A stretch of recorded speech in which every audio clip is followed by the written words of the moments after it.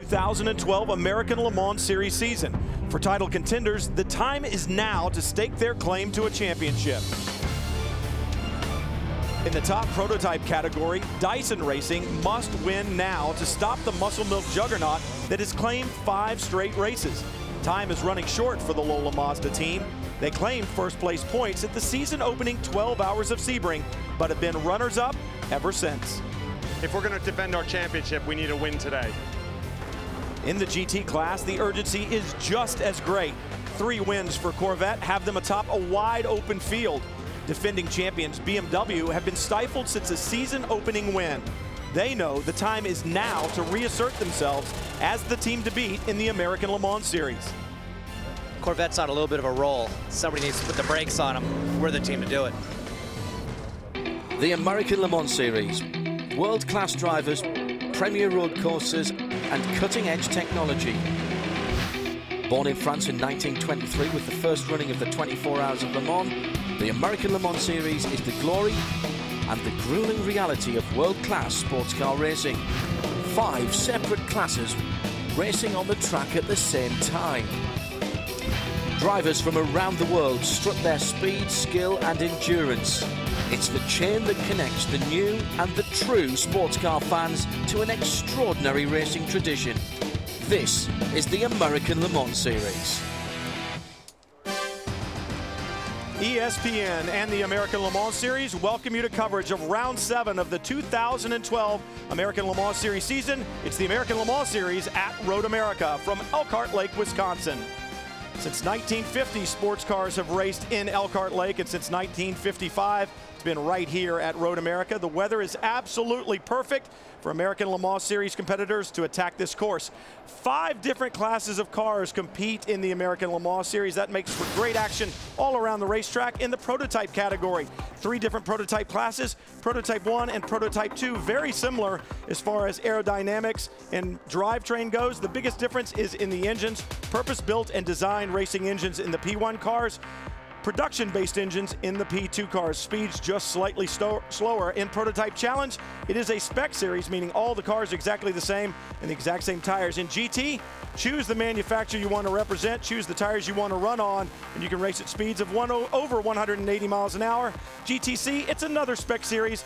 All of them 2010 to 2012 Porsche 911 GT3 Cup cars, all running on the same Yokohama tires. Up to the teams, drivers, and engineers to get the most of their machines. In the Prototype 1 category, let's take a look at the championship points. To date, it's Lucas Luhr and Klaus Graf who lead. Chris Dyson and Guy Smith. The Muscle Milk team of Luhr and Graf have been so strong all season long. And for more on that team, we'll head down to pit road and the first of our pit reporters with Jamie Howe. Muscle Milk Pickett Racing come into the race today as the championship points leaders, but they've also won the last 5 rounds of competition. So for most teams, it would be easy to give up, but this has not been an easy battle for the guys. Klaus Graf, you put the car on pole for the weekend, but you've had a lot of little issues with all of the cars in the field, 4 hours. How do you maintain focus? Well, I mean, it's easy to lose focus if you win 5 races in a row, but, you know, especially here, you know, you think it's a long track and traffic wouldn't be much of an issue, but actually it seems to be worse than other places we go to. It's just the nature of the track, I think, and the way, you know, you have some corners you spend a lot of time in, and so they cost you a lot of time if you're stuck. So we still need to remain very focused, and this is a long race. It's longer than normal with 4-hour duration, so it's going to be everything else but easy, so we have to keep pushing hard. And Klaus and his co-driver, Lucas Luhr, they have an advantage starting at the front because their closest competition, Kelly Savis, starts at the back. A gearbox issue kept the number 16 Dyson Lola Mazda out of qualifying, which is why they're starting at the back of the grid today. And for Guy Smith, you guys could sure use a win today as you try to defend your championship. So how do you overcome this deficit?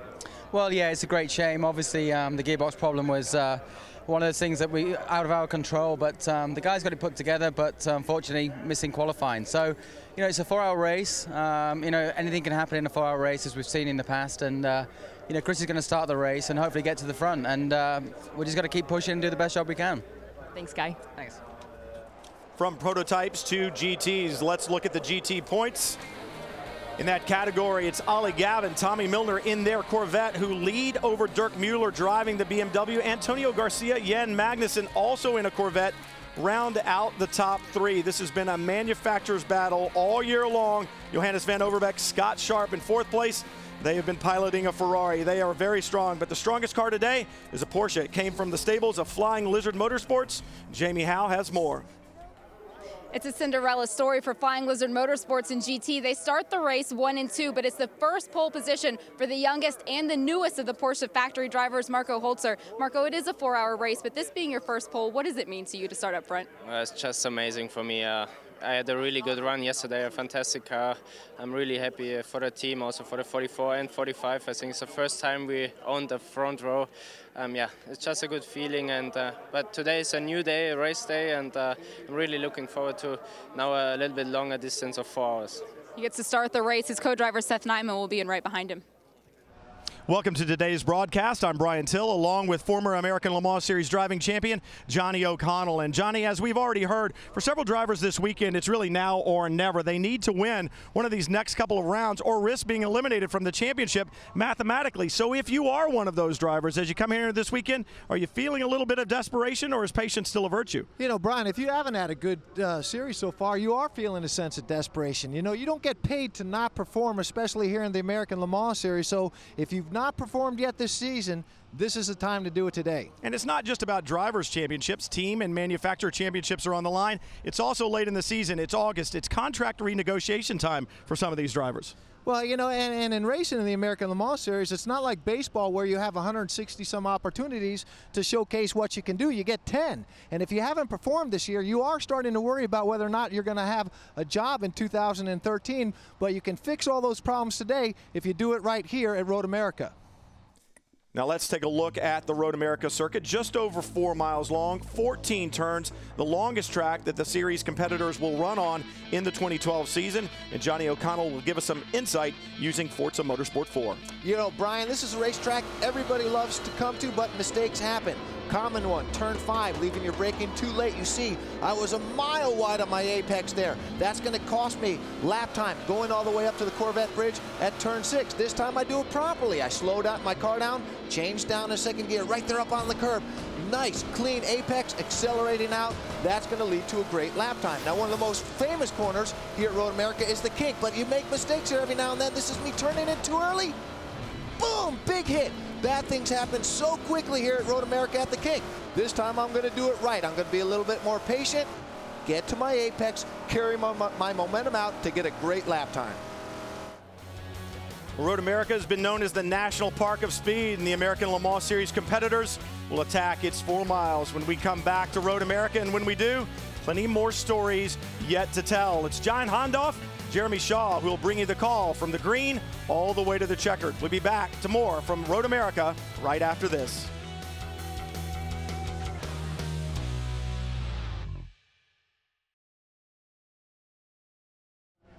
Welcome back to Road America, Elkhart Lake, Wisconsin, and Jeremy Shaw alongside me. We've heard the guys talking about GT and the prototype classes. The challenge classes, no less competitive, particularly in GT Challenge. It's been absolutely tremendous this season. We had 4 different teams have won races this season, including a new winner last time out 2 weeks ago at Mid-Ohio Sports Car Course with JDC Racing. And you know, the quality of the drivers in that class, it's super high. That is going to be very competitive this afternoon. In Prototype Challenge, this is the real breeding ground for new talent for the prototype classes. Again, it's all about the competition and sharing out the wins. Isn't that absolutely right? I mean, Core Autosport pretty much dominated the class, certainly in terms of results, but we've had 3 different winners in PC the last 3 races, and I think, you know, there's a possibility of another one this afternoon. Yeah, well, if we look at the points table for the drivers in PC, we'll see that it is the 3 core drivers at the top. But Alex Popow has got to be looking over his shoulder. He's just got 8 points between himself and his teammates. Bruno Juncker a little bit further back. But as Jeremy said, we've got another new pole sitter here at Road America this weekend. For Merchant Services Racing, Kyle Marcelli, they haven't had a win yet. But with Taro Koki down there, maybe we'll find out if they feel they will get one today. Yesterday, there was nothing wrong with the GT class, is what John Heinhoff said. I think there's nothing wrong with the Prototype Challenge class. Kyle, there was some pretty awesome, intense runs out there yesterday, but you came on top. What's the confidence level here of you and the team going into the race? Yeah, you know what? It's always special to start a race from the pole position. It gives us a lot of team confidence. All the guys on the team, the drivers, we're pumped. We're energized. We haven't had a win yet this season, and we're looking for it. Yesterday's qualifying was awesome. I mean, my car was working so good. Came in a little bit earlier than I expected, and I just had to make it happen. But you know, this season is so competitive in the LMPC category. Every team has a solid driver lineup, and it's really special for me to have put the car on the pole position, and that gives us our best chance today. How about strategy-wise? Your car is the only car, besides the other merchant service team, that has 3 drivers. All the other PC cars have 2 drivers. How's that going to affect your strategy? It's tough to say in these early stages. I mean, I think with us being the only 3-driver lineup, it's not I wouldn't say it's a positive thing, but you know what, I don't think it's a negative thing either. I think we're starting James right now. I'm not going to get in until the very end, probably the last 2 hours or so. We'll just have to see how it goes and call the strategy accordingly, but we're ready for anything that comes at us. So cars rolling off on their one warm-up lap, green flag lap. It's 4 miles around, so there's no need to take more than that. All the championships still up for grabs. Let's take a look at the Prototype 2, the P2 category.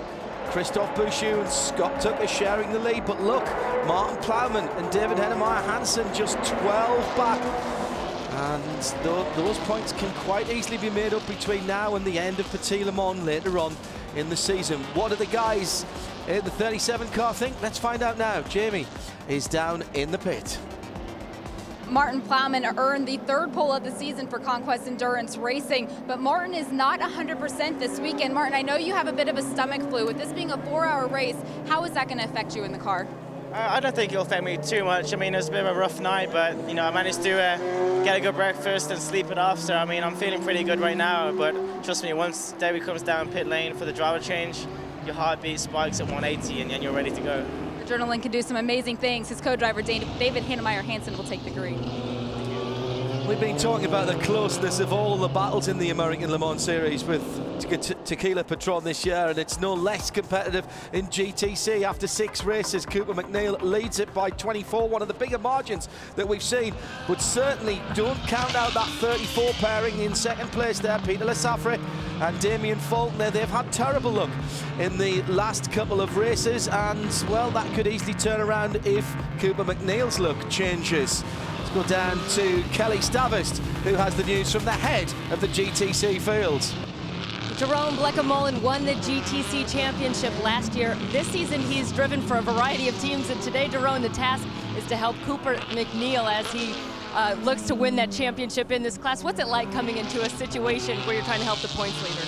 Well, actually it's great because they're running a great season. They're doing a really good job. So the car is very fast. So yeah, I mean, I'm just there to help them out, but I think they can do a very good job on their own as well. Well, they're starting from a good spot as Jerome set the pole for the AGR car.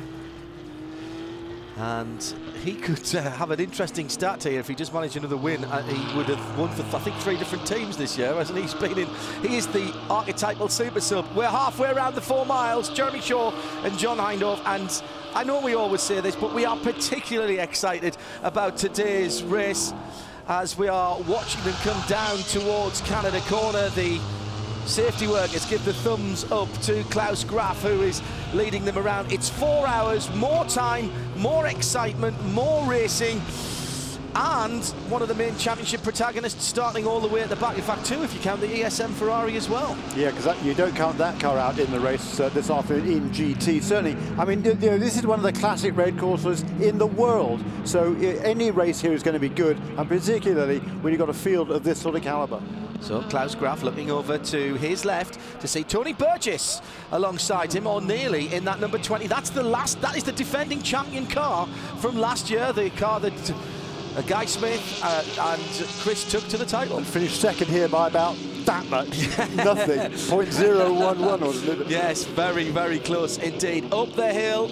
Even that television picture does not do justice to just how steep the hill is. Waiting for the call for green. Stand by, green, green, green. And it is green, green, green. Not the most organised of starts, but David Hennemeyer Hansen is the one on the left of our picture in the grey and orange car, who for a moment indeed was up to 2nd place before Tony Burgess goes back around the outside into turn number 1. There goes the GT battle going through the GTCs as well. And look to the back of the field. There's already damage to one of the GTC cars at the back of the field. It looked like it might have been the TRG car with damage on the right-hand side. On board then with the 16 car, which was, of course, should have been starting up front. Chris Dyson starting that car after the gearbox problem. And Hennemeyer Hansen having to defend from Luis Diaz in the number 95, the black level 5-star. Not the tidiest of starts, Jeremy, but thankfully it seems that for the most part everybody got through turn 1. It's a long run and it's a fast entry into turn 1, and we always just hold our breath a little bit here. Yeah, we absolutely do, but you're right, they did seem to make it all through there. And look at David Heinemeier Hansen, he's really made a super start there. Luis Diaz, I mean, whoa, he looks on the inside. That's a bit brave. I mean, I think a tentative approach there by Tony Burgess in the number 20 car. David Heinemeier Hansen trying to take full advantage and get himself a margin over that pursuing level 5 car. Great move, really. Well, we know, don't we, that the Dunlop tyres on the front of the 20 car normally take a little time to come up, but the 37's got Dunlops as well. Yeah, I think the number 20 car doesn't have the same wide front tyres as the number 16 car does, so it does get its tyres up to temperature a little bit better. But I'll tell you what, that was a professional racing driver's move by David Heinemeier Hansen, not an amateur move at all, was it? How many times have we said this year about David, though?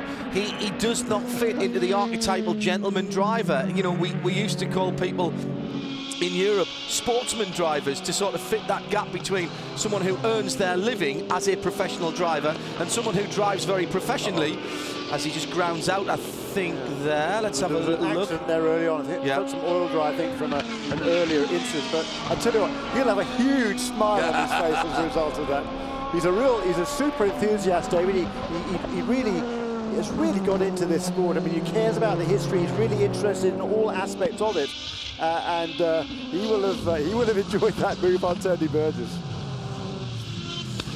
And it's got championship implications. He's got ahead of the 055, which is the car that Scott Tucker has elected to score points in for today, and that is the championship, of course. Here's that move again. He looks to the right, looks to the left. He's made his mind up early, I think, there, Jeremy. He has, and you know, he came from a long way back, because Tony Burgess there was very, very tentative on the brakes down there. And you know, I don't think David Heinemeier Hansen really wanted to make the pass, but I think he was surprised how early the P1 car braked down there, and at that stage you really didn't have much choice but to dive down to the inside. So, you know, he rattled over those curbs on the inside, and there's a pretty big rumble strip down there. Yes. You've got to hope he hasn't done any damage to the car there.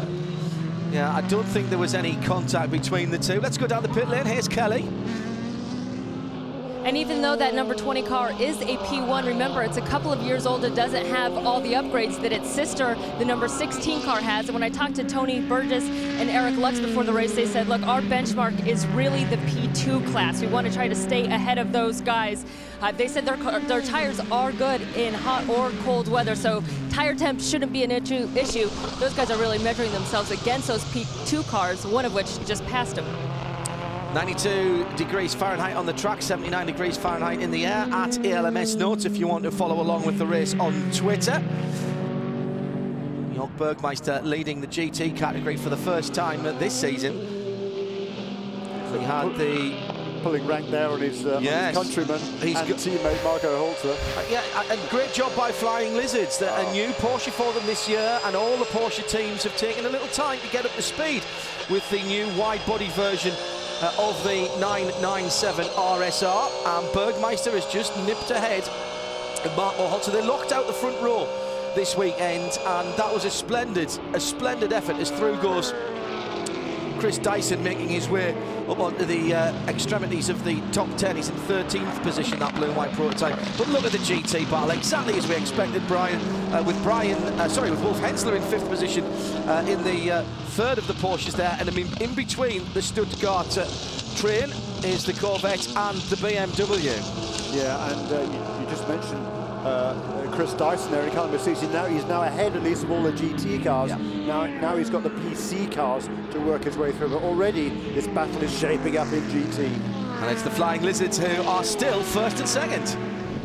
And in qualifying, it was so close between the two team cars, the 44 and the 45, that the 44, Marco Holzer, out-qualified their sister car by only 13 one-thousandths of a second. Jörg Bergmeister, he had one less lap on his tires, and he thought that that was going to be a big key as we get into the race today, because he does have a little bit of an advantage. He thinks the tire wear is going to be essential to finishing up front. So Bergmeister, Jimmy Howe there in the pit lane, thank you. Bergmeister from Holzer, from Ollie Gavin, from Bill Oberlin, from Wolf Hensler, from Johannes van Overbeek. Are you getting the quality of the drivers in this GT field here? That's down to 6th position. Antonio Garcia in 7th in the second of the Corvettes. 8th is Dirk Muller in the second of the BMWs. That 56 car has struggled a little bit for pace at this event in the American Le Mans Series.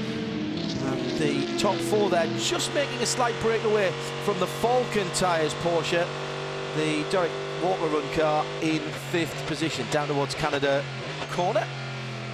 So the Corvette's making up a little bit of ground on the 2 Porsches ahead under brakes. But this is a great run by Marco Holzer right ahead of us.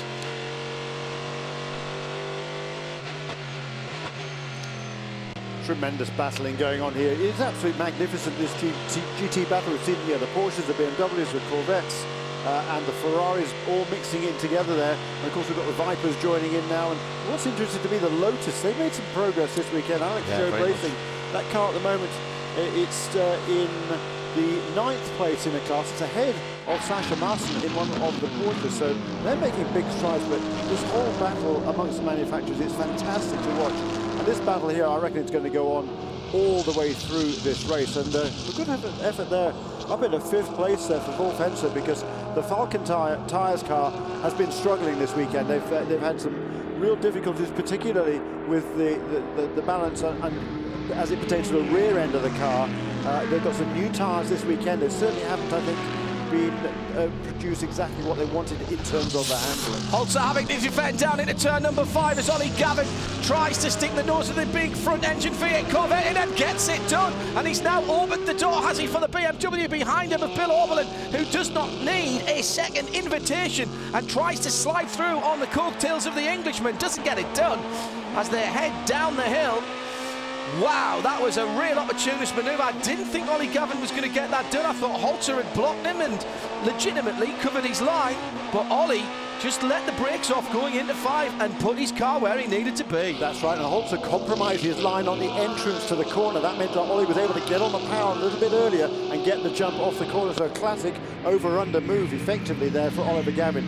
As you say, a really great opportunist piece of driving, and the Corvette now up into 2nd place. Now, regular viewers of the American Le Mans Series will know that we are normally on a 2-hour, 45-minute competitive run.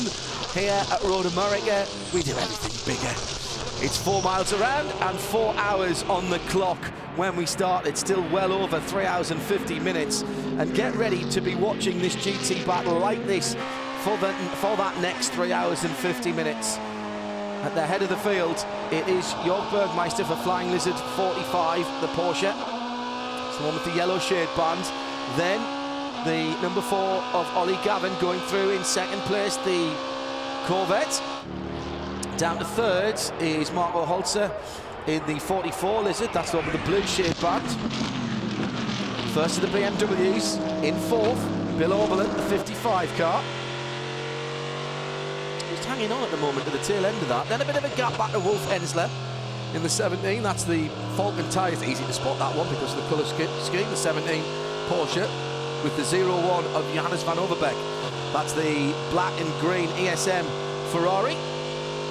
Antonio Garcia has the 2nd of the GT Corvettes in 7th position, and those top 7 are separated by just on 4 seconds in the GT class. And this is racing, remember, so they are line astern, spread apart by just 4 seconds. And the 2nd of the ESM Ferraris, Guy Cosmo, started at the back as we see the number 31. Oh dear, that's Angel Benitez. Yes, father and son in that car. And if we're trying to pick out which driver it is, we can look at the helmet. Well, actually, it doesn't do us much good because they both wear carbon fibre helmets, black helmets, so it's impossible to tell who is at the wheel of that car from the outside.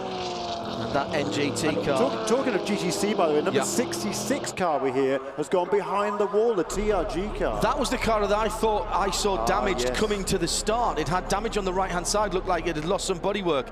So let's find out how that grey NGT Porsche, well, he's coming down the inside of the JDX car, and now I am not a driver, but I think he might have missed his braking point there, Jeremy. Yes, I think he got a bit optimistic there down on the inside. He saw the opportunity to make the pass down to the inside, but he just carried way too much speed into that corner. Now, look, there's the problem with the 66. That was at the start. He's got a flat front tyre, has he? Or some kind of bodywork damage. And that's fluid coming out of the radiator. I thought I saw that on the start at the right front of the car, and that was the TRG car, the 66 machine. It's behind the wall at the moment, and he's had contact there, probably on the final corner before going up the hill. And Spencer Pompelli shown at the wheel of that car, and that's a tremendous blow to their championship aspirations for TRG, because they were in second place in the points in the team's championship, only 11 points behind Alex Job Racing, so a major disappointment for the TRG number 66 team. Now, there was a dent in the back of that NGT car in the kitty litter on the left rear. I wonder if that's the car that had contact then with the TRG machine. Bit of detective work there from Hindhoff. Couldn't see any black or blue paint there, but the 66 car did start behind the 30. There you go. I'm just thinking about that. Maybe there's been a little bit of ducking and diving before the green flag. Here's the leader in traffic, and in significant traffic, because he's at the front of the GTC field already. That was Patrick Heisman in the 33 Green Hornet car, and Damien Faulkner in the 34 that he's gone through. They're first and second in GTC, and first and second by 8 seconds, Jeremy, on the rest of the GTC field. Now, that we're just not used to seeing. That again suggests to me that there was some kind of chicanery at the start of the race. Yeah, couldn't agree more. And Cooper McNeil there is in third place in the class for Alex Job Racing. That is the car and the driver that leads the championship in GTC. So he's running, you know, pretty conservative. He's relatively a local guy here in the Chicago area, but only 19 years of age is Cooper McNeil. He's a university student at the same time as being a racing driver, and he's doing a nice job in third place, but as you say, already 8 seconds or so behind the two leaders. So that is our leader by a good half a minute at the moment. And in the interests of wanting to pay off that start and that problem for the 66 that has such big championship implications, as Jeremy was mentioning, let's go right back to the start of this race. In fact, let's rewind to before the start of the race, as the guys were coming round the final corner. Now look, right in the middle, look at the two green cars, but behind them, look, very slow movement there, and there is the shunt, and that was a very slow start indeed by the NGT car. I don't know whether there was a gear missed or something, but there you can see the coolant being spread all the way up the hill, and certainly the two Green Hornet cars were well away from that. I don't see why there was so much slowing down. I would have expected that on the entrance to the final corner, not at that part of the track. No, that's exactly right. It was Angel Benitez Jr., I think, started this car, and he's just come off a good result. I think I'm not sure whether he actually won the gold category class in the GT3 Cup race that took place only an hour or so ago. But, you know, he's in the racing mode already today, but certainly a poor start there. And it's Spencer Pompelli that pays the biggest price from that. Yeah, poor Spencer would have wanted to get on the right-hand pedal, on the loud pedal as quickly as possible to get up the hill. Now, this is a little further down the GT field than we were watching before, and that's a change of position there, because Wolf Hensler is now behind Antonio Garcia. We're looking forward from Dirk Muller's car. He's in 8th. I fancy that Hensler's dropped down to 7th position, so that's a couple of places lost from Wolf Hensler. Confirm that as they come across the line, but just by eye, I would say that through has gone Johannes van Overbeek and also Antonio Garcia. And you can see a pretty good tap of the brakes there by Hensler going into the kink, and you can see that the Corvette was carrying, or the BMW behind him, carrying a good bit more speed through that corner. So I think we can look to see that Falcon tyre car dropping down the order. Unfortunately, only, what, 7 laps into this race. There's the leading 4, the quartet that are at the head of the GT field. The 55 Rahal Letterman Lanigan BMW, one of the 2 Crown Plaza sponsored cars here this weekend, has been the better of the 2 cars all weekend, and can't really put our finger on why the 56 car hasn't quite been up to snuff, but we're talking small margins here, Jeremy. We weren't exactly writing the 56 car off in qualifying, but he was down the field, but he was only a couple of 3/10ths away from his teammate. Yeah, it was all super close right in that class, as it always is, and we're going to see this all the way through to this afternoon's race. But yeah, on board here with Bill Orlin, you can see those cars ahead of him. They're not very far, and he's going to keep these guys in his sights. And as long as he can just maintain this sort of a gap to them, he's going to be pretty happy through the opening stages of this race. There is Jörg Bergmeister leading the category. Doing it with some style. He loves this place, Jörg. I mean, everybody loves this place, but he loves it and gets it as well, and likes driving here, and is fast here. He's got a phenomenal record at this place. Yeah, he's got a phenomenal race record at most places. Yeah, that's true. But, you're right. I mean, if you polled all the drivers here in the field, I'm sure probably 95% of them, if you ask them what is their favourite racetrack, they would say Road America. It doesn't matter whether they're from the United States, from North America, from Europe, from Australasia. It doesn't matter. If they've raced here, it immediately becomes one of their favourite racetracks, because it is such a challenge, and it's scenic as well too. And for fans, it's a fabulous place to come and watch racing cars in action, because you can see the cars doing different things, going fast or making out-braking manoeuvres, or just making passes as well. It's a tremendous place to go and watch. My goodness me, are there not some fans here once again? It always amazes me. We open the grid to all the fans and have that free grid walk, which always seems to me to be far too close to when the cars are going to roll off, and I always worry that we'll never get it cleared in time. Thank goodness me, we always do, and there was a lot of people down there when we were looking down from the roof before we opened the show today. Looks like Holzer, to me, is just gaining back in a little bit on Ollie Gavin. It's about half a second as we hear that there's been a penalty handed out to the number 32 for something that is very unusual, improper starting driver. Now, you could start either of the drivers, but you've got to tell them which one you've started. Yeah, they nominated James Safronis to start that car, and apparently Alex Welser took the green flag, so yeah, we'll have to find out more about that one. So Klaus Graf leads it then, as we might have expected for Muscle Milk. David Hennemeyer Hansen has nicked the lead in P2. And it's a fabulous day to go motor racing. There's plenty of action. Make sure you join us when we come back to Road America.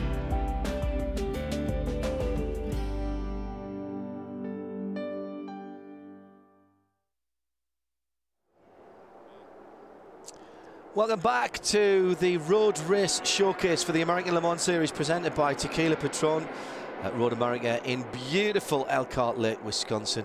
This is a fabulous part of the country just to be at, and the fact that there's a motor race here just makes it even better as far as I'm concerned. The local scenery is fantastic, and whether that's local as in here at the track or on the run backwards and forwards to the hotel. I don't think I've actually taken the same roads twice, because it doesn't matter. It's just so beautiful around here, and what it always delivers as well, Jeremy Shaw, is great motor racing on board with the leading GT car at the moment, and Jörg Bergmeister making hay while the sun is shining here, and just about able to hold his distance and perhaps even do a little better than that ahead of Ollie Gavin. The lead now out to 2.3 seconds.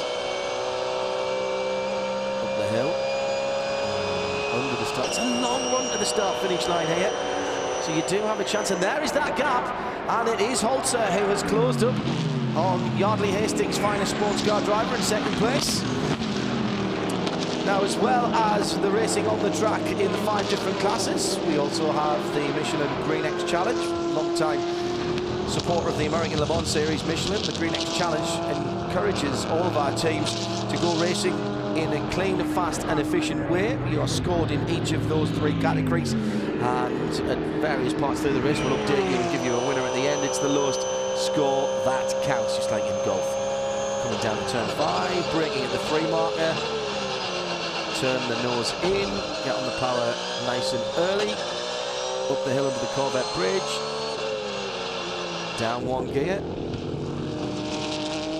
use the road on the outlet, short shift, feather the throttle into 7, great corner. Pretty much flat in qualifying as far as the prototypes are confirmed. Now, a little while ago, there was a change of position in second place. Ollie Gavin did get through into second place ahead of Marco Holzer. It's a pretty strong move by Ollie. Down into turn 5, just got the nose turned in, made that past the stick. So the rest of the GT field go through, and there it is from the onboard. Clean as a whistle though, Jeremy, you've got to say that. No contact. Cleanish. I'm not sure whether there might have been a little bit of contact. Just as Holzer was coming back kind of onto the racetrack, might have been a little bit of a tap between the two of them, but certainly it was a great move by Oliver Gavin, because it was him that forced Marco Holzer into that mistake and then took advantage to get a better exit and get the run up the hill into turn 6. And he's just pulled down a little bit, actually. The top 4 beginning to space out a little bit.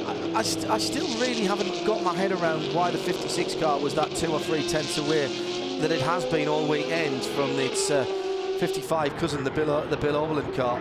They're sitting down in 9th position, Dirk Muller, behind Guy Cosmo at the moment, and there was some talk as to whether Guy Cosmo would actually get in the 02 car earlier today after quite a bizarre injury that he sustained yesterday, Jeremy. Well, that's right. There was the Tour de Road America, which is a bicycle race around here last, not a race night, just a bicycle ride around here last night that raised a lot of money for different cancer charities. So hats off to everybody that was taking part in that. Teams, team owners, drivers, crew guys, fans here. It was a tremendous turnout, and they raised a lot of money. But at the end of it, Guy Cosmo had finished his ride. He just picked up his bike and turned around to put it somewhere else, and he just tweaked his back. And I know what that feels. I got a bit of a dodgy back as well, so I know what he's going through there, but he really bent himself out of shape, and he was really struggling this morning. So they put Anthony Lazaro into that car during the warm-up, and he will stand by and perhaps drive it in a race. But right now, Guy Cosmo is doing a super job. GTC, we're watching the leader there, Damien Faulkner, leading that. This was a little bit earlier on. Oh my goodness me. And Angel Benitez Jr., I think that was, who rather misjudged his braking point and went into turn 1. They've increased the size of the beach on the driver's left at turn 1 over the last few years, but he has managed to comprehensively ditch the car into there. Jen, I went and the safety team have done a great job getting him out under local yellows. Chris Dyson, by the way, is up into 2nd position now from the back of the field. He has made it through. Yeah, 9 laps it took Chris Dyson to go from last to 2nd place. Doing some pretty good laps as well.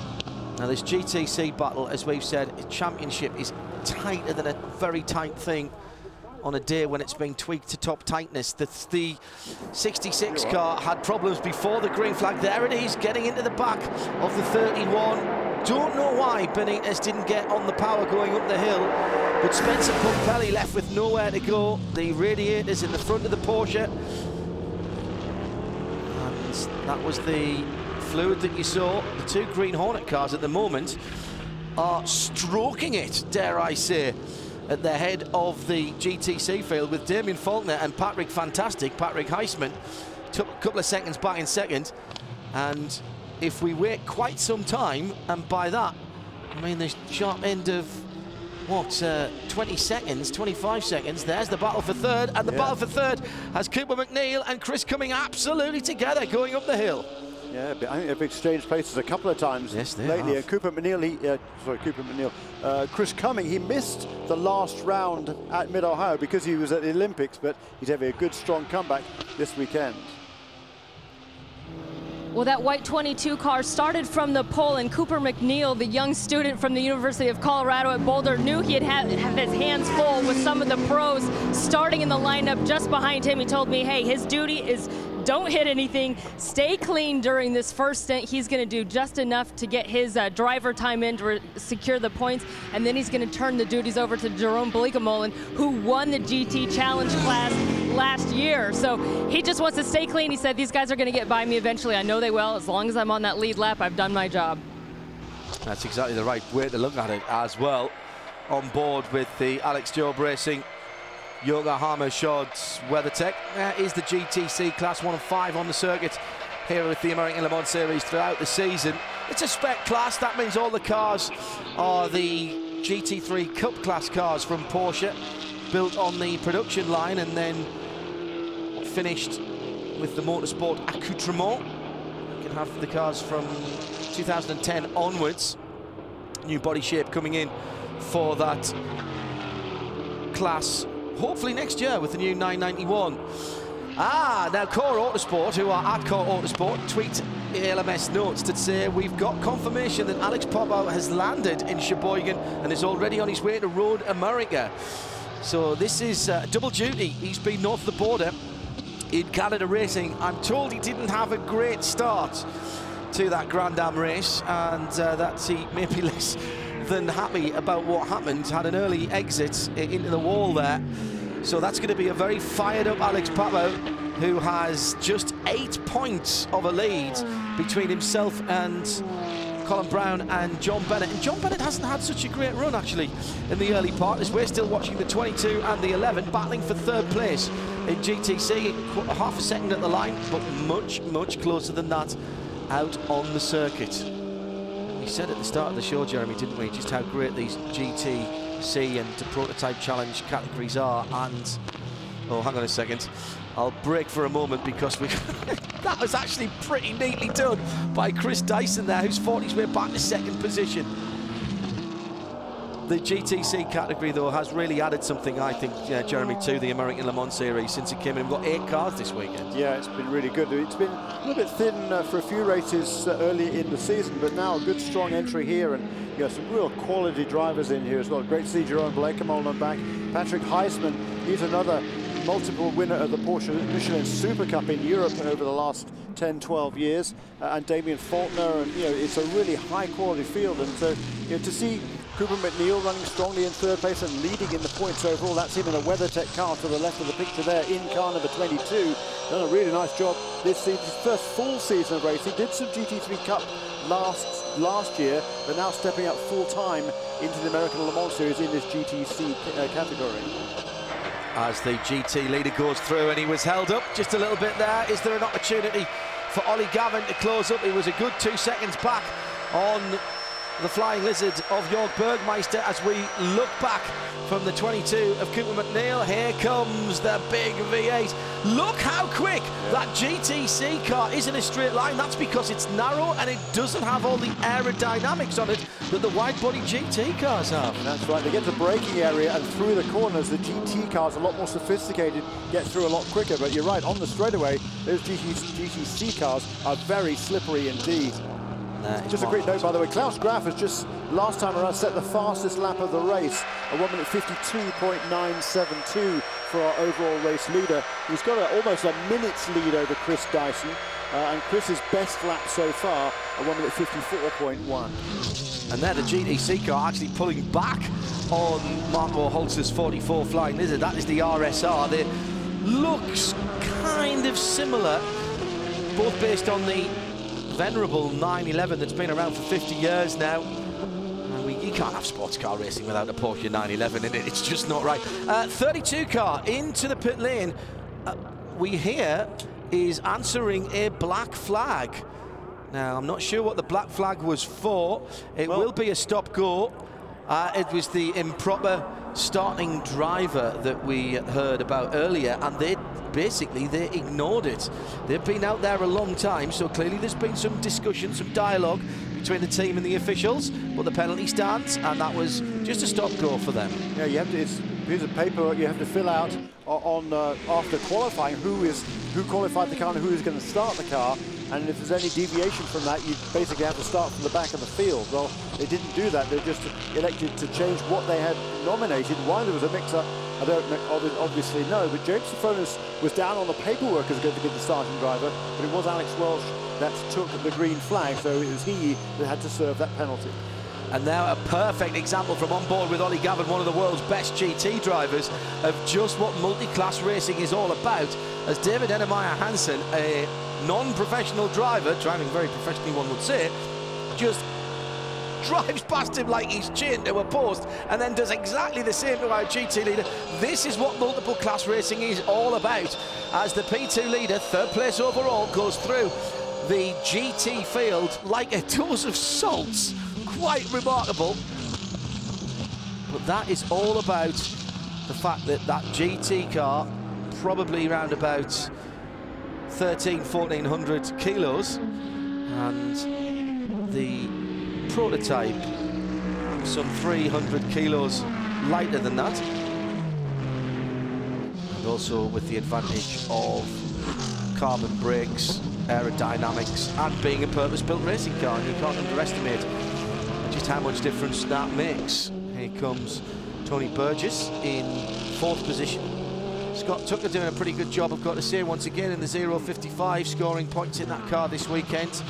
He's back in 2nd place, but 2nd place is good enough. That's only a 4-point deficit to the 37 car ahead of them. And I think there's a 24-point difference, isn't there? No, it's only 12 points. It's only 12 points, is it right? Excuse me. 115 to 103 from Scott Tucker and Christoph Bouchou, back to number 37 car David Heinemeier Hansen and Martin Plowman.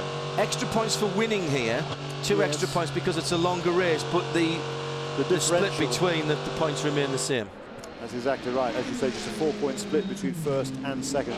2 bonus points, as you say, for the longer distance race, but still that same split between 1st and 2nd. 6th and 7th in GT, behind the number 11, 4th in GTC of Chris Cumming. Antonio Garcia and Guy Cosmo together. And Guy Cosmo in the Ferrari, coming up from the back of the field and slips in behind. Pretty good run for them in the ESM Scott Sharp's team. Yeah, Guy Cosmo's done a fabulous job in that 0-2 car, starting from the back and turning some very quick laps. Got himself up to 7th place now, ahead of Dirk Müller. We talked about the P2 cars a moment ago, and Scott Tucker there 2nd in the class. Joe Foster is 3rd. That's the Dempsey Racing car number 27. Back in 4th place, though, is Luis Diaz in the 2nd of the level 5 car, so the number 95 car. And we just, I was wondering why he was that far back. We had a word from the pit lane to ask if there's some kind of a problem, and we were told no, there wasn't a problem. Look at that, a big slide wide there by Antonio Garcia. Is that going to give Guy Cosmo a chance to get down to the inside into turn 3? Yes, it is. That's a brilliant piece of driving there by Guy Cosmo. He saw the slight mistake by Antonio Garcia.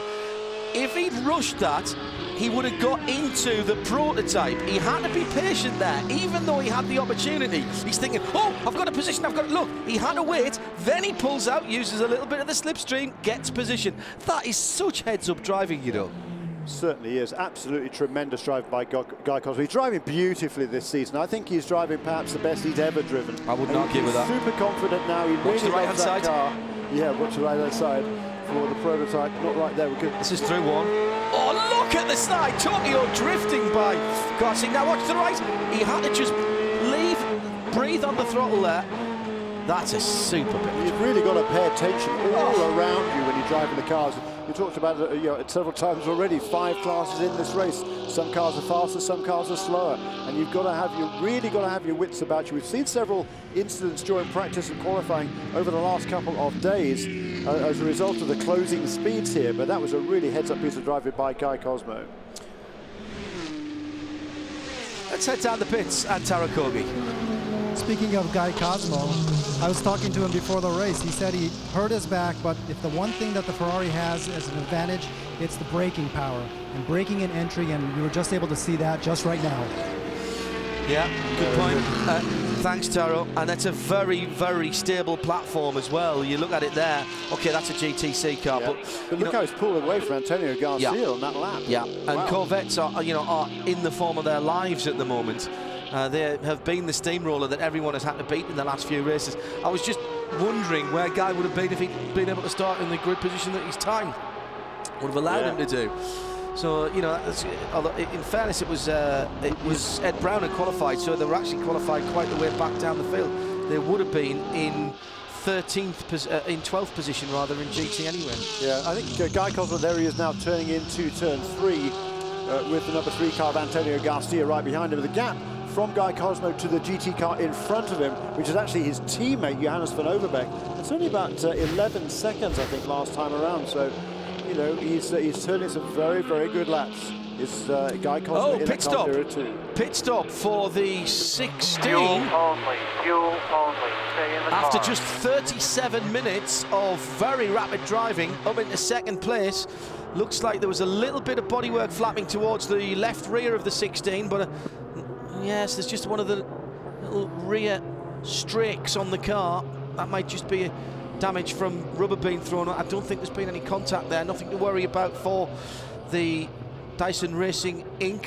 Mazda Lola, with the big red R of Racer magazine sponsorship on the front there for the last few races. He comes in.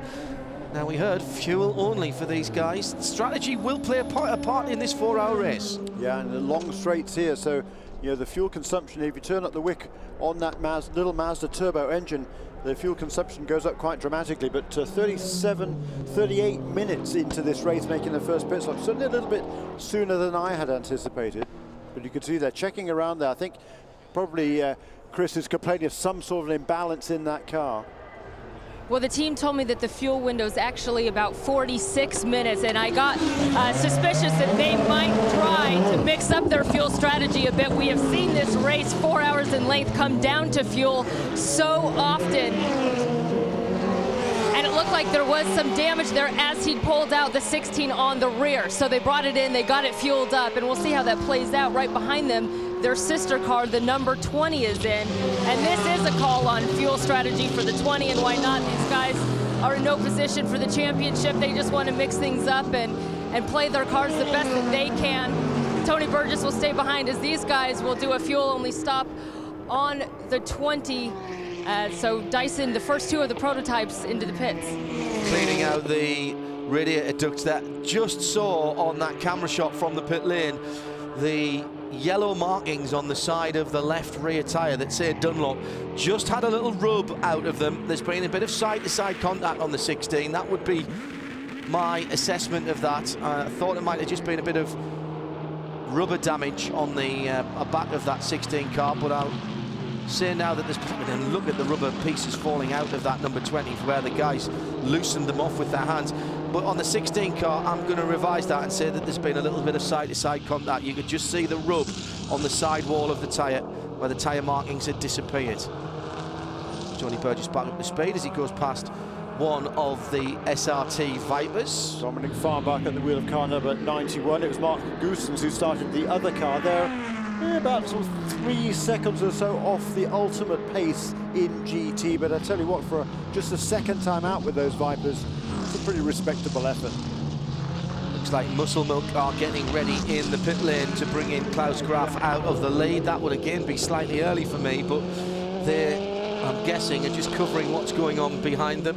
In comes Dempsey Race. Well, maybe it isn't. Maybe these prototypes then are just getting 40 minutes out of their tank of fuel. And here's the leader, Klaus Graf, into the pit lane. Yeah, of course, they had to do the reconnaissance laps and the parade lap here. That's 4 miles around, so it's quite a distance here. A little bit extra mileage in the opening part of the race. Coming down the pit lane seems slow because it is very slow indeed. It's pit lane speed limit, of course, and that is the fastest part of the circuit. And as he pulls up, Jimmy Howe is waiting for him.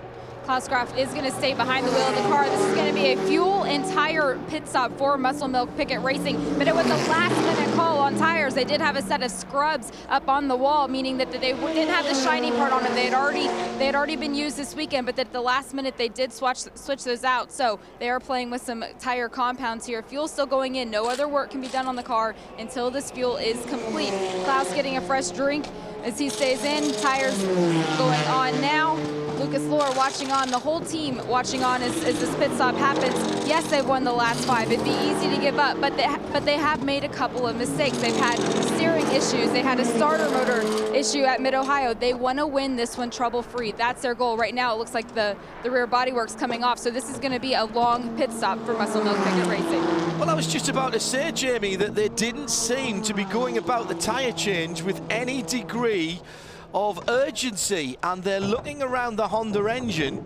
So what has Klaus been telling them? The rear bodywork is off, and they're in the region of the electronics packs again.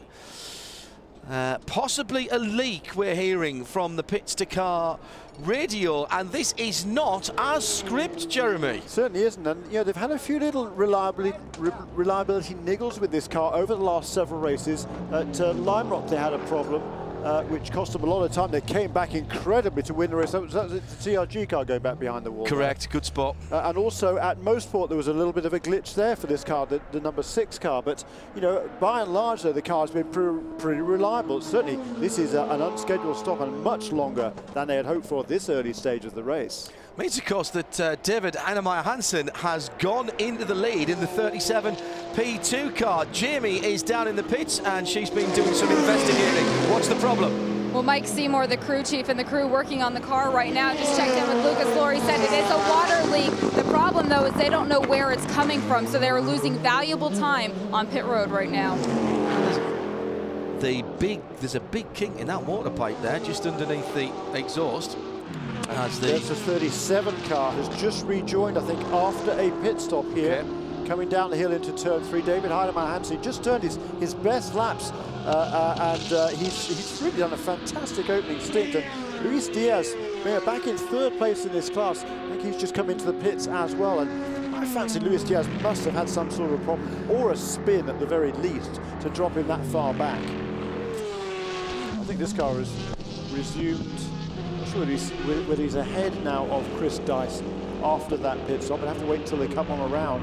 We don't have a vantage point from where we are here in our booth, but that's certainly a great opening stint from David Heinemeier Hansen. Very long pit stop for Joe Foster in the 27, the Dempsey car. Let's drop them out of contention. Meantime, look at this on the track as we're watching side-by-side action, and the BMW number 56 goes through underneath the 17 of Wolf Hensler, and that is retaking 7th position. Wolf Hensler had nicked that place just a couple of corners before they went across the line on the start of their lap 20 with Dirk Muller on the lead. Hensler had got back through, and now they've changed back over again. Wolf Hensler just dropping away, was in 5th position. He's dropped down to 8th now, but he's not making it easy for anybody and was fighting hard there against the second of the 2 BMWs, and we can say the slower of the 2 BMWs this weekend, because the 56 car has not been able to match the speed of the 55. And look at this, Hensler's fighting back through the kink and down towards Canada Corner. I think he might have a little tickle up the inside here. He's certainly got a run on him, come down towards Canada Corner. He ducks to the inside now under braking. He's going to go down the inside. Certainly is. But Wolf Hensler, he's a racer. I mean, I know they've been struggling with the rear tyre, particularly degrading on this car. The tyre's just going off much earlier than they had anticipated. A new tyre that Falcon brought for the last race at Mid-Ohio, it's just not quite been exactly what they wanted for this car. They've been struggling this weekend, but nobody told Wolf Hensler that, as we see the BMW now pulling off onto the pit lane. I think it's quite interesting that this 56 car has just been a wee bit off the pace. But good luck to them. They'll be fighting to get this right. You know that Rahal, Letterman, Lanigan are a team of fighters. And of course, Joey Hand not here this weekend to drive number 56 car. He's in Germany, Nürburgring, I think, aren't they, for the DTM. So Jonathan Summerton in for Joey Hand. We see the 55 BMWs now in pit lane, and they're completing their driver change. Bill Oberlin out, and it's Jörg Mueller taking over the driving duties. Bill Oberlin had complained of a vibration in the car. They didn't know if it was just pickup. So earlier in that stint, it looked like they might come in, and now we see its sister car, the 56 BMW, pulling straight ahead of them. Looks like Dirk Mueller will be staying behind the wheel of the 56. Now, we oftentimes see these two cars do a split strategy. So far, we're on the same strategy, but that will probably be mixed up throughout the 4-hour race. Well, I think because they're so far apart on the track, they may just decide to run the best strategy for each car, because they're not really getting in each other's way there. As you can see, the 55 is already down and away. The new set of Dunlop tyres goes onto the Crown Plaza 56, and 500-ish horsepower is applied liberally to the rear Dunlops, despite the pit lane speed limiter, and out goes Dirk Mueller back into the fray. At the head of the field, Chris Dyson, of course, is leading this, and that courtesy of problems for the number 6 car, which is still on the pit lane, and has now dropped 2 laps to the leader. This is not, as the Pickett Racing team would have expected. It's exactly what Dyson Racing needs. If they're going to have any hope at all, we heard Chris Dyson say at the top of the show, if he has any chance of retaining their championship from last year, they really do need to win this afternoon, and that is indeed what they need to do. But for Muscle Milk Racing, the key now for them, if they're going to lose a lot of laps, we saw them lose 4 laps at Lime Rock Park, and they still came back incredibly through a variety of circumstances, including some very fast driving, but not solely because of that. They came back to win the race, amazingly. But Dyson Racing certainly needs to win now a sequence of races. But for Muscle Milk Racing, these guys, they need to get this car repaired and back out into the race. It doesn't really matter how far back they are, as long as they complete 70% of the race distance to ensure that they will score second place points. That now is the key for this team. Yeah, you'll hear us talking about 70% a lot between now and the end of the race, particularly as it appertains to the 6 car. Pit stops right underway now, and that'll shuffle the field up for a little while, but Chris Dyson will be leading when we come back. There's your other class leaders here in the American Le Mans Series at Elkhart Lake.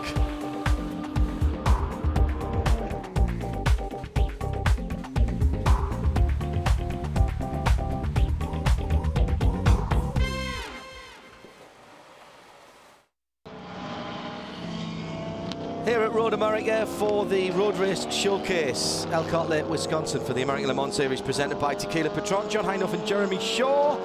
And you may notice that the noise in the background is not quite as high-pitched as normal, and that's because we're under our first full course caution of the afternoon.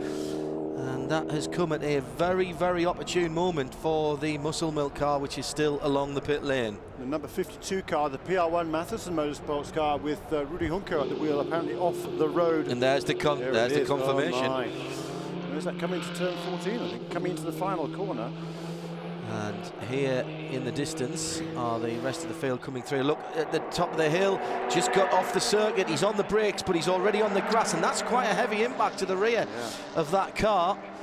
And I'm afraid that might be game over today for Rudy Juncker and the 52 Matheson Motorsport, the PR1 car. You know, I don't think they'd yet made a pit stop. They must have been due in that lap, because all the other PC cars have been into the pits.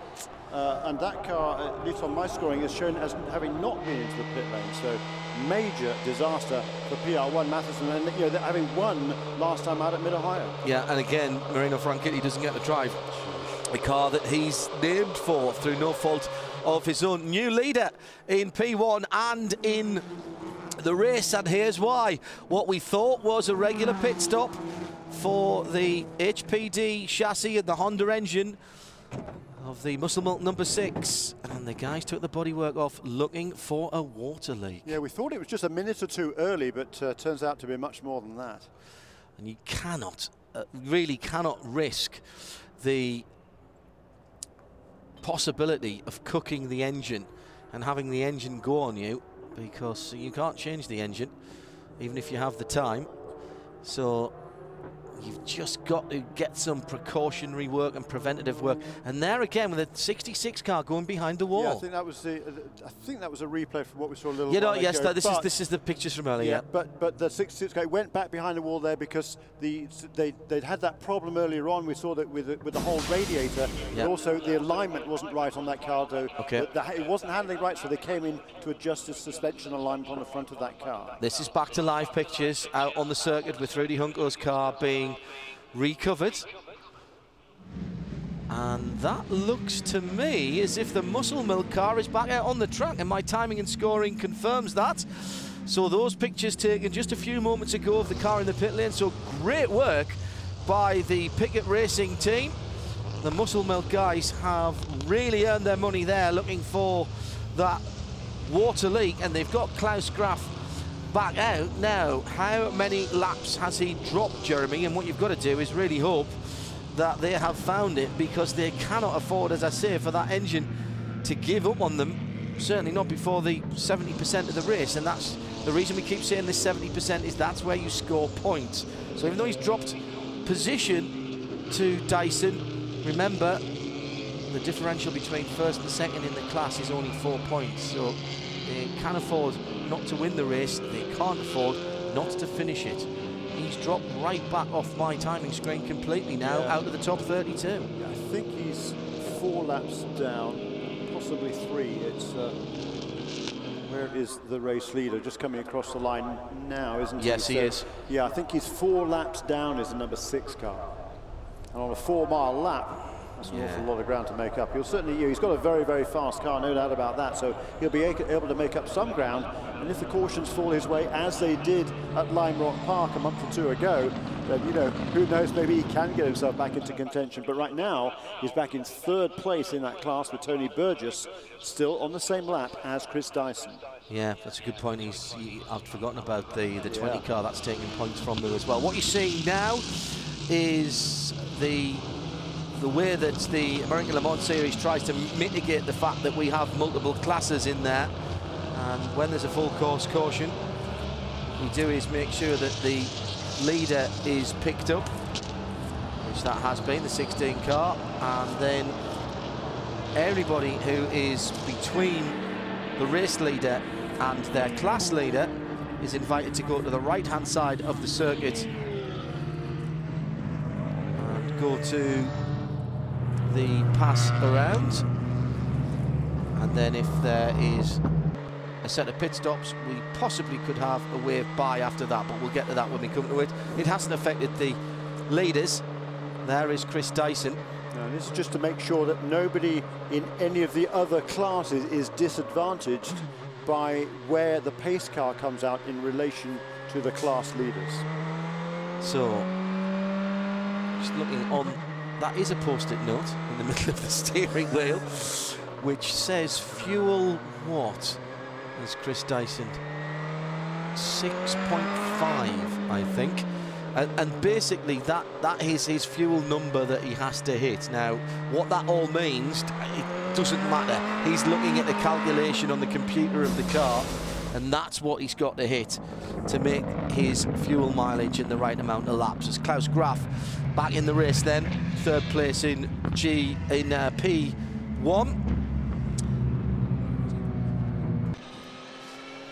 There's the leader in GT.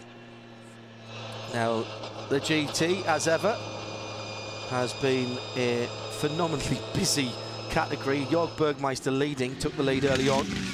And one of the big stories is the 02 ESM Ferrari. Starting at the back of the category, they had to name Anthony Lazzaro as a reserve driver for an injury that Guy Cosmo picked up yesterday when he was doing the bike ride here for charity. Guy is in the car, but Lazzaro is as a standby. And then this great battle for 2nd and 3rd in the category between the 44 Flying Lizard and the Corvette.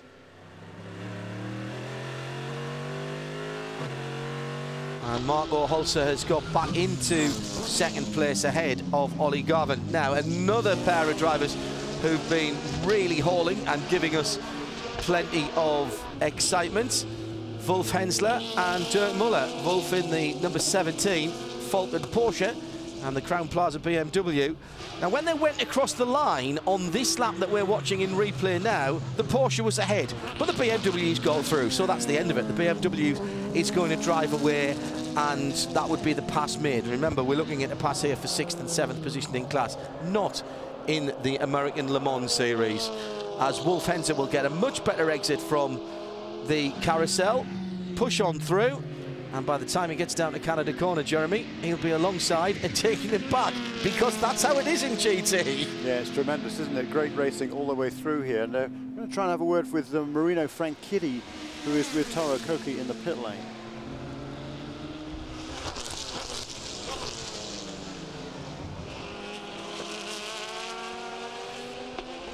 Marino, you just saw your teammate crash right now. How disappointing is that, coming off a great victory from Mid-Ohio?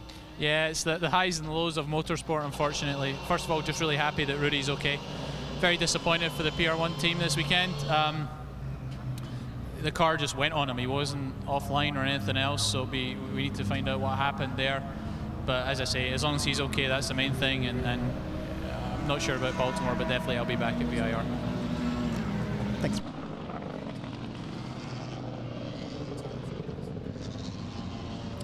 Okay, then, we're still under full course caution. The first hour is just complete.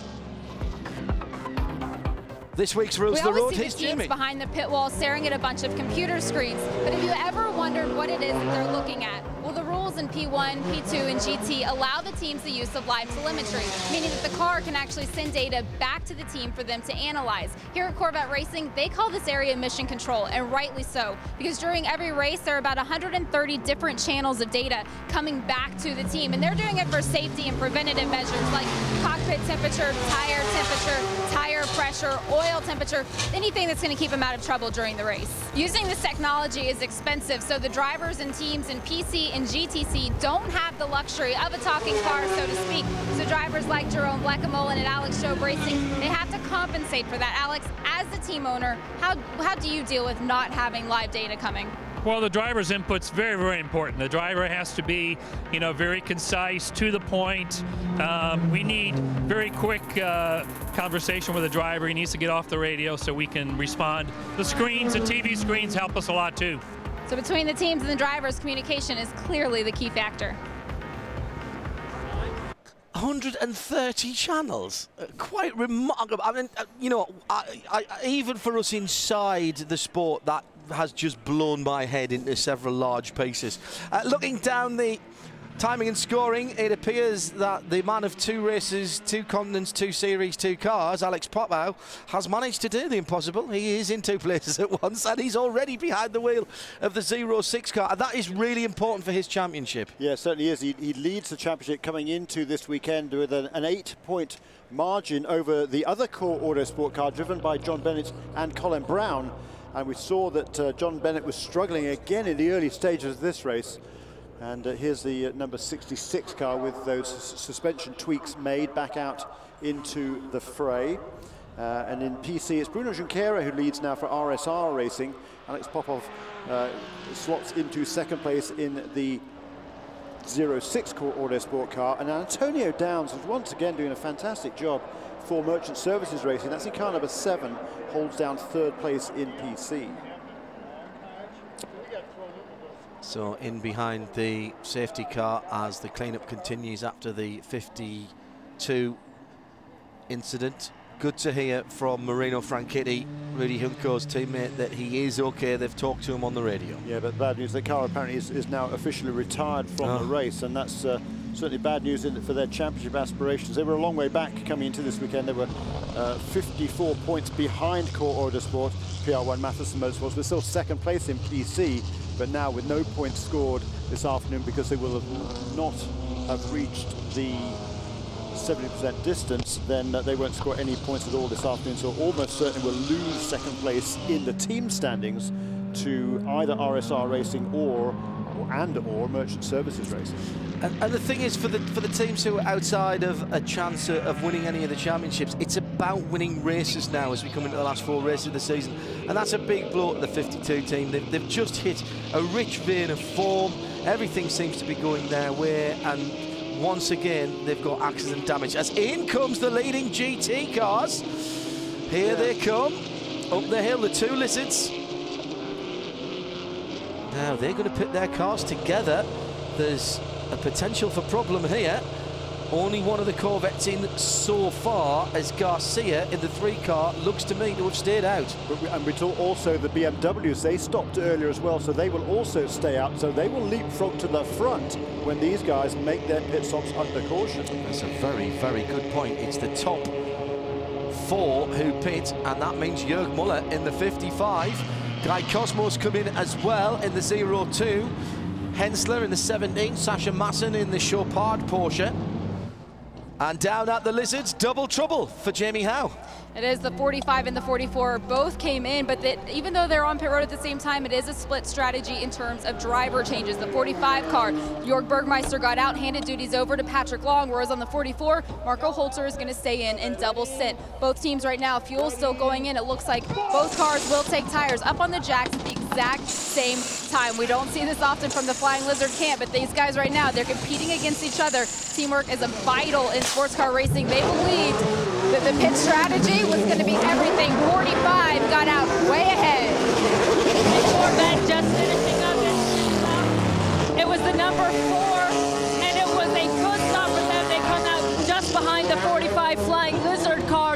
driver change on the number 4.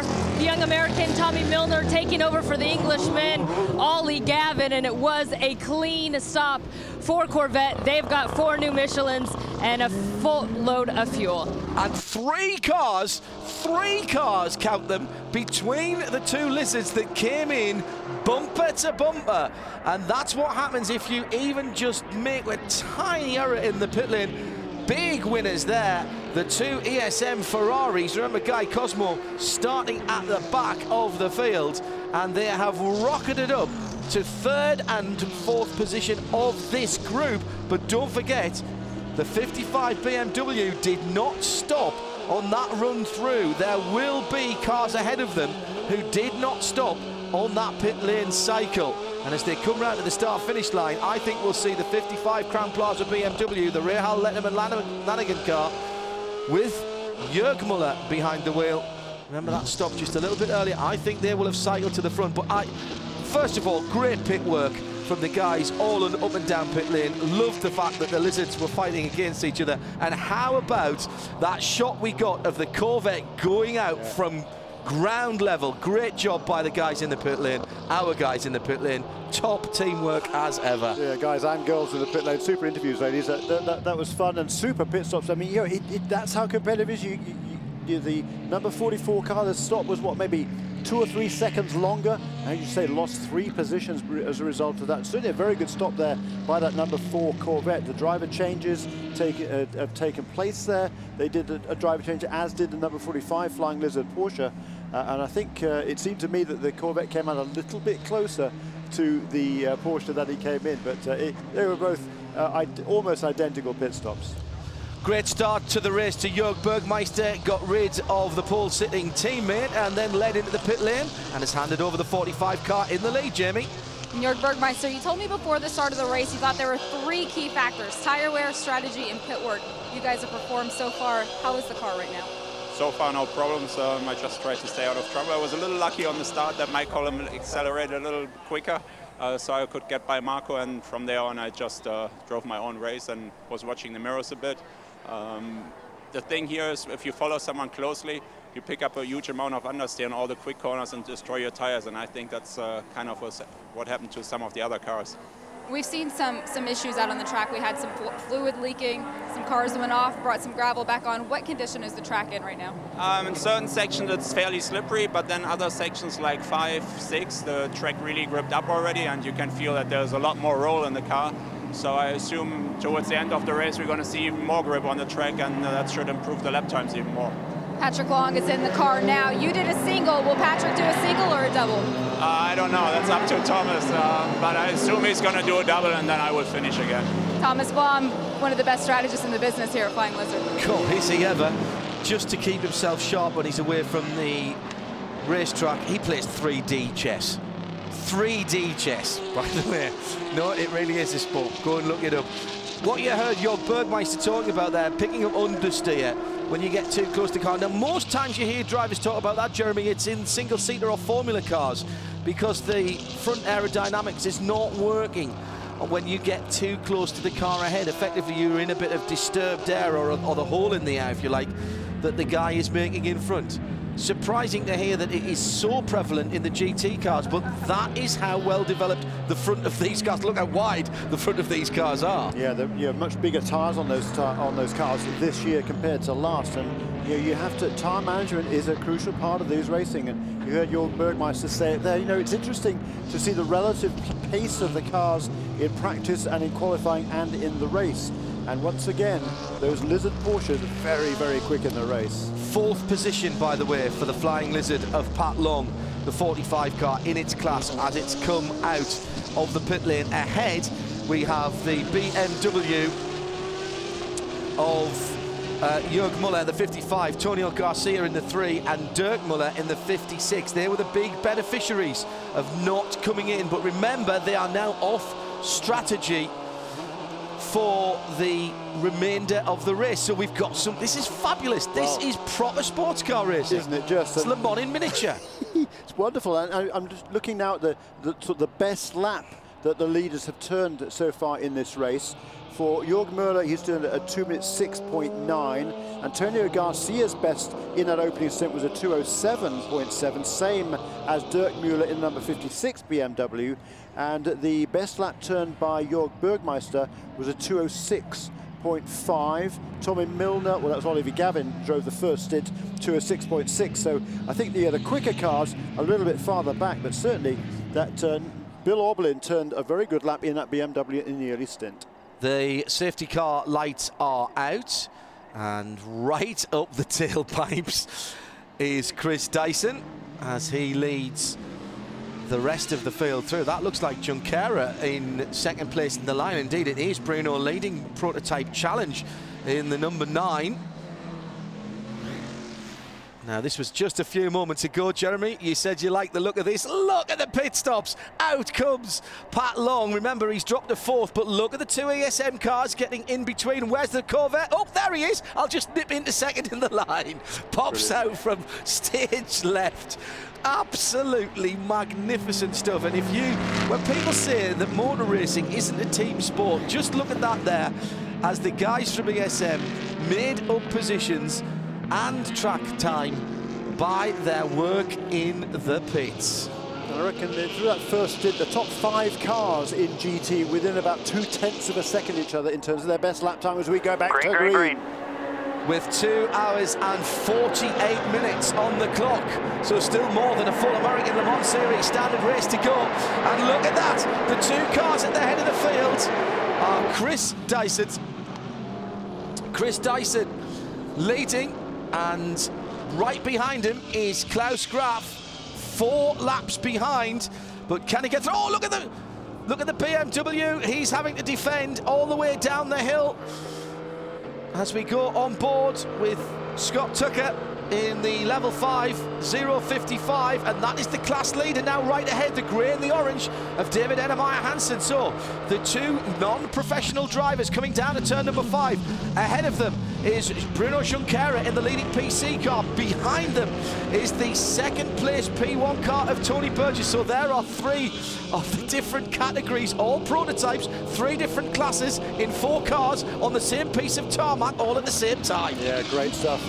This is going to be an exciting few laps here for these guys, and you know that Klaus Graf is going to want to get one of these laps back as soon as he can. Look at the Twitter note there from Muscle Milk Racing. Had a water leak, but we're back on track now. 4 laps down, 3 hours, 5 minutes to go. Lots of racing left. Never give up is the note there from Puckett Racing. That is the 33 car. I think it's the 33 car, but it was one of the leading GTCs. Yeah, Brian Wong, I think. And that looked like a puncture. Inside. 1 lap back from the 6 car. We've got ourselves a motor race again, Jeremy. 3 laps, so he's got to make up, and that's 12 miles here. 4 laps at Lime Rock Park is only 6 miles. Here, 4 laps is 16 miles. That's a whole different kettle of fish here. But as I said before, it's going to depend now how and when the caution periods fall as to whether that number 6 car can get really back into contention. Yeah, don't forget, he's still in 3rd place. Yeah. He's not in 2nd place, so the points differential is greater than it would normally be.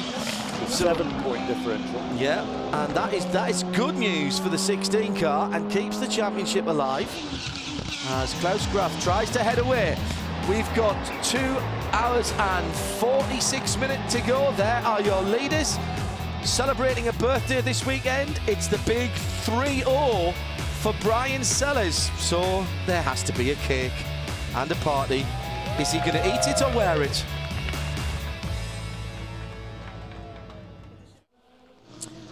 Back to racing in the American Le Mans Series here at Elkhart Lake, Wisconsin. Beautiful road, America. And the GT battle keeps our attention.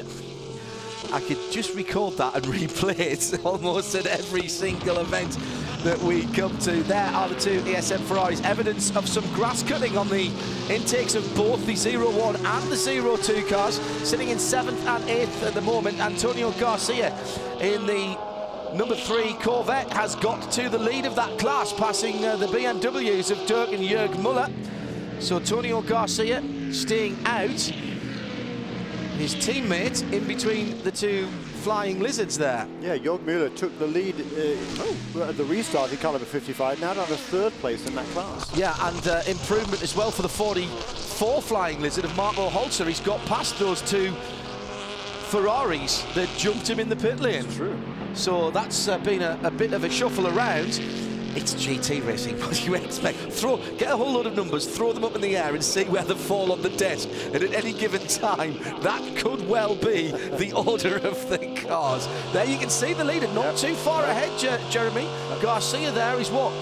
Oh, we're only talking about 3 or 4 seconds between 1st and 9th position in class. That's right, you can see the Corvette there leading the 2 BMWs. The second little Corvette's there just tucked in behind the Patrick Long Porsche. That's the one with the yellow shade band. The blue shade band is Marco Holzer, and then the 2 ESM Ferraris with Scott Sharp and Guy Cosmo tucked in right behind as well, and Brian Sellers not very far back in the Falcon Porsche either. He's in 9th place. Holzer down the hill, having a little dodge out there, forced the Corvette of Tommy Milner to go a little bit defensively into turn 1. That's a very, very quick entry to that corner, and you do really sacrifice speed, but the cubic inches of the big front engine V8 helping him down the hill. A couple of pit stops after we're going back to green. The number 8 PC car, the merchant services car, the pole winning car, was just on the pit lane, as was the championship leader in GTC, car number 22, Cooper McNeil, handing over to Jerome Blakemold. Right, maybe that they're just playing the strategy card early. The 2 ASM Ferraris have swapped round. The 02 now ahead of the 01, so that has Guy Cosmo ahead of the team boss, Scott Sharp. He's done a great job, you know, Scott Sharp, getting this team together.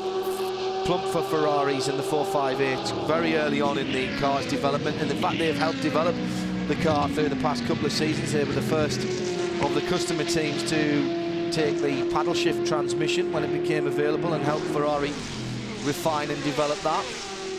And they're, you know, they are due results, no doubt about that.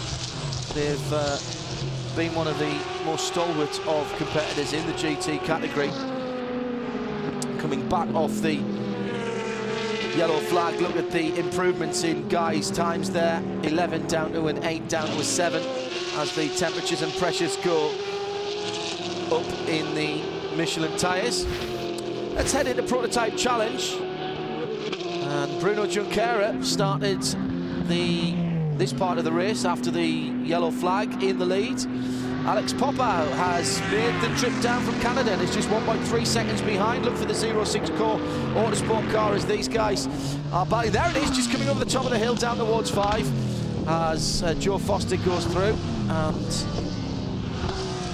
puts a lap on Bruno Junqueira. Not in the same category, those two cars, of course. The 27 blue and white Dempsey Racing Machine currently running 4th in P2, 6th overall. So Junqueira just looking behind him. And it's Popow, Downs, Endy, all in, well, within 3 seconds behind. So a pretty good scrap for second and down. Sadly missing the 52 car, Jeremy, of PR1 Matheson Motorsport, after Rudy Gilmore had that incident. Yeah, the 05 car of Core Motorsport, Jonathan Bennett, he's a lap down. Oh, there's number 31 car. We saw that car in a gravel earlier on, and yet more damage now. Yes, the parts bill's getting longer and more expensive for Angel Benitez. Pit. Yes. And we're hearing that Scott Tucker has been off the circuit as well, as the NGT Porsche Cup car comes in and gets down to the 60 kilometres an hour speed limit. Now we're on board with Scott Tucker. That all looks straight and good. Let's find out what happened to him. Turn 10. Well, I was going to say not a good place to go off, but now look, there's the slippery surface flag there for the NGT car, I would surmise. And Scott clearly just got on the fluid. Good job to keep that down from getting beached in the gravel there. You can see as he comes into the corner, back end comes around and he does his best to keep it under control. Very good job there. Yeah. It'd have been very easy to panic brake there, Jeremy, and just lock everything off and go off backwards, and then he'd have been stuck.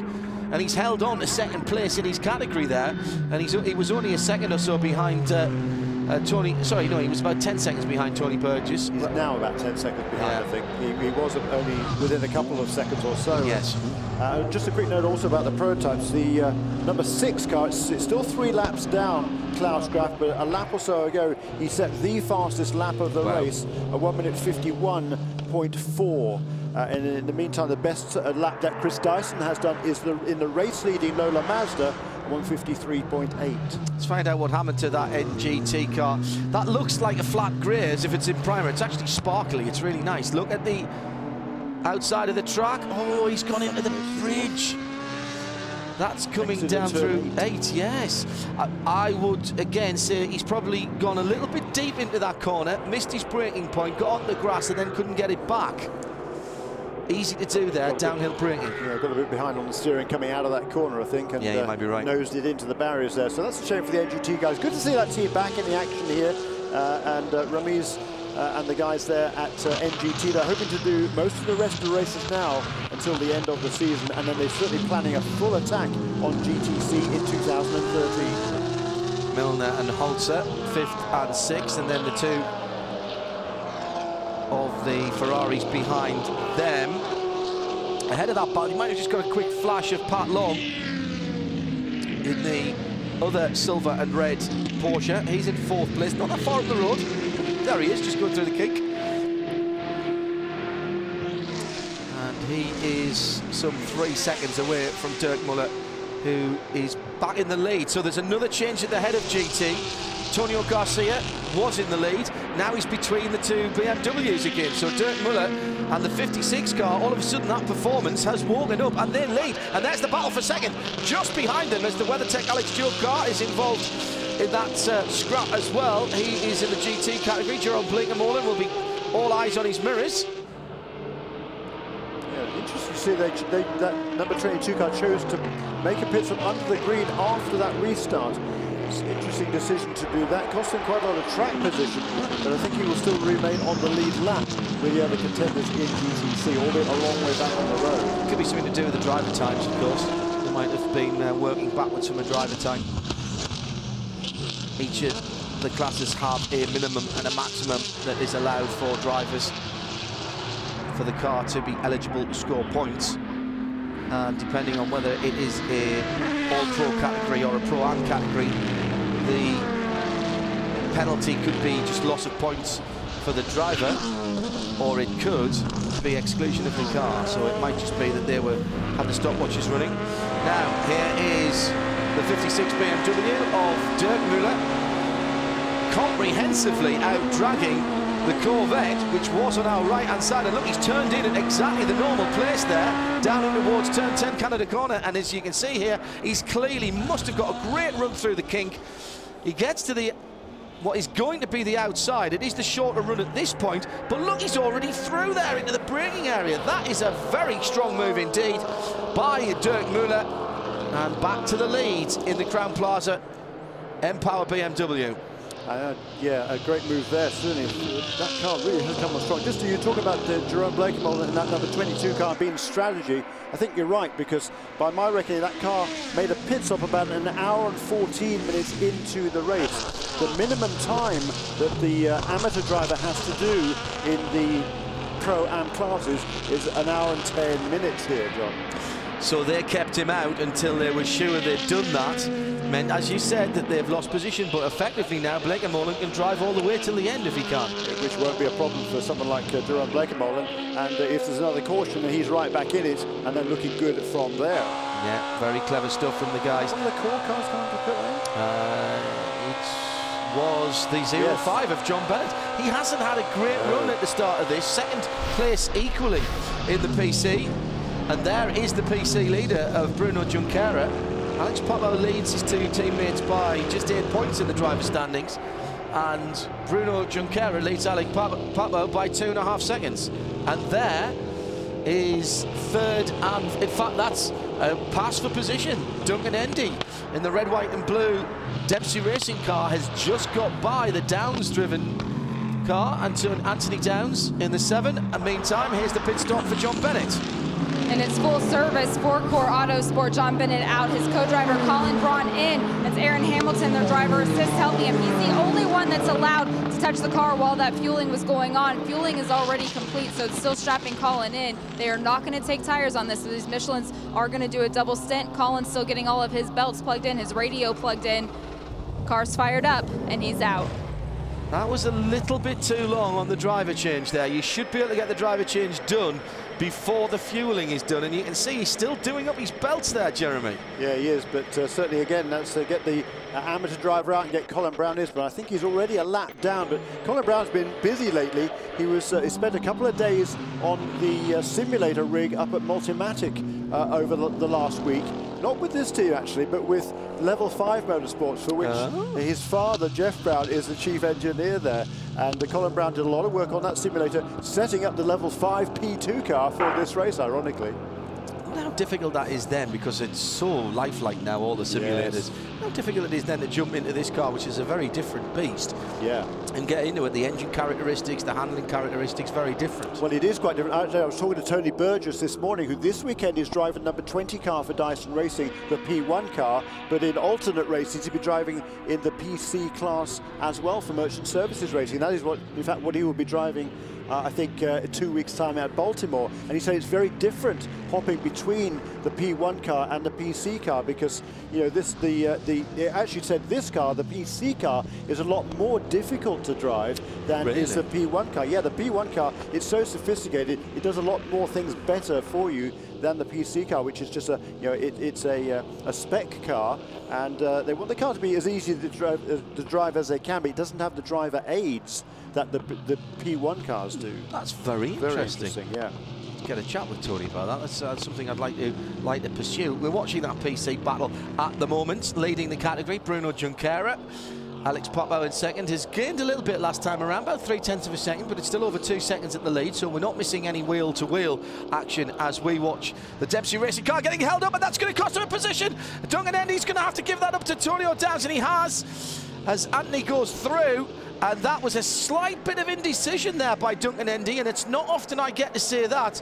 Came up behind the GTC Porsche that's just gone through there, the blue and white machine, and just for a moment couldn't decide whether to go left or right, and in that split second, that was all it took for Antonio Downs in the number 7, the bright yellow coloured machine, to take his opportunity. He had the momentum, he had the track position, and now he has gone back up into 3rd position. So Junqueira in the number 9 from the 06 of Alex Popo, then the 25 of Duncan Endy, and Antonio Downs in the 7 back down into 4th position. That's in the PC category. Chris Dyson still leads by 30 seconds at the head of the field from the teammate. That's 16 and 20. In 1st and 2nd, David Heinemeier Hansen is the best of the P2 category cars, the 37 in 1st place. Their 3rd position overall, and 5 seconds ahead of his nearest rival, who is now the 95 of Luis Diaz. Let's go back and look at how that place changed. Jeremy, look at this. Yeah, and again, just the 25 car there with Duncan Endy just held up a little bit coming off the carousel, and it allowed Antonio Downs to just have better momentum off there, carrying it into the kink, and Duncan Endy, nothing he could do there. He had to cede that position. No, he couldn't manufacture any more speed there, and he'd given up. You said momentum, and that's exactly right. This is because it's such a high-speed track, if you're off the throttle for a millisecond more than you need to, and and there's a big back end, and he's lost some of the carbon fibre bodywork from the front right-hand side. You can see the end plate flapping in the breeze there. Duncan Endy just losing the back end of the car, coming up under the bridge at 6. And off has gone the 3rd place PC car. Again, we've got the slippery surface or debris flag there, the yellow and red striped flag, and it looks like Antonio Downs didn't see that, or if he did, he couldn't react quick enough. There's some debris in the middle of the road there. Maybe he panicked when he saw that. It seems 3rd position in PC is a position that nobody wants. It does, doesn't it? It's 2 instances there in consecutive laps for the 3rd place car in the class. There it is, a replay. You can see that slippery surface flag, a flash of it as we went past around the corner, and around goes Anthony Downs. Now, as he pulls away here, you might just be able to see there's a bit of debris. Yeah, that's something to do the underside of the car. Very good. He's got to calm himself down now, Jeremy, hasn't he? Because he'll feel that was probably his mistake, and now he's, you know, it's a natural thing to want to make up all of that ground the very next lap or the very next corner. Yeah, and the three Downs brothers sharing that car this weekend. Anthony, Lucas and Matt, ALM. And if you look at their drivers' names on the side of the car, there's ALM and they've got an S below that as well. Very good. Which is quite clever. Yeah. Three great guys, though. You know, they all can pedal these cars. They've got quite a bit of experience in the Cooper Lights Prototype Lights, Cooper Tires Prototype Lights category, and now stepping up into PC. And all of them have got pretty good speed. Yeah, poster boys for the championship then is all the right initials. We just talked about Luis Diaz. You know, he's edging closer. He's just set the fastest lap of the race in. No, he hasn't actually. He's still behind. Scott Tucker's got the fastest lap of the race in P2 at the moment. But that number 95 car of Luis Diaz is creeping closer to David Heinemeier Hansen and at number 37 Morgan Nissan. There's Anthony Downs, so he's back up to speed now. He's going to chase, trying to track down Duncan Endy one more time.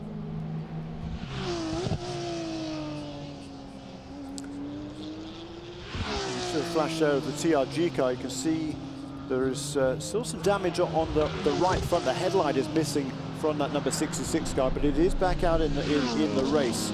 And a couple of other cars in that class have had problems as well, but is 20 laps behind the leaders is Spencer Pompelli in car number 66. Head of the field, Chris Dyson still leads by over 30 seconds. Tony Burgess still in second in the 20 car, 16 from 20 from 37, the best of the P2 cars. And a bit of a battle starting to shape up there between Heinemeier Hansen and Luis Diaz, who's closed down. He has found the speed in the 95 level 5 car and has now closed down to about a second away from the front of the P2 field. Now, interestingly, I wonder if Heinemeier Hansen might just be being held up a little bit by Tony Burgess. On board now with the 95, 2 cars ahead, not the Porsche, but the next prototype. That's the leader in class.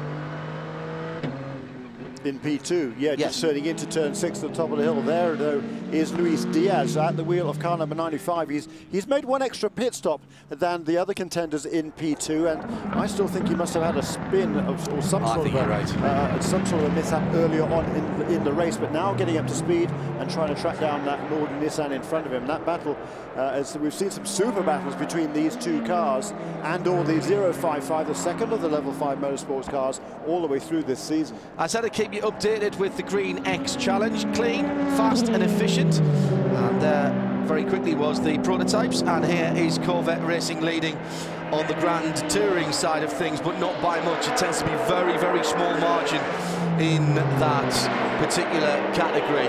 Meantime, the leader is on pit road, and there is the visual confirmation, and that's about right. He is, if you remember, got about 40, just over 40 minutes, just under 40 minutes, 37 minutes from memory.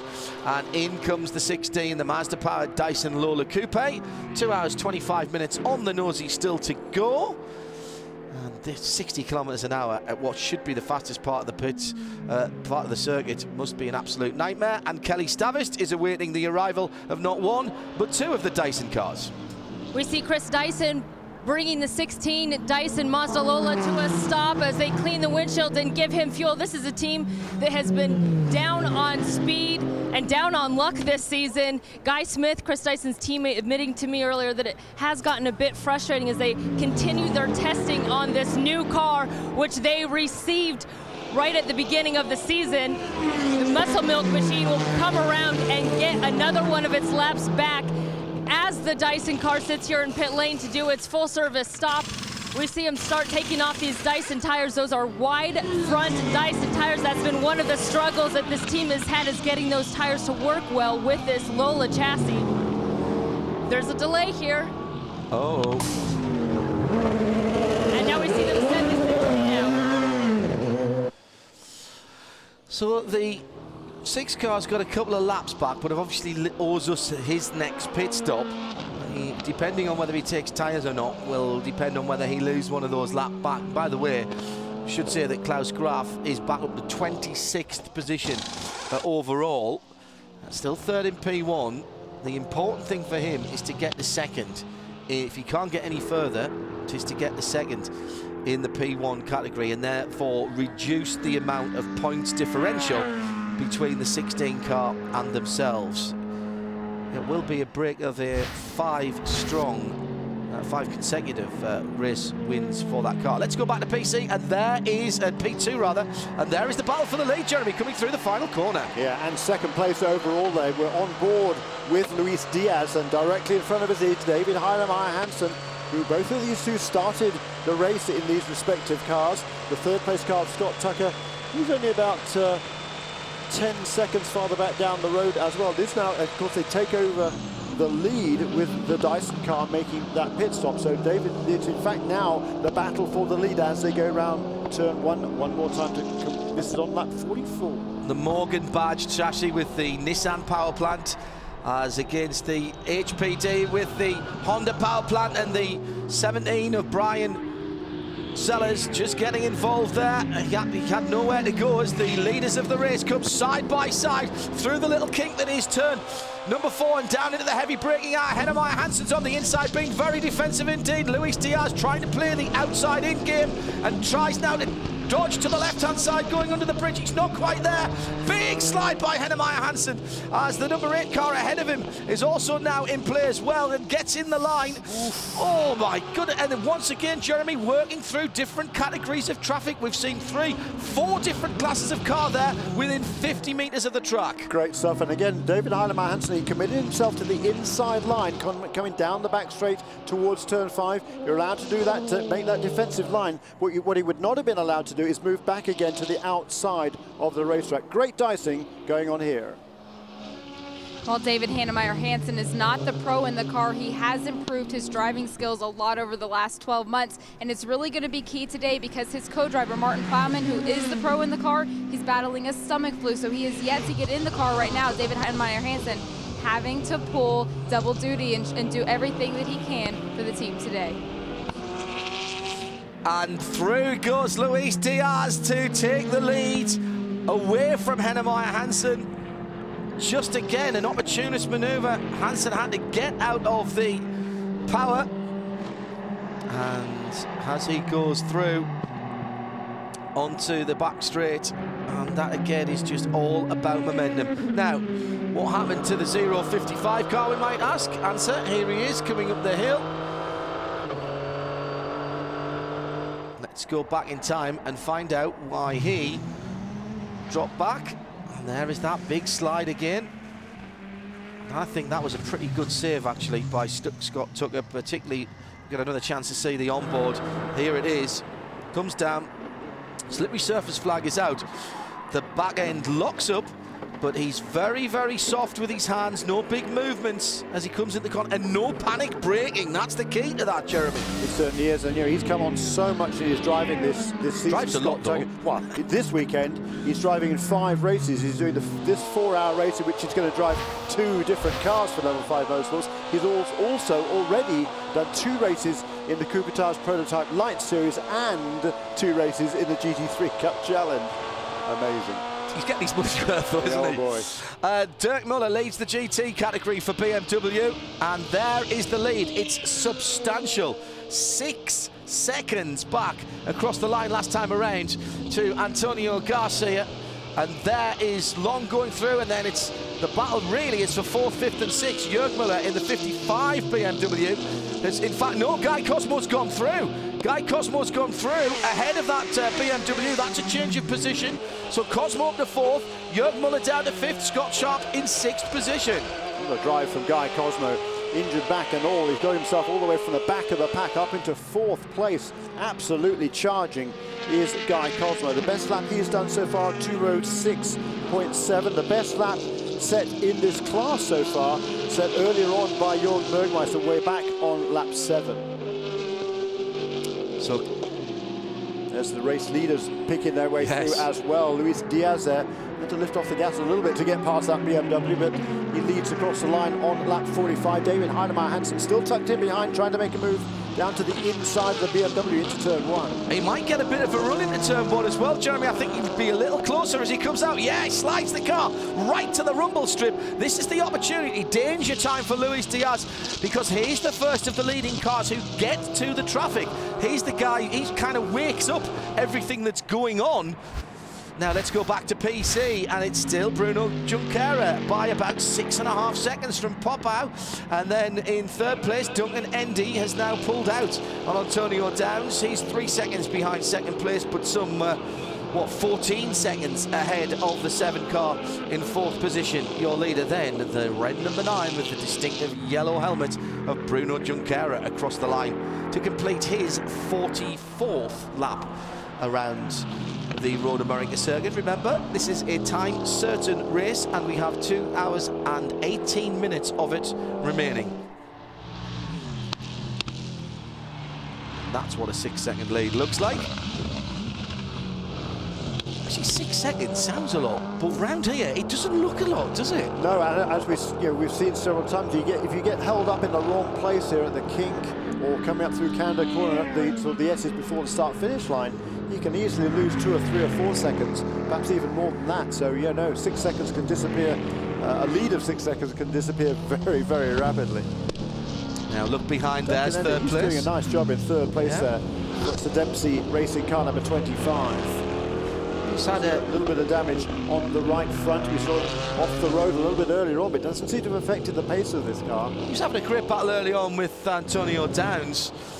And if you watch behind, that is Downs behind him at that point. And he gets held up by the GMG Porsche. Downs says, thank you very much, I'll have a bit of that.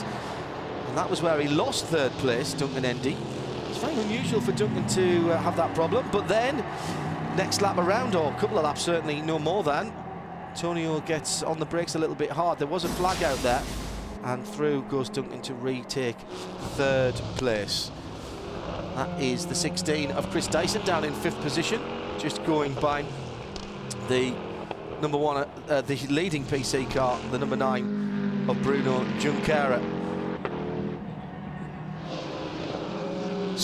2 hours and 16 minutes still to go here at Road America. We're getting into the important part of the season with just 3 more rounds to go of America's premier sports car series. Now, sad news to bring to you now that Mike Hewland passed away this morning. You'll know the name. He was a gearbox innovator whose transmission were used by almost all Formula 1 cars from the mid-60s right the way through to the mid-80s. Owned a company called Hewland Engineering, named after him. And we're sad to say that Mike Hewland has passed away today. He was 89 years old, and our condolences go to friends and family.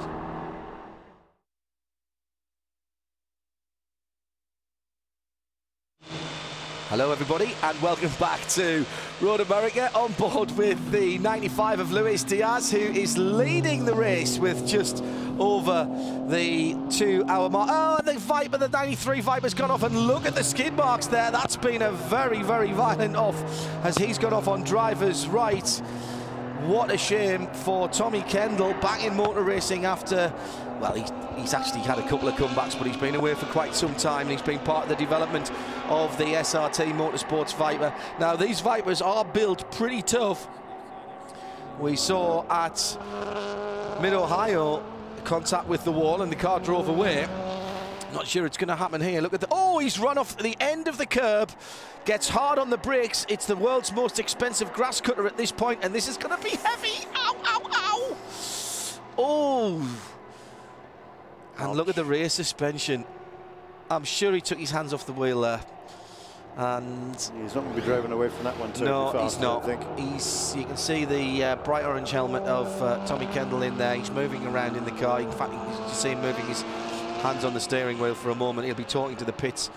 That normally immaculately prepared Viper. The Riley organisation doing a great job getting those cars to the track, and it will bring out our second full course caution as that car is on the wrong side of the track to be recovered easily, Jeremy. Now, this is interesting because now I'm going to say to you 2 words: GT pit stops. Because we had that split in strategy, but now does this pull everybody back together? You've got to, haven't you? Yeah. Oh yeah. Everybody's got to come in. You can't risk it. No, I don't think so. We've been green for about what, 35 minutes. So you're a bit more than halfway through a stint It might be worth a gamble, particularly on this long track here. Yeah. So you can see Lucas Luhr getting ready to take it over from Klaus Graf in car number 6. This will be good timing for those guys. Yes. This is great because they won't lose a lap doing their pit stop, and they would have been due in shortly. Yeah, well, yeah, but the Dyson car has already been into the pits, hasn't it? So this is... He's not going to lose as much track time, for sure, as the ALMS safety crew gets to the guys. In fact, that's the guys from here at Road America who have got to Tommy Kendall. The thumbs up is the best news that we get. That's the first thing that tells us about the condition of the driver, and if the driver is awake and talkative, you get a big thumbs up straight away. As the Porsche intervention vehicle from the American Le Mans Series, that is the Dr. Porsche, if you like. Fast intervention Porsche Cayenne comes in to make sure that everything is okay. So whilst we're not racing, we've got an opportunity to tell you that Luis Diaz is still racing at the head of the field. Now it's all about the round black things in each corner. And what about the different compounds? Well, let's find out all about tyres. Deciding which compound tires to use here at Road America is a tough call. There are both high and mid-speed corners, there's some heavy braking and elevation changes. Plus, the left side tires get stressed more than the right. Michelin engineers say managing tire heat and stress while keeping lap time stable is the key. The goal is to find the right combination of grip, consistency, and wear. It's what Michelin calls balance of performance, and it basically means they want it all. So, some teams have a split setup with harder tires on the left and mediums on the right. And 1 or 2 teams have even tried a soft compound tire on just the right front. So that makes for 3 different tire compounds on just 1 set of tires. Now the trick is to have them wear at the same rate so that they're consistent over a full stint. And we should say that Michelin don't recommend that any of its street customers have different compounds of tyres on their car. We used to say a few years ago about not mixing bias and cross plies and radials, or bias and radial tyres as well. It's the same sort of thing. You really should have a matched set of tyres on your car. What the guys do in racing are very, very scientific indeed. So we're under our second full course caution, Jeremy, and at the head of the field is the race leader, and look who is sitting in behind there. The Muscle Milk car is next in line. Now they should get a pass around. No, they won't get a pass around because they're not on the same lap as the leader in P1. So yes, they won't get the pass around, and they will. I think they'll have, yeah, well, they'll have to make a stop now. If he had been on the same lap, then yes, this would have been a massive advantage for car number 6. But because he isn't, he's going to have to, I think, make it. Well, he will be making a pit stop, as will the number 95 there, Luis Diaz. Actually, the timing of this caution is bad for Luis because the other contenders in P2 had made their pit stops before this caution period, so they will not need to come back on pit lane. Luis Diaz will, so he'll go to the back of the pack. And let's have a shout out for, in 3rd place overall, he was 2nd until just a few minutes before the caution came out, Joe Foster, driving the number 27 car for Dempsey Racing. He's done a super job. He had a big crash a week ago at Watkins Glen, and he's driving here with an injured ankle and a couple of cracked ribs, which cannot be much fun at all. But he's got himself up now to 3rd place overall. Well done, Joe. Yeah, and turning some very competitive times in that car. As we've said before, downforce is not an easy thing to get used to. You actually have to drive faster to get the car to work, and that big invisible hand pushing down is something you have to have complete and utter faith in. So pits are still closed as they come past the entry this time. Just looking down to see where the battles are. Well, the PC 1st, 2nd and 3rd are pretty much together in the line. There they are.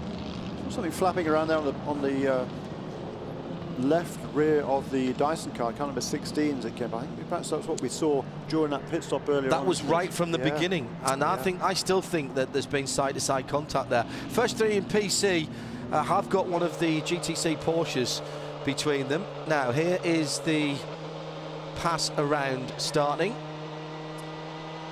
The safety car pulls to the left, and those who are entitled to pass around, that is any car between the leader and their class leader, is allowed to go around at reduced speed and go past. There's that bodywork flapping. Yeah, that's. I definitely think that was from a bit of contact earlier on. They've changed the tyres now that were the that was the clue early, but it doesn't seem to be bothering them too much. It looks worse than it is. There's the GT battle going through. Certainly create a bit more drag here, and you don't want drag on the long straightaways at Road America, but you know, as long as it's not affecting the car too badly, not causing too much of a vibration, then I'm sure he'll stay out. Smashing day to be sitting trackside and watching motor racing, and one of the great things about Road America is the access and indeed the facilities here. Lines of sight for amateur photographers are absolutely wonderful, and it's a little known fact that all of the concession stands around here are run by local charity. So if you come here anytime in the future, or you're here now listening to us, then every time you go and buy some food or drink, you are helping the local charity that is running that stand. It's a great idea, and proof, if proof were needed, just how much Road America is integrated into the local community. They love their road racing here at Elkhart Lake. Fabulous place to go motor racing.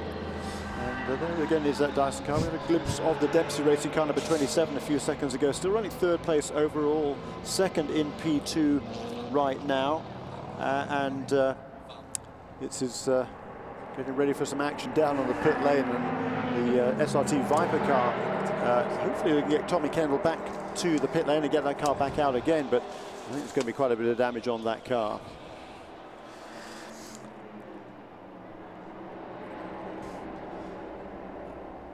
The American Le Mans Series, just part of the racing weekend here. It is the main series, but we do have some support series as well. One of those being the Porsche IMSA GT3 Cup Challenge by Yokohama. They always have fantastic racing here. It's the world's fastest and most prestigious single-make championship, and we've had great action this weekend. Great start at a mass field going across the line here at Road America. Problems early on for the 27 of Manfredi getting turned around into the gravel trap. Then it was David Ducote in the 6. He's going to be fine. They're all going to miss him. Oh, not quite at the back of the field. Gets caught up in a really big accident. And for his part in that, the number 20, that's Yuri, gets pulled into the pit lane for a stop-go. Sean Johnson takes the platinum, and Angel Benitez, once again, the winner in the gold categories. The two winners congratulate themselves, and here are the rest of the results from the weekend in the IMSA GT3 Cup.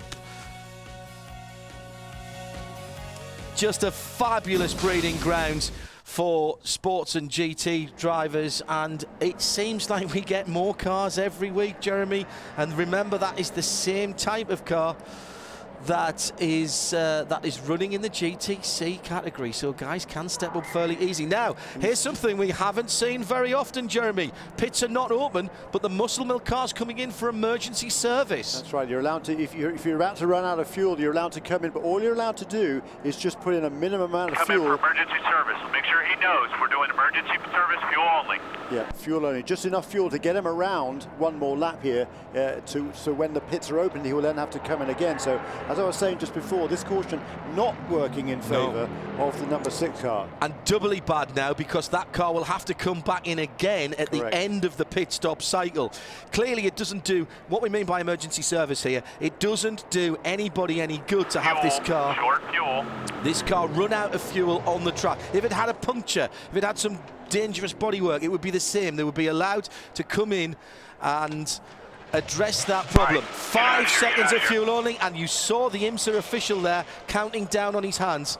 Service like that.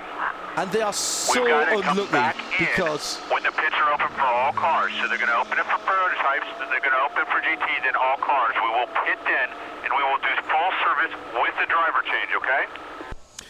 So there you heard it being explained to the driver of the 6 car, exactly what I was going to tell you. Klaus Graf got that from the pit wall. He can't now pit when the pits open next time around for prototypes because he's taking that emergency service. He'll have to wait till after the GT cars have been in and it's open for all. That's the payoff, but at least he's not stranded out on the track on a 4-mile lap and out of the race. Correct, but what it will do, of course, it means he will take the restart at the back of the pack. So again, he's got a bit more of a fight back to do. Just back to that GT3 graphic, you saw the winner of the gold class in the GT3 Cup in this morning's race, Scott Tucker. Yes, that is the same Scott Tucker that's driving just about anything that moves here this weekend. And it was the same Angel Benitez? Yes, indeed, that was Junior. Yeah, Junior who won the class in I said it was yesterday. I said it was a breeding ground. Yeah. I said it was a breeding ground, and because you can use the same cars, it means it's relatively easy to step up into the big show. That's right, and the winner of the Platinum class, the newer class of cars in the GT3 Cup, Sean Johnson, won both races this weekend, already the championship leader. And I tell you what, mark down that name, Sean Johnson. You're going to be hearing a lot of him in the future. Well, there is the pit lane, and that is Ollie Gavin getting ready to get back into his Corvette. No, it's not there yet, Ollie. It's way back round the circuit. There is his car. Where is it? He'd have to lead out a very, very long way to see that, because that's about 1.5 miles away back down at the kink.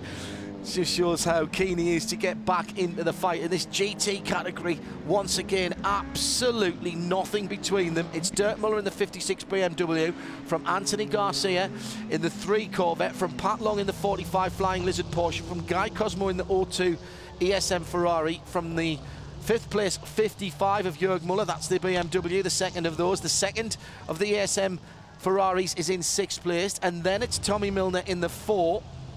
That's the second of the Corvettes. Then it's Marco Holzer in the second of the Lizards in 8th position. Brian Sellers in 9th position is just a little bit off, but the top 8 cars are pretty much line astern in the safety car queue, and I think, Jeremy, they might all come in at the same time. I'm sure they will. I think they're probably right. If you've got 2 cars, you could possibly split them, but it'd be dangerous. They won't come in this time around. The pits are only open for prototypes, so expect only to see the prototype cars in this time around. Indeed, and Patrick Dempsey racing car there, number 27. Joe Foster bringing that car into pit lane, and Luis Diaz, the overall race leader, here he is on pit lane as well. The overall race leader is Luis Diaz in car number 5. Routine service here for Level 5 Motorsports. That shiny black Alpina Spalted car into the pit lane. You saw the headlights flashing. That's to let everyone know that he's on the pit lane speed limit, and for the crew to be able to identify the car. This looks like full service, sticker tyres, brand spanking new Dunlops coming out, and full service on the fuel. And Kelly Stavist is down watching the well-rehearsed operation. It's the 3rd time we've seen the 95 car in the pits. They did a quick fuel-only top-off in between a couple of caution periods. So we see Luis Diaz will remain behind the 95 as Scott Tucker, his co-driver, gets some rest. He started his stint in the 055, which is now driven by Christoph Buschu, and has pulled into pit lane for a fuel-only stop behind the 95. So the 055 is out of pit lane as the 95 waits to complete its tire change. Luis Diaz, who sat out the last couple of races, was sure happy to get behind the wheel of this Level 5 Motorsports car. Seemed to be a clean stop, and Luis Diaz is on his way. Yeah, and they've swapped the positions of those cars. So remember, Scott Tucker can only score points in one of those 2, and it's the 55 that he has nominated. Now look, there's a change. There's a change in the PC category, because into the pits, Bruno Junqueira in the bright red number 9 was leading the category.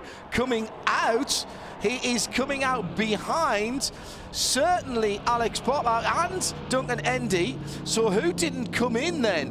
Who stayed out? No, Duncan Endy's in there as well. There he is in the background. So that's been a massive a massive shuffling around. So it looks as though the 06 and the 05 have gone through. Papa and Colin Brown have jumped the leader in category. Great work by the core team, and that, Jeremy, is why they're leading the championship. Indeed so, and that Colin Brown car, the 05, that had been a lap down earlier on, so they got their lead, got back onto the lead lap, and now they're back on strategy as well. So that was great, great news for that team, for the 05, to get back out in very, very good track position. And that's a shake-up there then. And again, perfect illustration, Jeremy. Team sport, everybody's got to do their bit. Coming into the pit lane, the driver can't do anything. He's on the pit lane speed limiter. From the moment that he hits that pit lane speed limiter and gets that car down to 60 clicks, everything else that goes on, as long as he positions the car in the right place, is down to the guys. And they have turned both of these cars around in super quick time. Still under our second full course caution with just under 2 hours still to run. At the head of the field, it will be Chris Dyson, I think, who cycles back through into the lead. Yep, when they come through to complete lap 53, I think we'll find Chris Dyson in the lead. Martin Plowman should take over second place in that number 37 Morgan Essen for the Conquest Endurance team.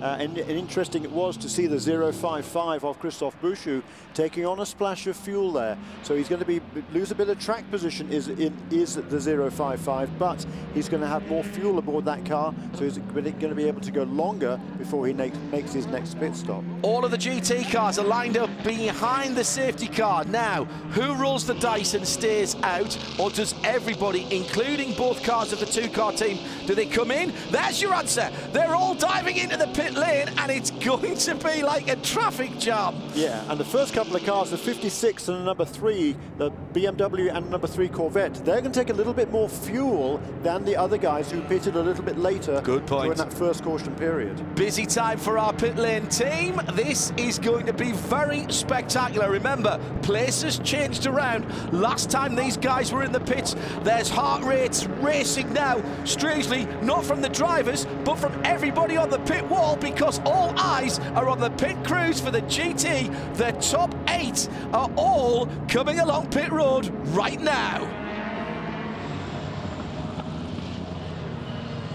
The 56 BMW, which was leading the GT class, comes in, and now it will be Jonathan Somerton, the young American, who's filling in for Joey Hand as he does his German touring car duties abroad. He's getting buckled in. He said there was definitely some pressure involved with taking over for this team as it seeks to defend its championship, Jamie. Both the 3 and the 4 Corvettes are also on pit road. The 3 car made it first, which made it a little difficult for the 4 car to hit his pit stop, and they just had an issue at the 4 car. The air jack fell out. The car slammed to the ground without the tires on it. The 3 car still sitting on pit road as the 45 goes by, Kelly. 45, 44, and now the 56 will cycle in next to the 17. They're going to have to look behind that 17 car. And it looks like the 55 BMW getting out at the back of that group of GT cars. The 55 having some issues with their Dunlop tires. They were thinking about making a compound tire change. They decided against it. Bill Oberlin is back behind that 55 and is scheduled to close this race out. Absolutely magnificent stuff. The top 11 GT cars came in one long line. As I was saying it, the next 3 dropped in. Great work, ladies, down there in the pit lane. Who are the winners and losers? Well, it looks like Porsche have done another great stop and that the Lizards got turned around, but also another Porsche team, the Falcon Tyres team, have made up positions there. The number 17 car, with Brian Sellers at the wheel, has jumped, I think, from 10th. 9th to 4th. 9th to 4th, yeah. Okay, I'll give you that. Once again, that Derek Walker-led crew, they have fantastic pit stops. They have done all season long, those Falcon guys. They've really worked so hard on their pit stops. John Ward is the engineer there, and he knew right away, as soon as he joined that team a couple of years ago, that they needed to improve their pit work, and they've just done it to the nth degree there. Great stop by that number 17 crew. So we can just take a little bit of a breath after that excitement. Not all of the excitement happens at 180 miles an hour. That was all going on at 60 kilometers an hour. And in fact, when the cars were stationary, the 6 car, don't forget, the Muscle Milk car still needs to come in to complete its full service, and it'll do that next time around, Jeremy. So it'll remain 2 laps down to the race leader, Chris Dyson. And we've still got 12 cars on the lead lap in GT, including then that number 91 Viper with Kuno Whitmer now at the wheel of that, having taken over from Dominic Farnbacher. 48 wheels of excitement. Langerstern. Brilliant. Oh, just great stuff. I know that one or two people have taken issue with me waxing lyrical about the GTs. It's in a great place over here, and not perhaps quite so healthy in Europe. It seems that there is a bit of a watershed coming in GT regulations. It'll be interesting to see how it goes. Make it all a bit more transparent, get rid of some of the waivers would be good from our point of view, but you can't argue with the racing, and ultimately that's what it's all about. It has, once again, IMSA, the American Le Mans Series, and the ACO, who run the Le Mans 24 Hours technical regs, have come up with a set of regulations that have allowed people to compete, and for us to get just great entertainment out of this. And ultimately, I suppose that is what matters. On pit roads, the leader of the championship, being the 6 Muscle Milk car, is also, there he is, as also comes in the 20. We're expecting a full service here as Klaus Graf finally plies himself out of the driver's seat and helps bolt in his teammate Lucas Luhr. Fuel going in. And Klaus will help Lucas get in the car right now. He's the only one that can do anything else on the car while the fuel's going in. And this car needs a full tank. They had to do that emergency stop, so the car's completely empty right now. It's going to be a longer than normal fuel stop. They are going to take 4 new Michelin tires. This was another stop that they decided to change the tire compound at the last minute. They had another set of Michelin sitting up on the wall. Michelin engineer said, nope, not those, take these. They listened to him, so now 4 new Michelin tires going on. This team is trying to fight back. We've seen them come back from a 3-lap deficit before. They can do it. The floor is out. I love that camera shot. That is just brilliant. Now, the 55 BMW, which had already been in whilst the GT cars made its pit stop, remember, has come back in again. Kelly Stavros can tell us why. They changed one tire. It was the left rear at the 55 BMW. Now, I was trying to explain earlier that they were having somewhat of a debate on which compound tire to use. We've mentioned that there are multiple compounds being used in one set of tires here at Road America. Well, there was some discussion for one tire. They initially looked like they were going to change it on that full service stop. The engineers decided against it. It looked like, much to Bill Auberlin's chagrin, who wanted a harder compound put on that left rear. When they brought it in, there was that one tire changed, and of course to top off of fuel while they were here. And there's been a lot of interest over these tires, the Dunlop engineers and even Jörg Müller checking it out to see the condition as they come off the 55 BMW. It's a good time to do it if you're not sure about that. Thanks, Kelly. Great information from the pit lane from our team down there. It's a good time to do it, Jeremy, because, okay, they've lost a bit of real estate on the track, but they're still on the lead lap in GT, and that means that, in fact, we've got 12 cars on the lead lap of GT, which is almost what we started. It was only Tommy Kendall, I think, who's in the wall from what started, 2 hours and 12 minutes ago. He's the only one who's not on the lead lap, and that's because of the accident. Yeah, absolutely remarkable. Yeah, you're the second of the Vipers. Kuno Whitmer driving the car number 91. And, you know, it's running nicely. Now, I would suggest that the safety car has pulled off, and there is visual confirmation. It's up the pit lane, and bang, foot down. Chris Dyson spins up the turbo on the 2-litre Mazda and streaks away. Martin Plowman goes through in second place on the road and indeed in the race. The P2 leader, Martin Plowman, heading down towards turn 1. Where is Christophe Bouchou? Answer there. The 055, the black car, coming through the traffic now. He's got Luis Diaz, his teammate for company. Patrick Dempsey now aboard the 27, the dark blue and checker, and he's right in there as well, as he's got to make his way through the traffic that was banged up in front of him. And we're hearing of some infractions on that pit lane, on their pit lane visits, Jeremy. Yeah, car number 7, which is the Merchant Services car of, I think it's Lucas Downs at the wheel of that car right now. Sorry to interrupt you, that was a change of position in PC there. The two core cars fighting for position and still fighting for position as the 05 car of Colin Brown goes past Tom Kimber-Smith, but Tom, the Englishman's not having that at all.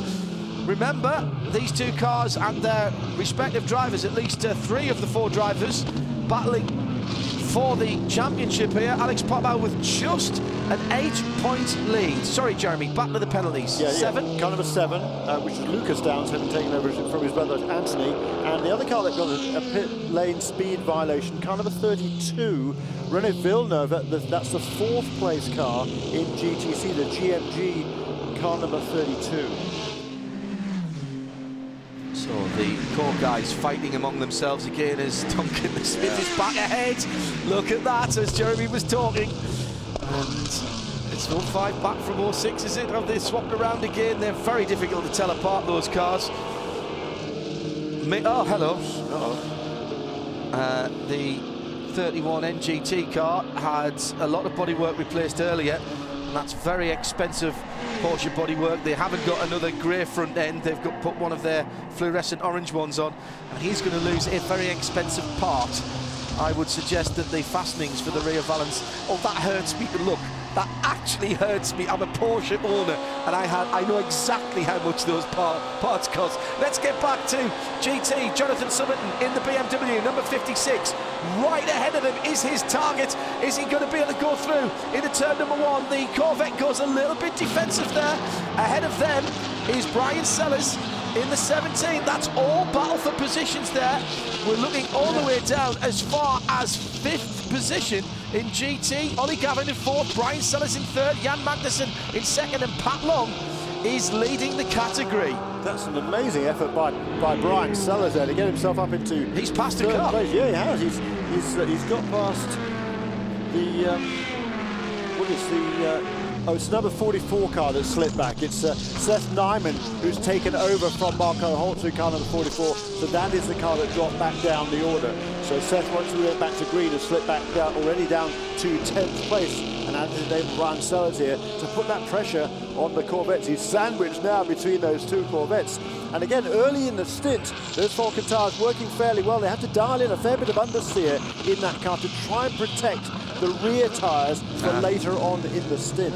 Brian celebrating landmark birthday tomorrow, 21 again. That's another $50 he owes me. The 17 car is doing great. I mean, saw these guys win a couple of races last year, one in extremely wet conditions at Mid-Ohio, and then at our next venue, Baltimore, in very dry conditions.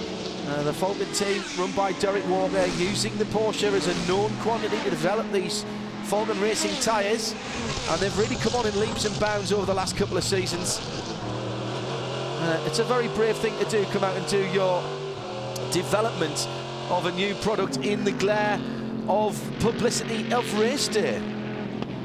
And Falcon proving again this weekend how committed they are developing the tires. They now have 2 extra tire engineers here this weekend, as well as for the rest of the season. Since this program started, they've only had 1 tire engineer at each venue. Now adding 2 extras, that gives them a total of 3. That's a big step up in the commitment level, showing that they are going to develop these tires and make them competitive. Loss of position for Brian Sellers for a moment. The Corvette of Ollie Gavin gets through in the final corner and then squeezed him a little bit up the hill. Looked like Sellers might get back alongside him going into turn 1. Nice job. But Ollie Gavin holds on to the position as he now goes up into 3rd. And his next target for Ollie Gavin is his teammate, Jan Magnussen. He's a couple of seconds behind Pat Long, who leads in the flying list, number 45. Look at this battle, though. Behind Brian Sellers, Jonathan Summerton doing a great job for BMW in 5th position. Sasha Masson in the Chopard-sponsored 48 car is next up. Yeah, just the 2nd start in the ALMS for Jonathan Summerton, 24-year-old American from Florida. Made his career initially in open wheel racing. He made his debut, of course, with this team at Sebring and won the class there. So we've got 100, he's batting 1,000, I should say, at the moment in the ALMS. 1 race start and 1 win for Jonathan Summerton. What can you say about Ollie Gavin, though? happening. Ollie Gavin's been with the American Le Mans Series for so long, currently 3rd position, multiple championships. Had such a great career. Family man, very, very good marathon runner. Tall bloke, well over 6 foot, keeps himself fit, running around the lanes of Northamptonshire in the centre of England. Down into Canada corner. And he's won about everything that he had to do. Led a lot of Formula 1 races as well, actually. Not because he was competing in them, but because he used to drive a pace car. And some very good stories about that. Interviewed him for RadioLeMans.com a while ago, and had about an hour with him.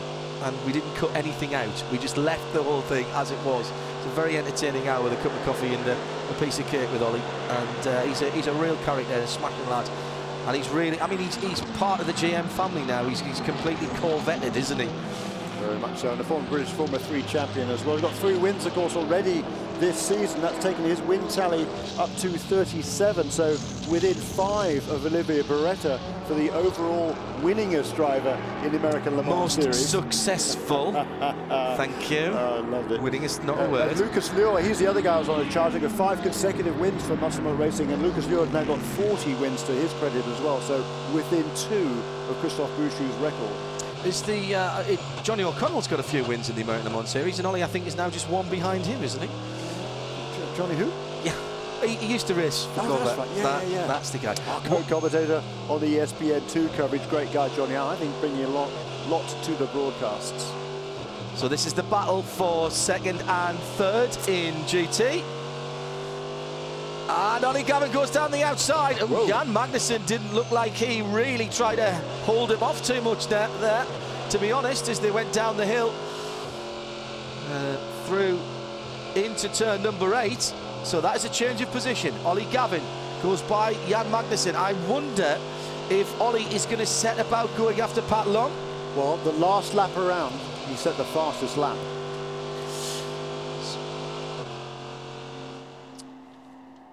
So just having a little bit of a look at some of the GT highlights. That is Tommy Kendall, who just caught the edge of the curb coming out and hit the wall. That was the cause of our 2nd full course caution. That is the only GT car that isn't on the lead lap at the moment.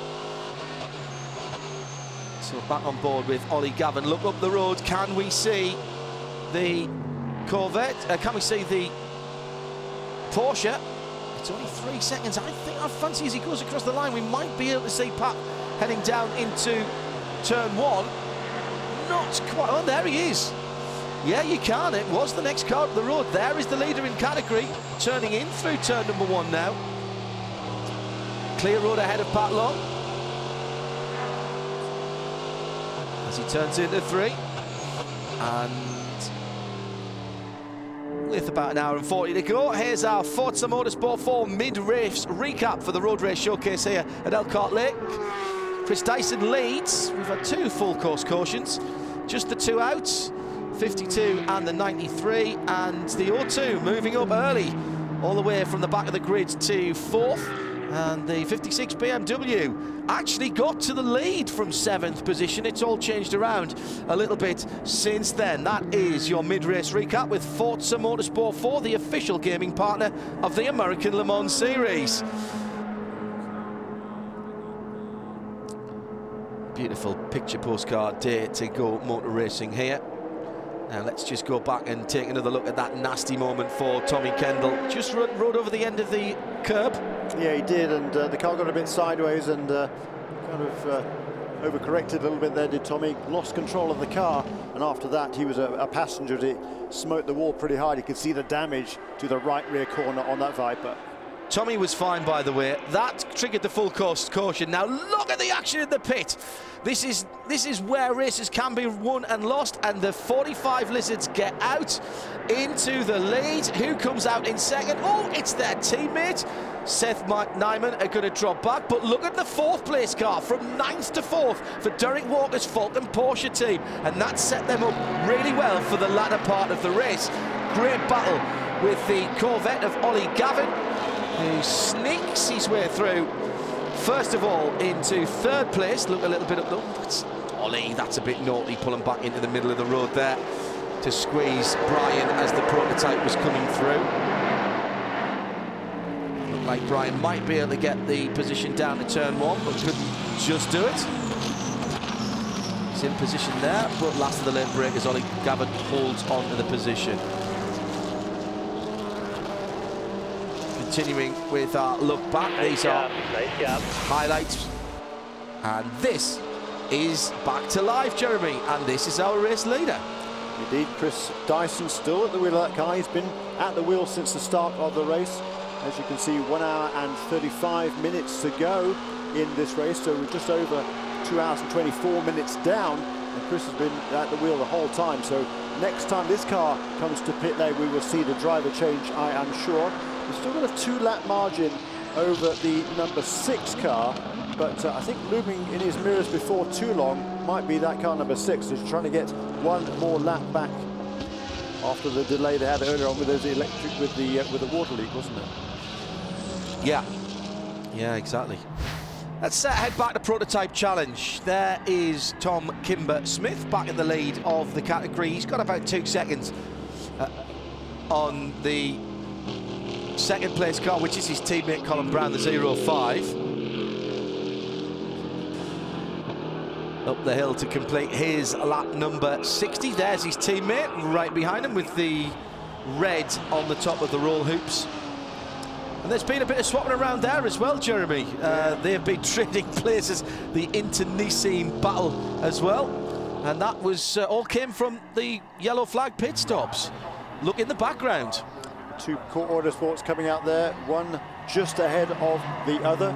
That is the 06 just ahead of the 05, and they've been battling away. And the red car coming out right now, that was the erstwhile leader in PC for RSR Racing.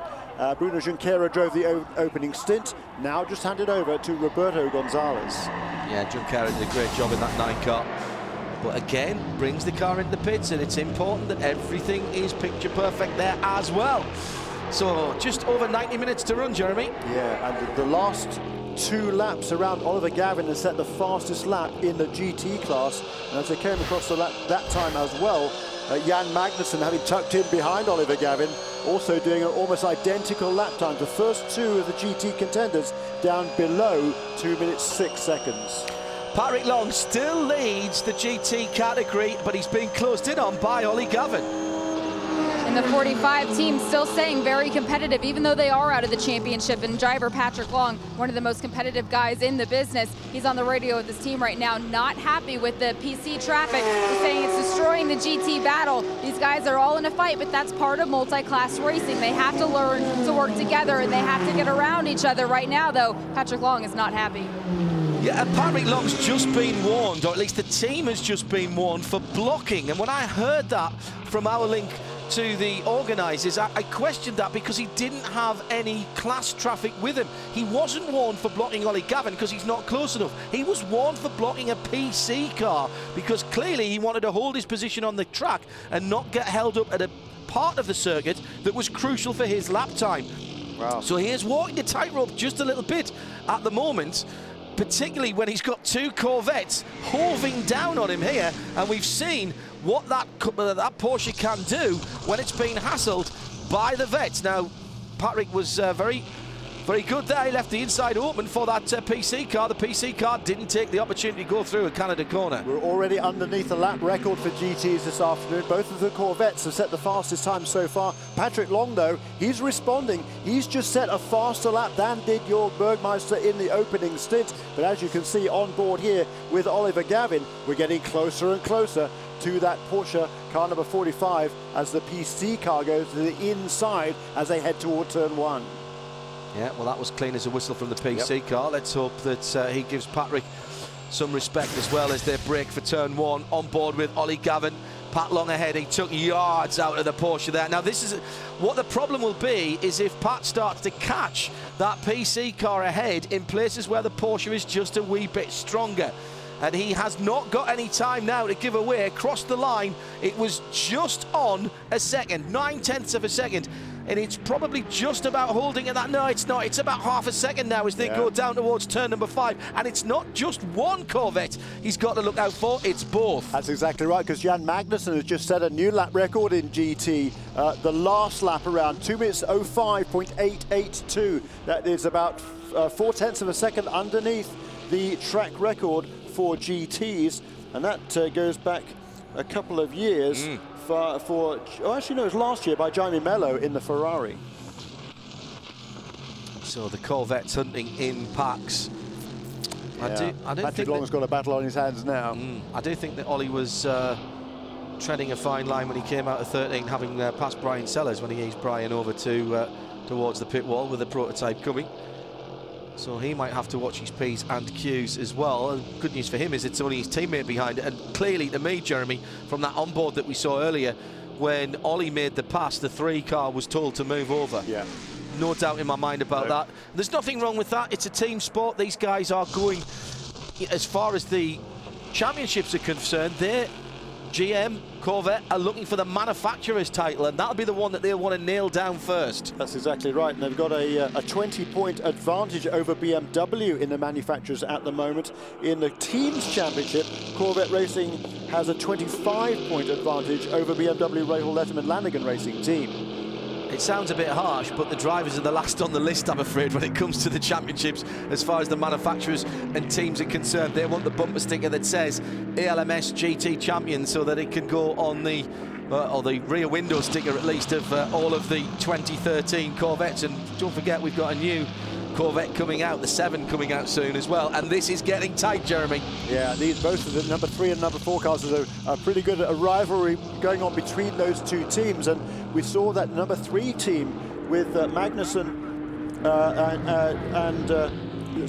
and Antonio Garcia. They led the championship after motorsport. Then they had a disastrous outing at Mid-Ohio a couple of weeks ago.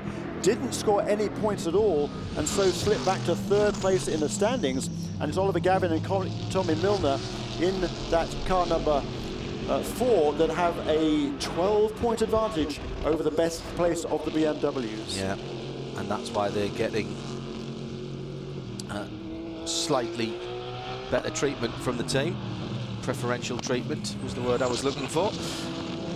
First 3 in GT together through turn 8, heading towards the carousel, one of the signature turns. You know, you're doing well in motor racing when you have a signature turn at your track. Here at Road America, there's 2 or 3, isn't there? Certainly the carousel, spectacular place to see the cars released like the cork out of a bottle as they ping out of there well over 100 miles an hour. And then down towards the kink, this area here. GT cars can't make that quite flat. It's just a feather on the throttle, but you've got to turn in at exactly the right spot or you're way off the gas and you can lose 10 miles an hour. Oh, a spinner right in front of the GT battle. That looked like the TRG car. It was the 66 car that went around. They've had their trials and tribulations today, back out on track again after being behind the wall at least once, that we've seen maybe a couple of times. There's a taped up headlight. Jeremy's waving 2 fingers at me, which I really hope means it was 2 behind the wall, otherwise there's going to be a falling out here. Yeah, yeah, behind the wall a couple of hours. Emilio De Guida has taken over from Spencer Pumpelli. It was he that looped it down there in Canada corner. And here it is from out. Oh, he's catching up. You see, that's what I was talking about, Jeremy, and that is why Pat Long sometimes doesn't want to let the PC car through, because he's getting to the apex of the corner sometimes a wee bit quicker than some of the gentleman drivers. That's what it looked like from on board with Ollie Gavin as he's chasing Pat Long for the lead in GT. There's all a delicate balance out there, 5 classes having to coexist in a sort of weird sort of ecosystem of motor racing out there. And sometimes, you know, you'll reap what you sow. 2 class wins already this season for Emilio De Guida in this number 66 car. It's certainly not going to be a 3rd win this afternoon. They lost about 20 laps after that as a result of that incident, even before the green flag. That is the 16, the race leader. And out has got Chris Dyson. He is the gentleman on the right with the white racing helmet. And Jamie Howe is watching Guy Smith being installed. Yes, and this is a scheduled pit stop for the number 16 Dyson Lola Mazda. Chris Dyson now back over the wall. Car's already up. It's going to get 4 new sticker Dunlop tires. These are shiny, so they are going to take a couple of laps to come up to temperature. Team working to get them on. When Chris brought the car in, he was right on his mark. So this is a very clean pit stop so far for Dyson Racing, and that's exactly what they need. While they're in the pit lane right now, they are going to get a new drink bottle for guys, so they are losing some valuable seconds right now. And these races here at Road America, they tend to come down to just fractions of a second. Last year was only 10/100ths of a second, so that could be costly because Muscle Milk is now only 1 lap down. Yeah, good spot, Jamie. The wheel of the Honda engine gone through and is now working on for them and for Lucas Lowe, lap number 64. And we're hearing that the warning flag for unsportsmanlike driving is going out, and it will go out to the 56 BMW. Now that means either he's going off the track or he's blocking a little bit too much. He moved one of the Ferraris over in turn number 5. That's Jonathan Somerton. Probably liking the fact he's got fenders around him to lean a little bit more than he used to when he was in single-seaters. So he's had his warning, Jeremy. Yep, so any more transgressions there will be called in for a stop-and-go penalty at best, most likely. And looming large in these guys' mirrors, you'll see a flash of it in a minute, there it is, the orange and silver car flashing its lights there. Yeah. Car number 37, Martin Plowman, regains the overall race lead.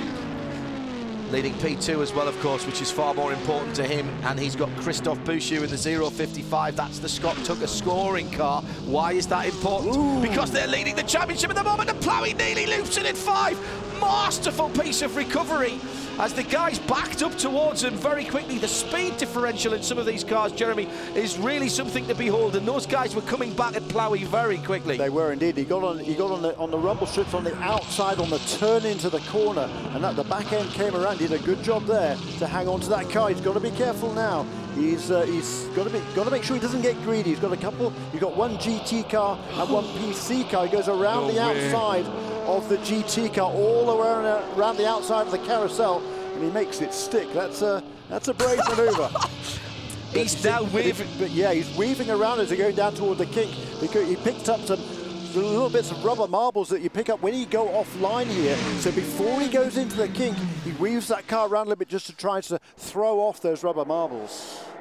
Now there's Jonathan Somerton. That was a little earlier on. That's what he got his unsportsmanlike driving for. He had the prototype car going down the inside. Where was he supposed to go? Well, yes. And that's no worse than what Ollie Gavin did to Brian Sellers a couple of laps ago, but he kind of had to move because the prototype was diving down the inside. Really has an awful lot of choice there, Jonathan Somerton. I'm sure Bobby Rahal will be talking to him in quiet tones, telling him to just be gentle with what's going on.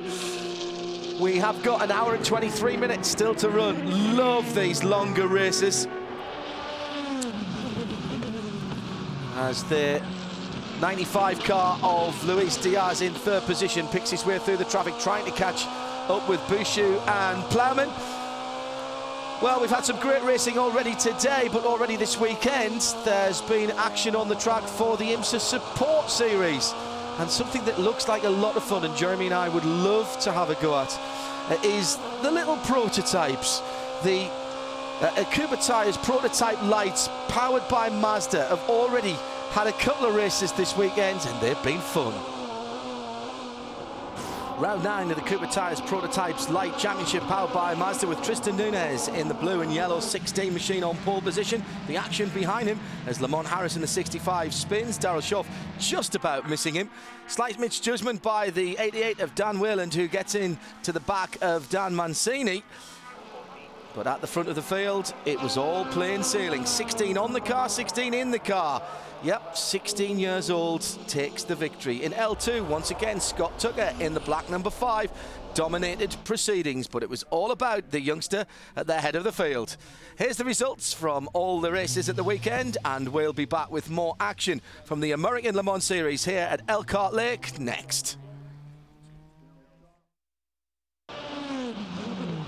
Oh, this is the front of the field. We've had 2 hours and 41 minutes, and the 3 cars at the front of the field here at the Road Race Showcase at Road America at Elkhart Lake for the American Le Mans Series presented by Tequila Patron are separated by 3.2 seconds. It's a battle for the lead in the race. It's a battle for P2 and its championship implications as well, Jeremy Shaw. Absolutely tremendous battling going on here. And Martin Plowman, he's just set his best lap. The overall race leader, car number 37, Martin Plowman, just set a 1 minute 56.202. That's the best lap that this car has done. Luis Diaz, though, in 3rd place. He set a best in the class of a 1:56.1, so about a 1/10 of a second quicker. So what I'm trying to say is there's nothing to choose between these 3 cars. Yep, you can cut the arithmetic any way you want it, but these 3 guys are battling as hard as if this was a 20-minute club sprint, and we've still got 1 hour and 18 to go around the awesome 4 miles plus of Road America. Martin Plowman flashing his lights there. He lost a couple of seconds a lap or 2 ago. Oh, look at the traffic ahead of him. First of all, the JDX Porsche. Now he's got another PC car. He's going to have to make a very decisive move round to the right-hand side. Driver's right here and trying to get in the braking area for Canada Corner.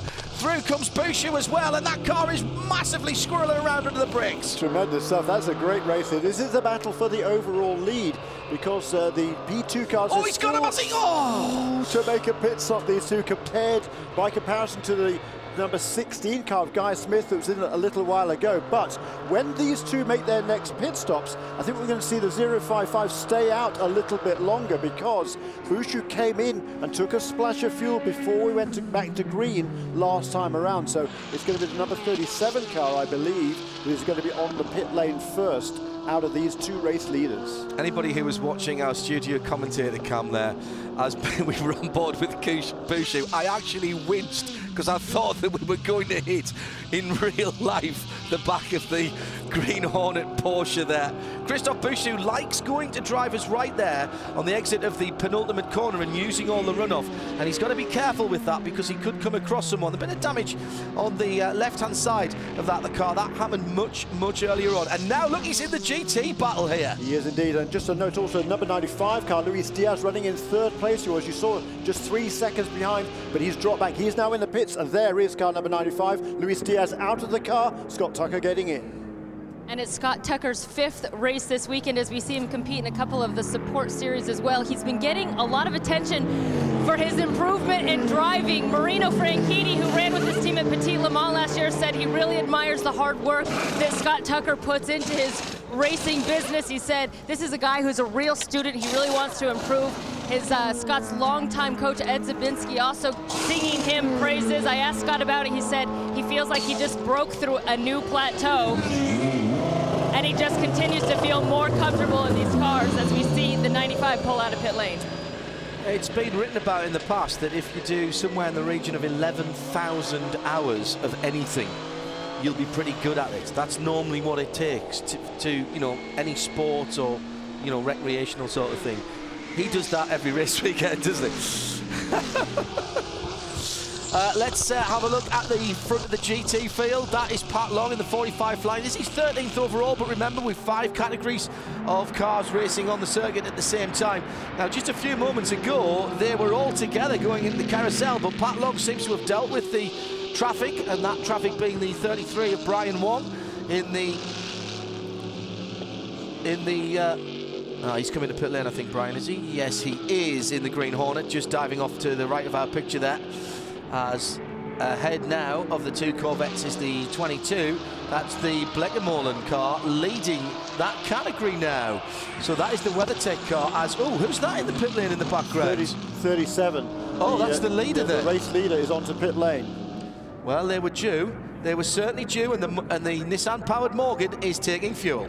And it's a fuel-only pit stop for the number 37. I was talking to the team, and they said the car is working well right now. There are no issues for Martin Plowman. Even though he is battling that stomach flu, he's going to stay in. He's going to do a double stint. He said at the beginning of the race, once he got in the car, the adrenaline was going to take over. This is the team's first year in endurance racing. It can take a few races to get up to speed, but now when we come into a race weekend, it is anybody's guess which team is going to stand on top of the podium. That was a very clean stop for Conquest. I think that's quite important, Jeremy, because that, to me, with an hour and 14 to go, that means one more stop only for that car. He's the first of the guys to come in who can now do the rest of the race on just one more stop. Now, what does that mean? It doesn't sound like that would be much of an advantage, but if he can get to his last stop first, that is a big advantage. Yes, potentially so. And Christophe Bouchou in that 055 car, he stays out, inherits the lead of the race. That's the first time, I think, that the 05 car,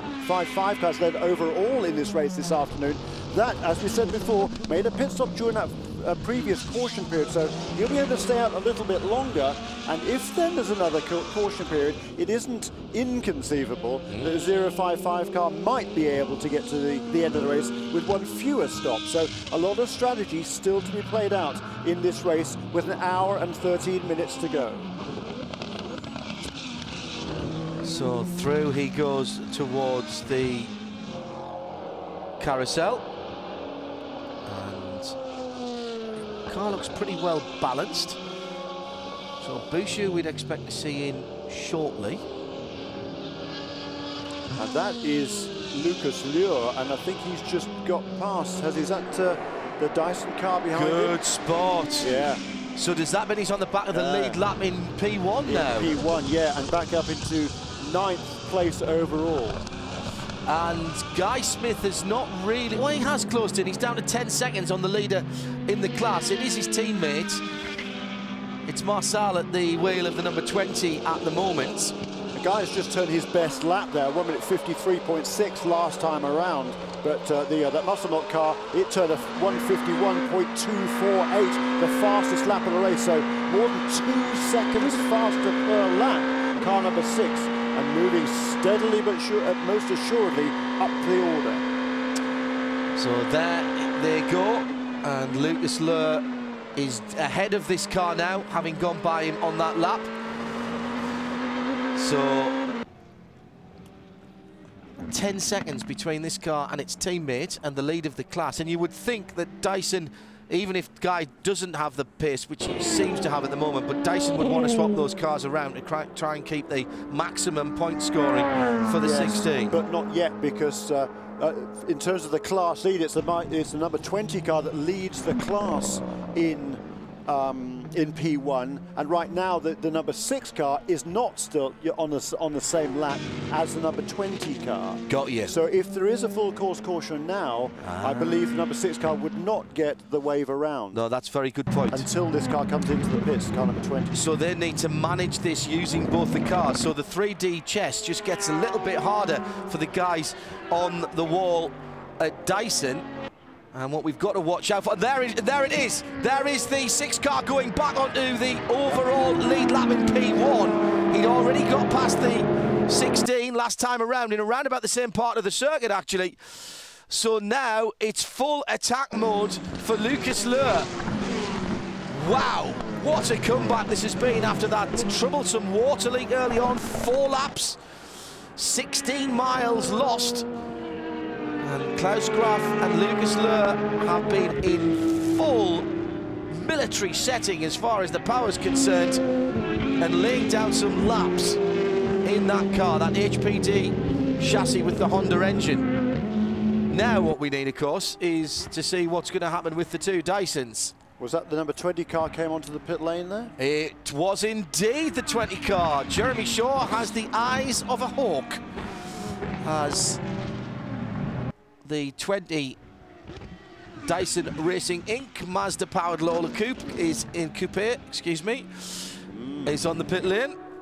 And that leaves Guy Smith then at the head of P1. He's in 3rd position overall, and he's just over half a second behind Martin Plowman, who is about 1 minute and 3 seconds behind Bouchou, but of course has a pit stop in his pocket. How far can Bouchou go without taking another stop? I think it'll just be one more for him as well. Bouchou, yeah, that's the interesting thing. I think at the moment he'll need a splash as well. We've still got Sorry, an hour 2 more, yes, 2 more, yes. But if there is another caution, number 1, this car will be right back in the frame, and potentially also the 055 car could be able to get to the end on just one more stop. But I fancy at the moment it's still going to make a full stop and a splash. Yeah, and there is Christophe Bouchou, the Frenchman, leading the race.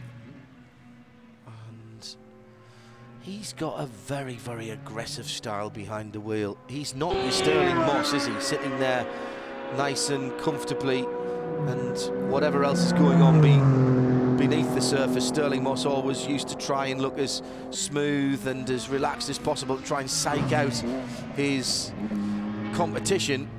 Whereas Christophe Bouchou, if you see the in-car of that, he looks like he's having an accident every corner, doesn't he? The word animal comes to mind. Oh, he's monstering that car. There's the number 55 car, Bill Orblin, I think has just got past Brian Sellers in the number 17 Falcon Tires Porsche. That would be for 4th place in GT. You see Falcon car coming out of turn 14.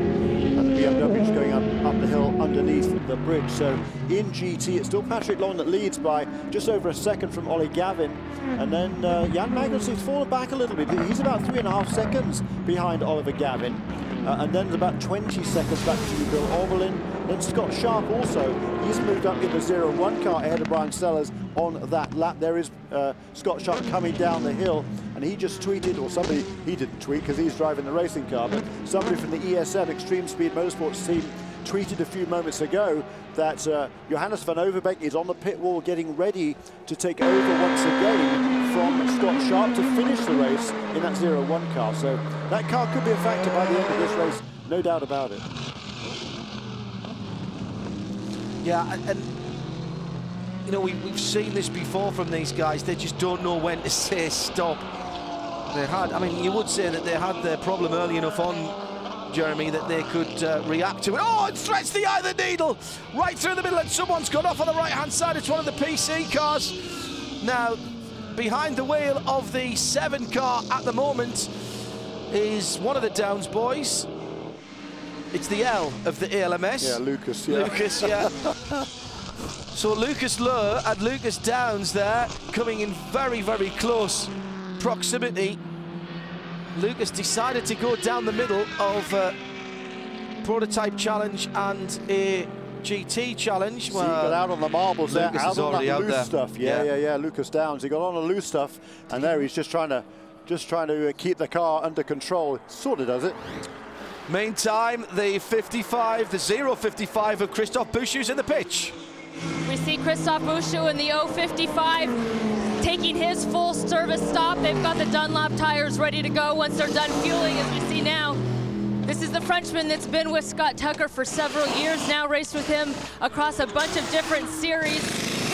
And he is a competitor. He is an attack man. He likes to get out there and go after his competitors. He gets it fired up. Looked like a smooth stop here at level 5. And let's see where he rejoins in relation to Martin Plowman that made his pit stop, what, 4 laps ago. So he's gone through. He's well through, Jeremy. Well, there you go. And there he is. And yes, well through. You're absolutely right. So great. This is a great job here by Martin Plowman, and certainly now that both of these cars, as it stands right now, will definitely need to make one more pit stop before the end of the race. This car, the 37, will need a little bit more fuel, but not enough, I think, to make the difference and bring the 055 close enough. And this now, 2 different classes, but is the battle for the lead of this round of the American Le Mans Series. 2 Englishmen at the head of their respective classes. The P2 ahead of the P1 car at the moment.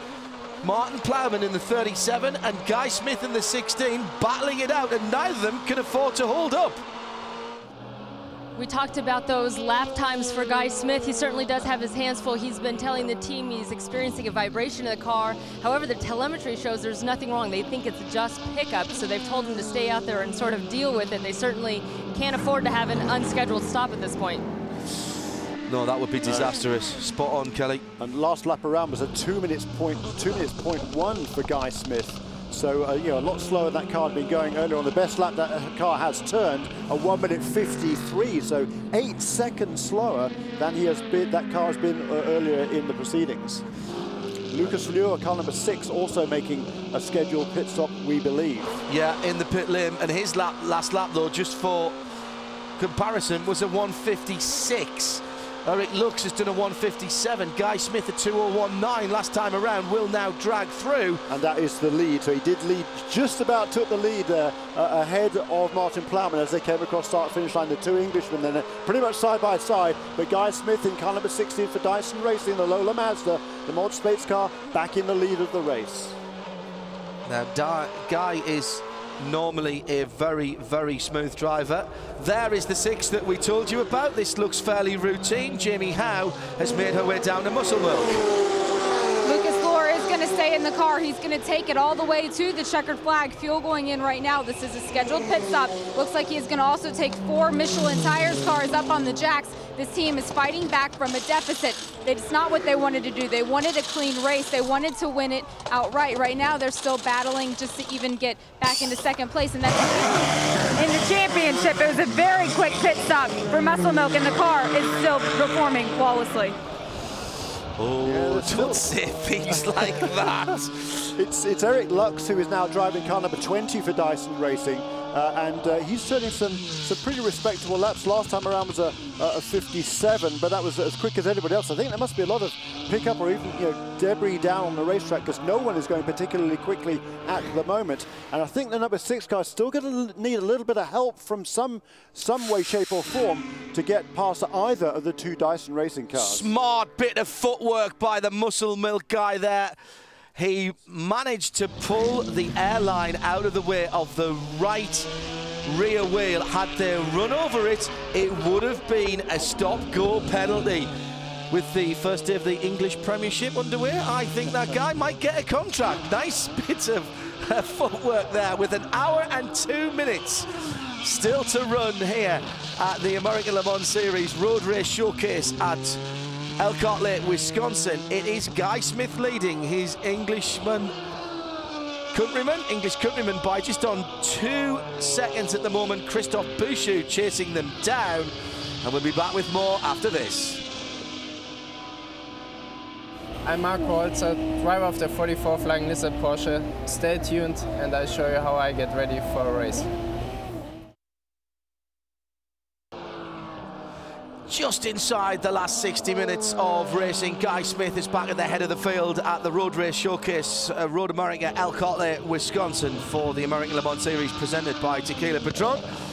And some interesting tactics being thrown down for the P2 lead, which is now behind Guy leading this race. Martin Plowman has just been in for a pit stop, did not take tyres.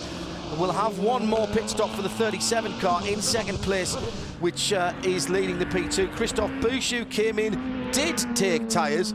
Those two guys pretty close on the track before the pit stop. What has that meant? 25 seconds difference between Plowman and Bouchou, but Bouchou's got newer boots on the car. Exactly right, and this car, the 37 car, if that's going to have to change tyres on its next pit stop, which is quite likely, then that could be the difference between these two. We're on board here with Christophe Bouchou, shown as about 25 seconds behind Martin Plowman. That's the battle between second and third overall, but first and second in P2. Just a quick note about the GT cars.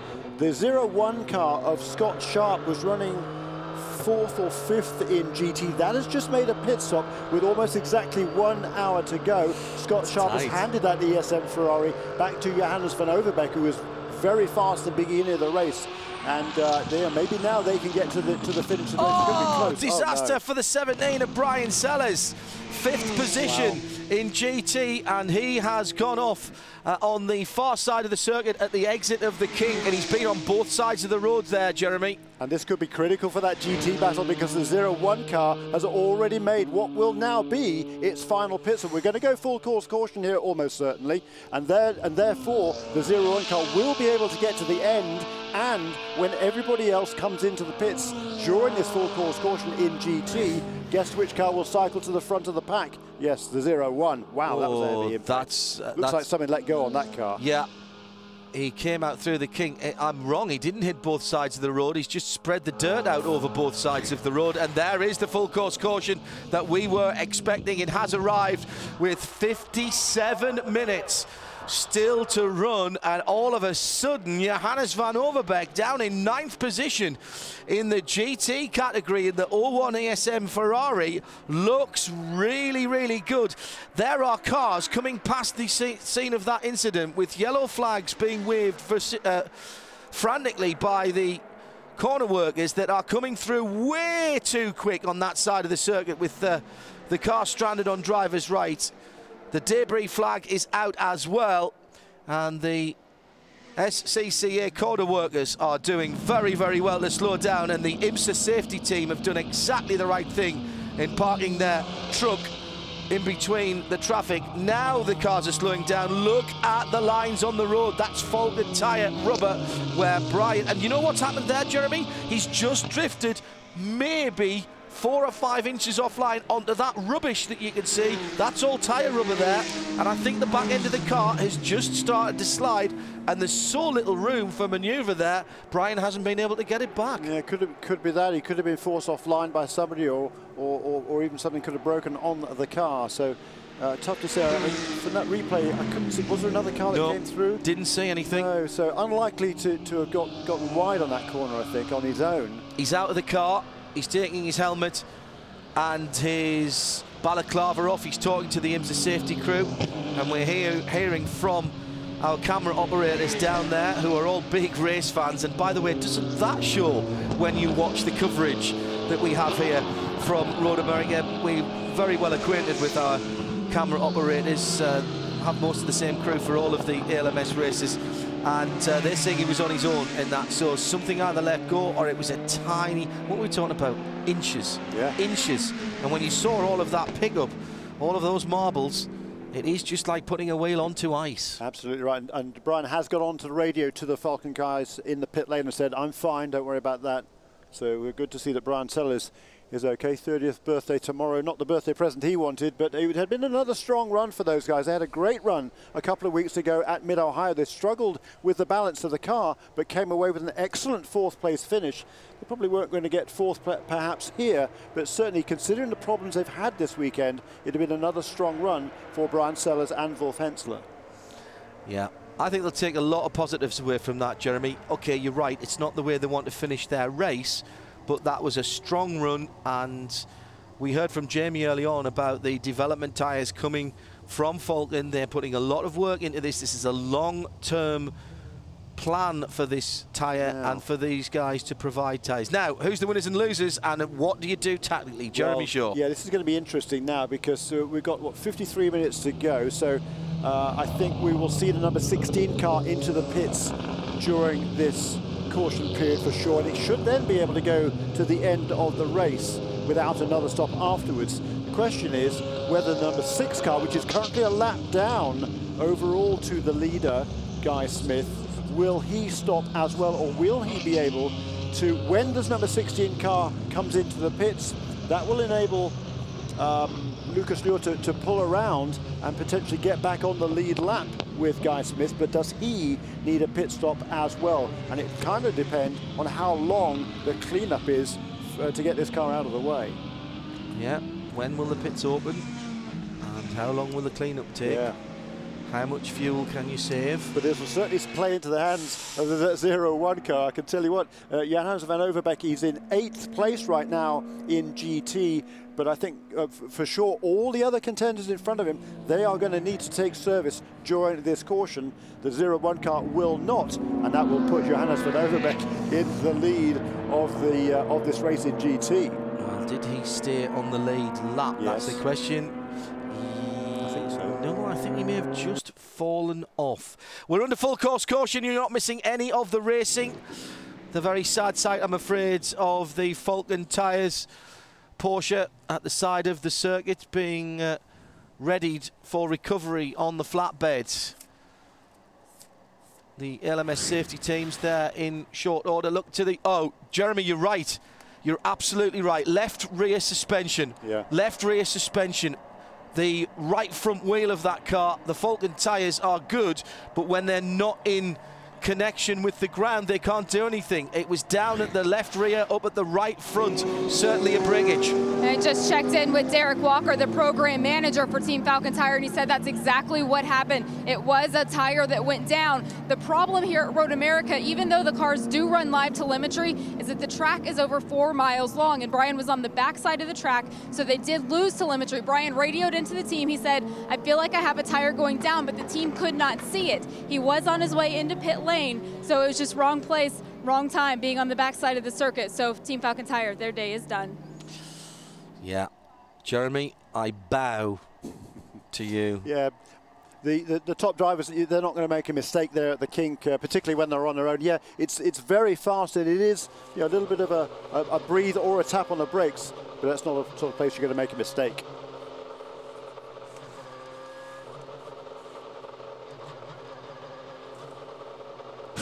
Corvette, an American icon. All season long here at the American Le Mans Series, we've been covering the different years, categories of Corvette. Now, finally, we're on a C6.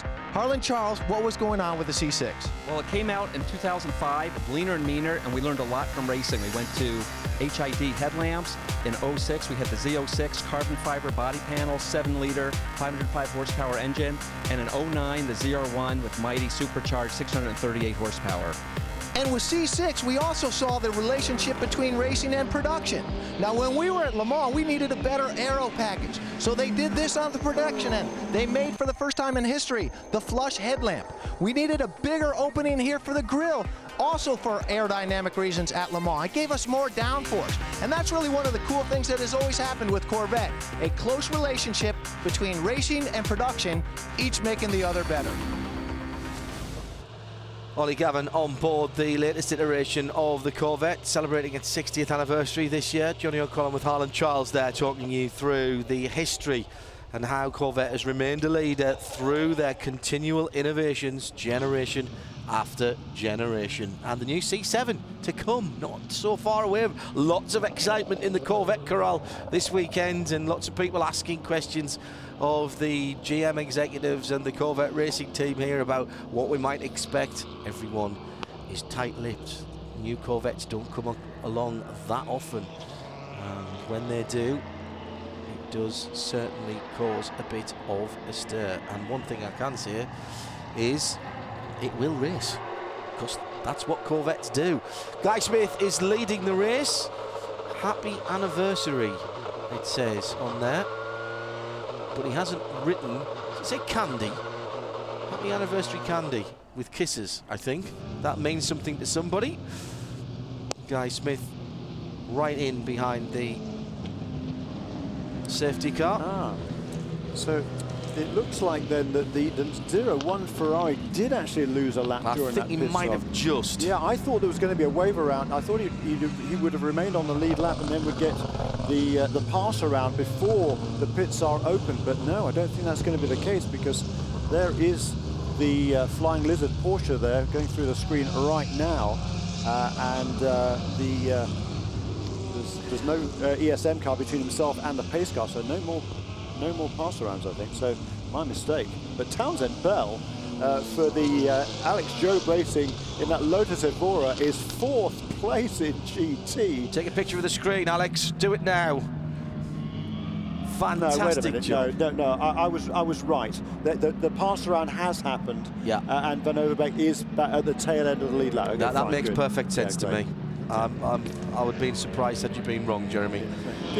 Pits are open for prototype cars only in our 3rd full course caution, just under 48 minutes to go. Yeah, and the number 6 car, I think, is coming into pits. Corner workers are like a family, an important aspect at every racetrack. Can you please tell us exactly what a corner worker does?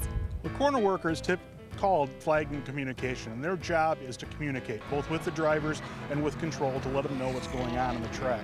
So their job is to communicate with each other and to communicate back to the tower, and through the flags to communicate to the drivers. What do you love about being a corner worker? The greatest thing about being a corner worker is being close to the race cars that you watch on TV.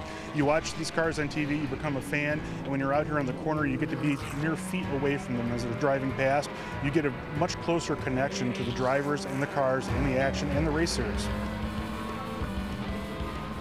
The best seats in the track reserved for SCCE workers there in the corners, thanks to all of them. 6 and 16. Yes. This is important. Oh, now I didn't expect to see the 6 car taking tyres. Kelly. As they just finished topping off that 16 Dyson Mazda with the isobutanol, Guy Smith got it fired up. There was a quick stall. Jamie? Muscle Milk Picket Racing was also on pit road, and it is big high fives and celebration here down on pit lane. Why? Because they got a lap back. They beat the 16 out of pit lane. This will put them back on the lead lap of the race. All they have to do now is fight to catch up. Yeah, and that's, I mean, you could see the problems that Guy Smith was having getting out of the pit stall. The 16 car should have beaten the number 6 car off the pit lane. I was surprised too to see the number 6 guys changing tyres, but it's worked out perfectly because they did beat the Dyson car out of the pits. And you know that little hiccup that Guy Smith had there trying to get that car back underway could be absolutely crucial. Yeah, well, don't forget they had got themselves back onto the lead lap before those stopped. The crucial thing is there, they've stayed on it and they are ahead of the leader now as we'll go back to green.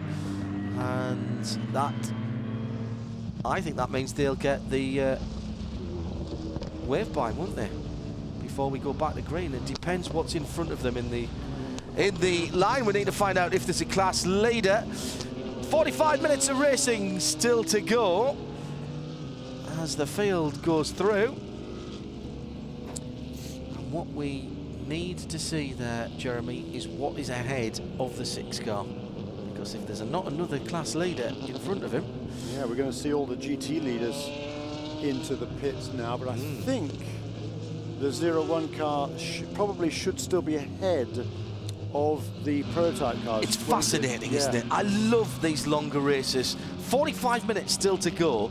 Guy Smith leads the motor race. He's embroiled at the moment in traffic, but of course some of that will move. Right, there's the 6. What's in front of him? The ESM, one of the ESM. Yeah, so both ESM cars are ahead, and if, as I believe it is going to be the case, that the 01 car stays out, should move to the head of the GT pack. So whatever else happens, even if that isn't the first class leader in pack, it is a class leader that is ahead of the number 6 car. So when we go back to green, the number 6 car will be on the same lap as the 16, but only it'll be just a few cars ahead of the car number 16. So he's going to be about would have to make 4 miles behind. Exactly, 4.047 miles on a 4.048 mile lap. So it should be the GT cars that come in this time around and stand by for action on the pit lane. Oh yes, this is going to be fun. And again, we've seen big moves, haven't we? So as they stand, now write this down, dear viewer and listener. Pat Long in the 45 Lizard is leading right now in GT. Ollie Gavin in the 4 Corvette is second. Jan Magnussen in the 3 Corvette is third. Townsend Bell in the 23 Lotus, the Alex Job Racing battery tender car, is in 4th. In 5th, the 55 BMW, Bill Oberlin. In 6th, Dirk Muller in the 56. In 7th, Bryce Miller in the Chopard Miller Racing Porsche, the 48 car. The 01 Van Overbeek in 8th position before this set of pit stops. That's the other ESM Ferrari. And then it's the 91, that's the remaining Viper, in 9th position. But he is, I believe, the first GT car now off the lead lap, which also includes the 44, the 02, and obviously Brian Sellers' car. Right, here we go. Start rolling the dice again, spin the wheel, call it whatever you want, because it's lottery time. As we come into the pit lane, the 34 of Damien Faulkner is coming in as well. Out of the lead of GTC, they've cycled through back into the lead, overtaking there on the pit lane by the Corvette. Went by Damien Faulkner. He must be very, very sure that his pit lane speed limiter is right, and he's definitely gaining on the 2 cars ahead of him. It's 60 kilometres and there's nowhere to go in terms of leeway. The Lizards stop first. 2 Corvettes at the further end of the pit lane. This will be a driver change at the 45 and the 44. Both of the Flying Lizard cars are on pit road. Patrick Long getting out of the 45. Jörg Bergmeister getting in. Pat had a terrific stint right in the middle. Jörg Bergmeister, he started, he's going to finish. It was the same in the 44 camp. Marco Holzer, he started, he's also going to finish. Both cars taking fuel and 4 new Michelin tires. They're ready to get to the end of the race. And it looks like there could be potential problems down here at the number 4 Corvette as they're having issues getting that passenger side door to latch. They've tried closing it a couple times and it wasn't sticking. The 3 car, which had a full service stop, is already out of pit lane. Now they've got that number 4 door closed, and Ollie Gavin will go back out, but he has some ground to make up. Yes, he does. Oh, that is a very, very unhappy tall Englishman. And look at the body language of that crew. If you hadn't seen what had happened there, you would know that they have not had a good pit stop. Yeah, and again, great service once again from that Flying Lizard Porsche team. A great stop there. Number 45 car, also a good stop, but that car is a lap down to the GT leaders. Now, so who stopped 45 there? and 44 as well. Yes, 44. Yeah, they were a lap back. You're quite correct. So, the 91 Viper came into the pits as well.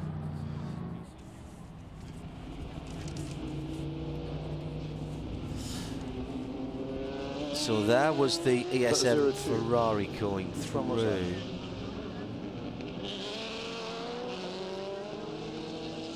I think that was the 0-2, which is now off the lead lap. So where was the 0-1? Should be already out in front.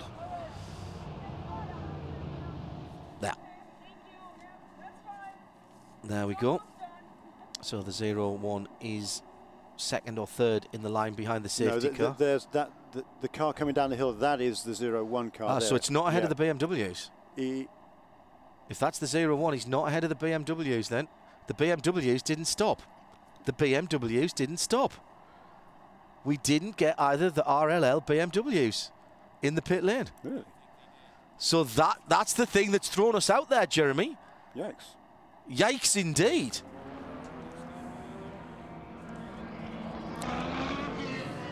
Quite remarkable. So the BMWs, I think, are leading GT. I reserve the right to be completely wrong about that. Unfortunately, my scoring here doesn't show when they say the last pit stops.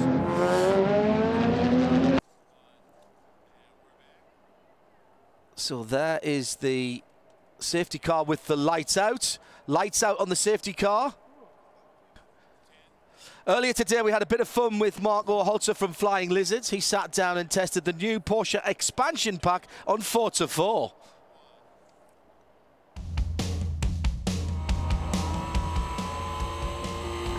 I had a good setup at the Forza game. It's really similar. The new games are really, really good. You know where it goes, you know the bumps, the curbs, and yeah, you can learn a lot from the new games. In Road America or like in Sebring with the new games, you feel exactly where the bumps are. You feel where the curbs are, where big holes after the curbs. It's a big help in the game.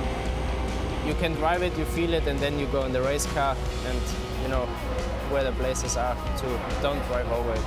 I think for the fans or for the people to driving this game, I think put the whole simulator then in the sauna and then try to drive a double stint, and maybe you see how we feel us on Saturday. Perfect timing from Marco as we go back to green flag racing with 38 minutes and 16 seconds to go. That is the battle for the lead in Prototype Challenge. Tom Kimber-Smith and Colin Brown picked the bones out of that one, Jeremy Shaw. Yeah, this is a great battle there, and a slight defensive line through turn 1 there by Tom Kimber-Smith. He defends the line also down to turn 2, so it's a 0.6 ahead of the 0.5. Tom Kimber-Smith, the twice a winner of Le Mans the last 2 years, and Colin Brown, who has been charging in recent races. And it's the battle for the championship lead as well, don't forget. And Morgan Brady, the team manager for Core Autosport, I was speaking with him earlier today, and he said, please do not ask my drivers which is more important, the team or the Drivers' Championship. He said, we are going after the team championship. We will let the Drivers' Championship take care of itself. Right now, those 1 and 2 going to the checkered, it's a good day for Core. Yeah, and the first instruction will be don't run into each other, of course. So the Englishman, Tom Kimber-Smith, then leading his teammate Colin Brown. They are in 8th and 9th position overall. Christophe Bouchou leads the motor race by about a second and a half as they went across the line from Guy Smith. So 0, 55, 16 and 20 are your lead cars. They're working their way through traffic. And in GT, remember what we said, it is 55 from 56 from 48, the Chopard Porsche in 3rd place. But Johannes van Overbeek is right there. The top 4 cars in what? 0.6 of a second. Yeah, and the reason for that is unbeknownst to us, we couldn't see it, but both of the BMWs and the Chopard Watches Porsche, they came in and made a pit stop just before that caution period. We saw the 01 car come in, we didn't see those other 3. So all of those 4 cars did not need to make a pit stop on this round of pit stops. That's the disadvantage of not having a view of the racetrack, unfortunately, from our perspective here. But this is going to be a great race in the closing stages. Johannes van Overbeek then in the 01 Ferrari is in 4th place, and you can just throw a blanket over those 4 cars. Now here comes the number 6 car, Lucas Löhr. He is pushing very, very hard indeed. Remember, he got his lap back just before the caution. He held on to it in the pits, even though he took new tyres. And now he's got to get his head down and make up 4 miles on Guy Smith. At the moment, he is still sitting. He is still sitting in 3rd position in P1. To reduce the deficit in points for the championship, he needs to get up to Eric Lux in 2nd.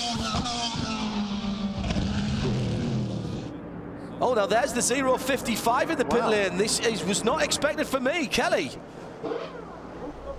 Does not appear that it was a routine stop. This team didn't look prepared. They sprung into action suddenly just before the 55 got down to pit lane.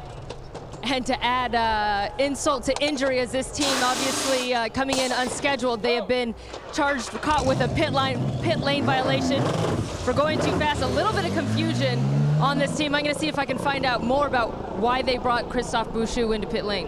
It appears they didn't change a full set of tyres there, Jeremy. I may have got to that late. It will be a drive-through, a stop and go for the 0.55, and that has massive championship implications.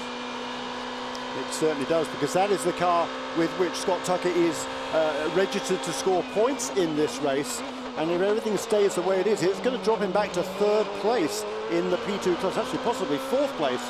No, maybe 3rd, because Patrick Dempsey, he's done a super job after taking over from Joe Foster in that number 27 car for Dempsey Racing.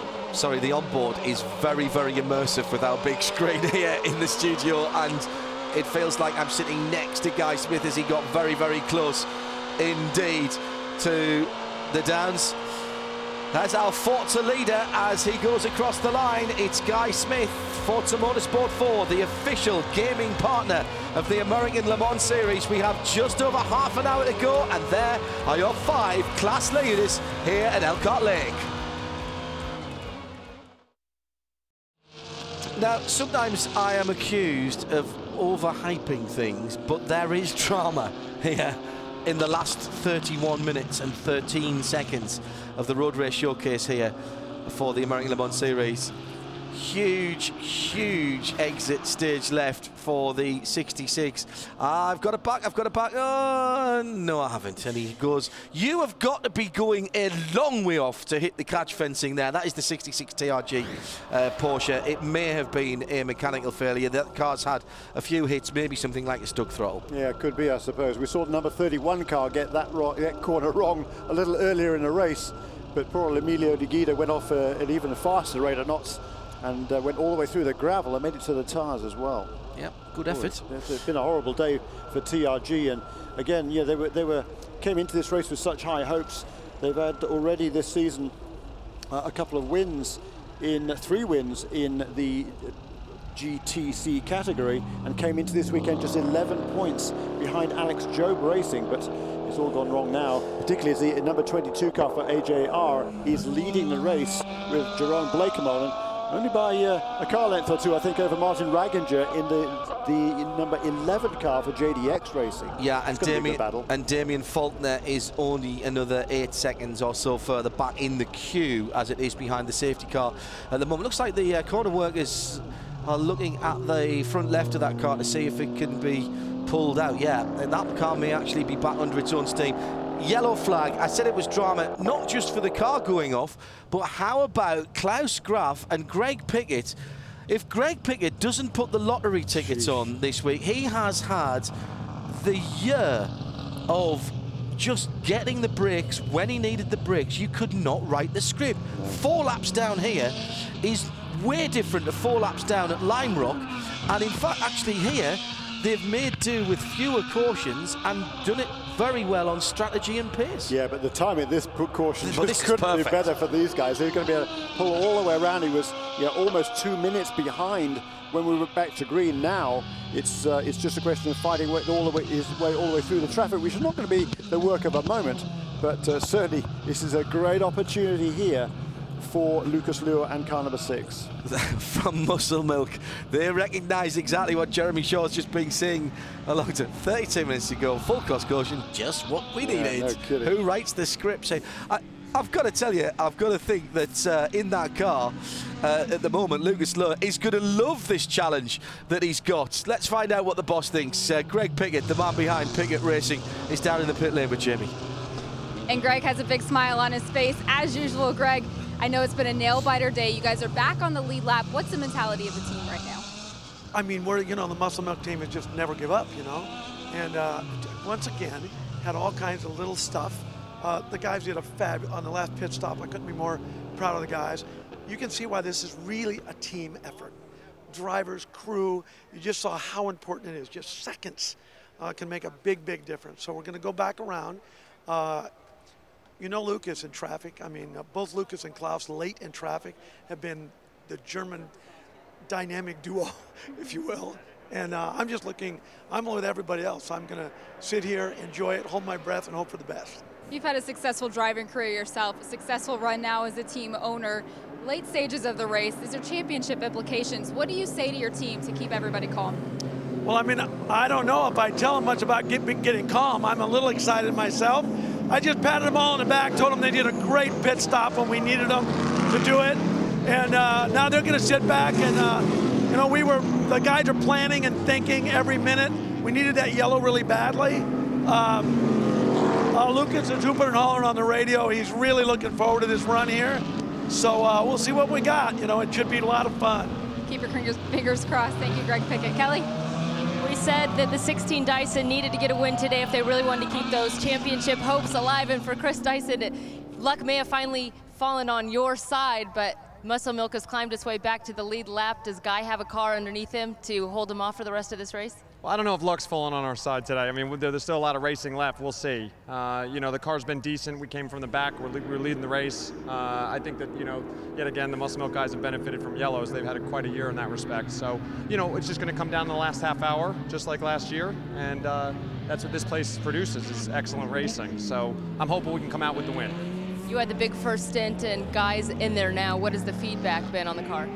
I think fairly good, actually. I mean, we both found the balance very good. I mean, I did 2.5 hours in the car, and I think that we made a nice step with it. Those guys seem to have a good pace today, so we'll see. Thanks, Chris. 0.011 of a second was the massive margin of victory between those two teams here last year. Are we heading for that again? Is that a little bit of overheating coming out there? From Lotus AJR, running as high as 4th, currently 8th. Good luck to them. That's on at Lotus AJR if you want to follow them. Social media is fabulous, and you can follow the teams as we do here in the booth. First port of call, of course, should be the AmericanLeMans.com website and at ALMS Notes. But you see some of the team tweets that we get here. Make sure you're following them as well. So 25 minutes to go. Few people to take service. We'll be back to racing. You won't miss any of it here as we'll come back to Elkhart Lake next.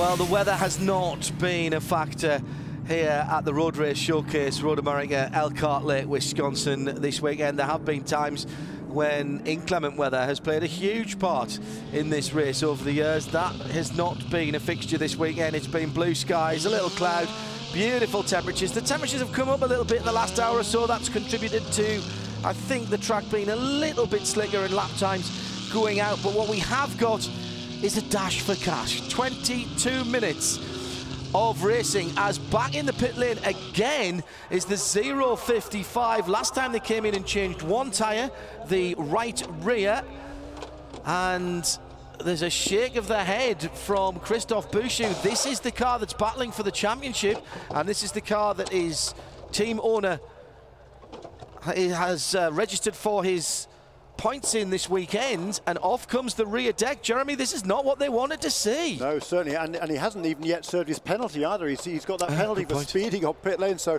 he won't be able to serve that until we go back to green. I don't think he served it before this caution period came out. So this stop is, you know, if he stays that much longer, he's going to lose third place in class to Patrick Dempsey.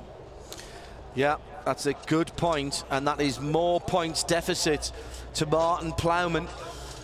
Meantime, in PC, it's still the two core Autosport cars, with Tom Kimber-Smith and Colin Brown first and second. Cal Marcelli, pole sitter in the Merchant Services car, in third position. They haven't won a race this year, but they're sitting in the queue. That's going to be a battle royale as well to the end in GT. It's 55, 56, the two BMWs. We're told they can go to the end, as can Johannes van Overbeek in the 01 Ferrari, as can Jan Magnussen, as can Jörg Bergmeister. The top five separated by nothing at all, as we'll be coming back to the green flag in a moment or two. Yeah, and that'll be about, it'll be less than 20 minutes to go, so we're probably going to get 9, possibly 10 laps of racing. That's all we're going to have. And Lucas Luhr, he's got to work his way through, all the way through the pack, and then catch the leader. So he's got a chance here, but this is going to be a very exciting end to this motor race.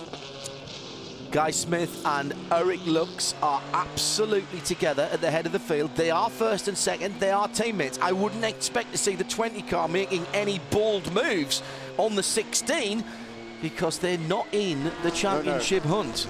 So they need to play backstop at the moment. They're taking points. What they are doing as far as the championship hunt for the 16 car is they're taking points away from Lucas Luhr, Muscle Milk and Greg Pickett, who we were talking to just a few moments ago. So stay in his slipstream, follow his lines by all means, and try and keep the 6 car behind you. Absolutely, but this is 1, 2, 3, 4 overall positions at the front of the pack when we go back to restart with 19.5 minutes to go. So I reckon, yeah, 9 or possibly 10 laps of racing.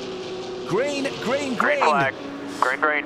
As we head off into the sunset here at Elkhart Lake, and Guy Smith leads his teammate behind the battle for P2, Martin Plowman and Scott Tucker. But for Scott Tucker, that's the wrong car that he's battling.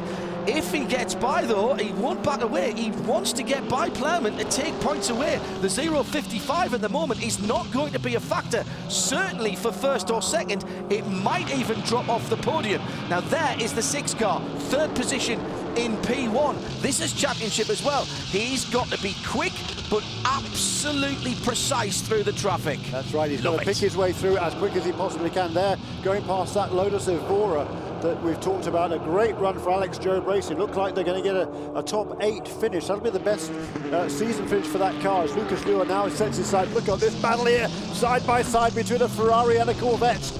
And Mr. Me Not You has it absolutely right. We've sold you a seat. You'll only use the very edge of it here as we go into a 5-way scrap street fight in the street-based class of GT.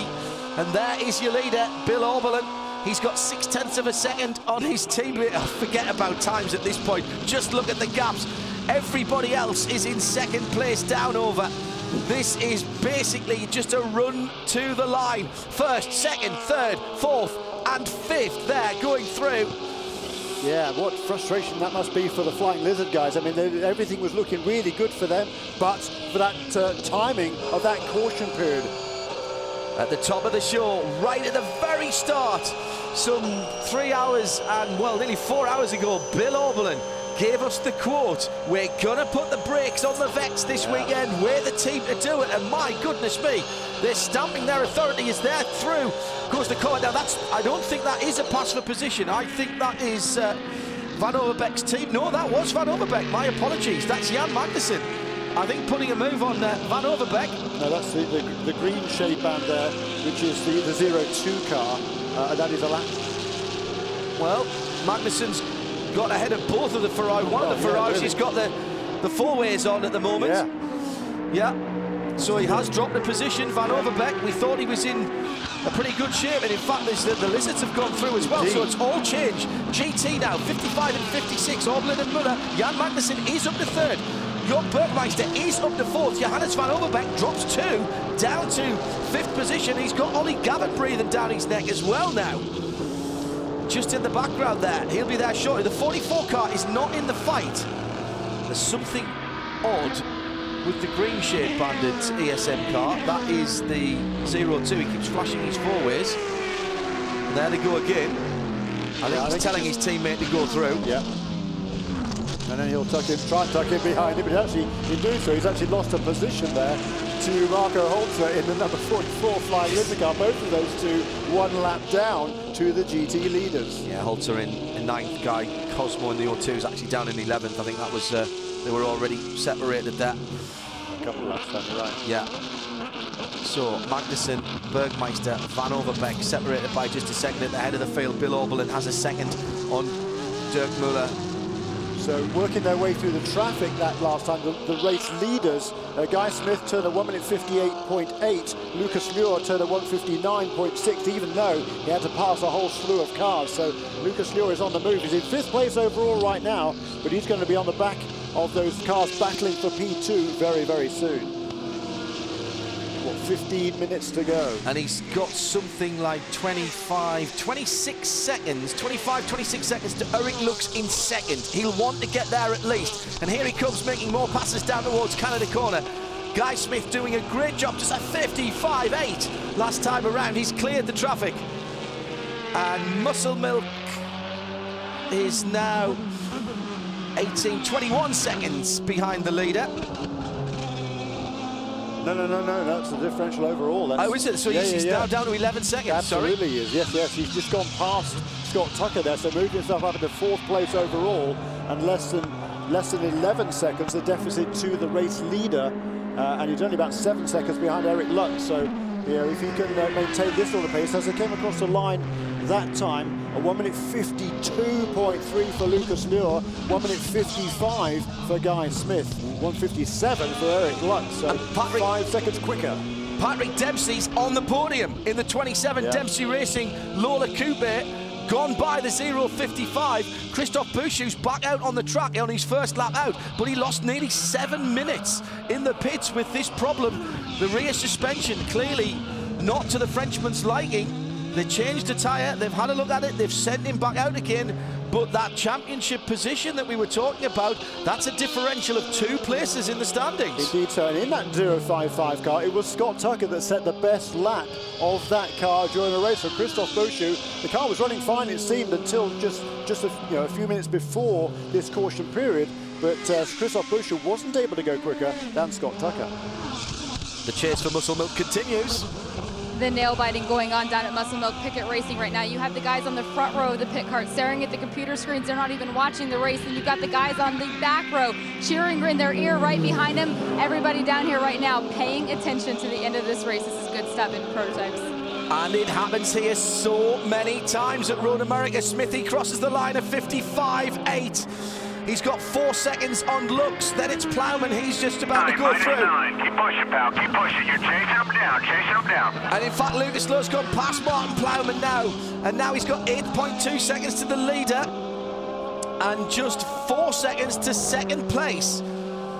Once again, Road America, 4 miles around, the longest track, is potentially going to give us one of the closest finishes. There is a number 20 car going out of the frame there at the bottom, on his way towards turn 5. And here is Lucas Luhr pressing on behind him. It's only going to be another lap or so, and he's going to be right with Eric Lutz.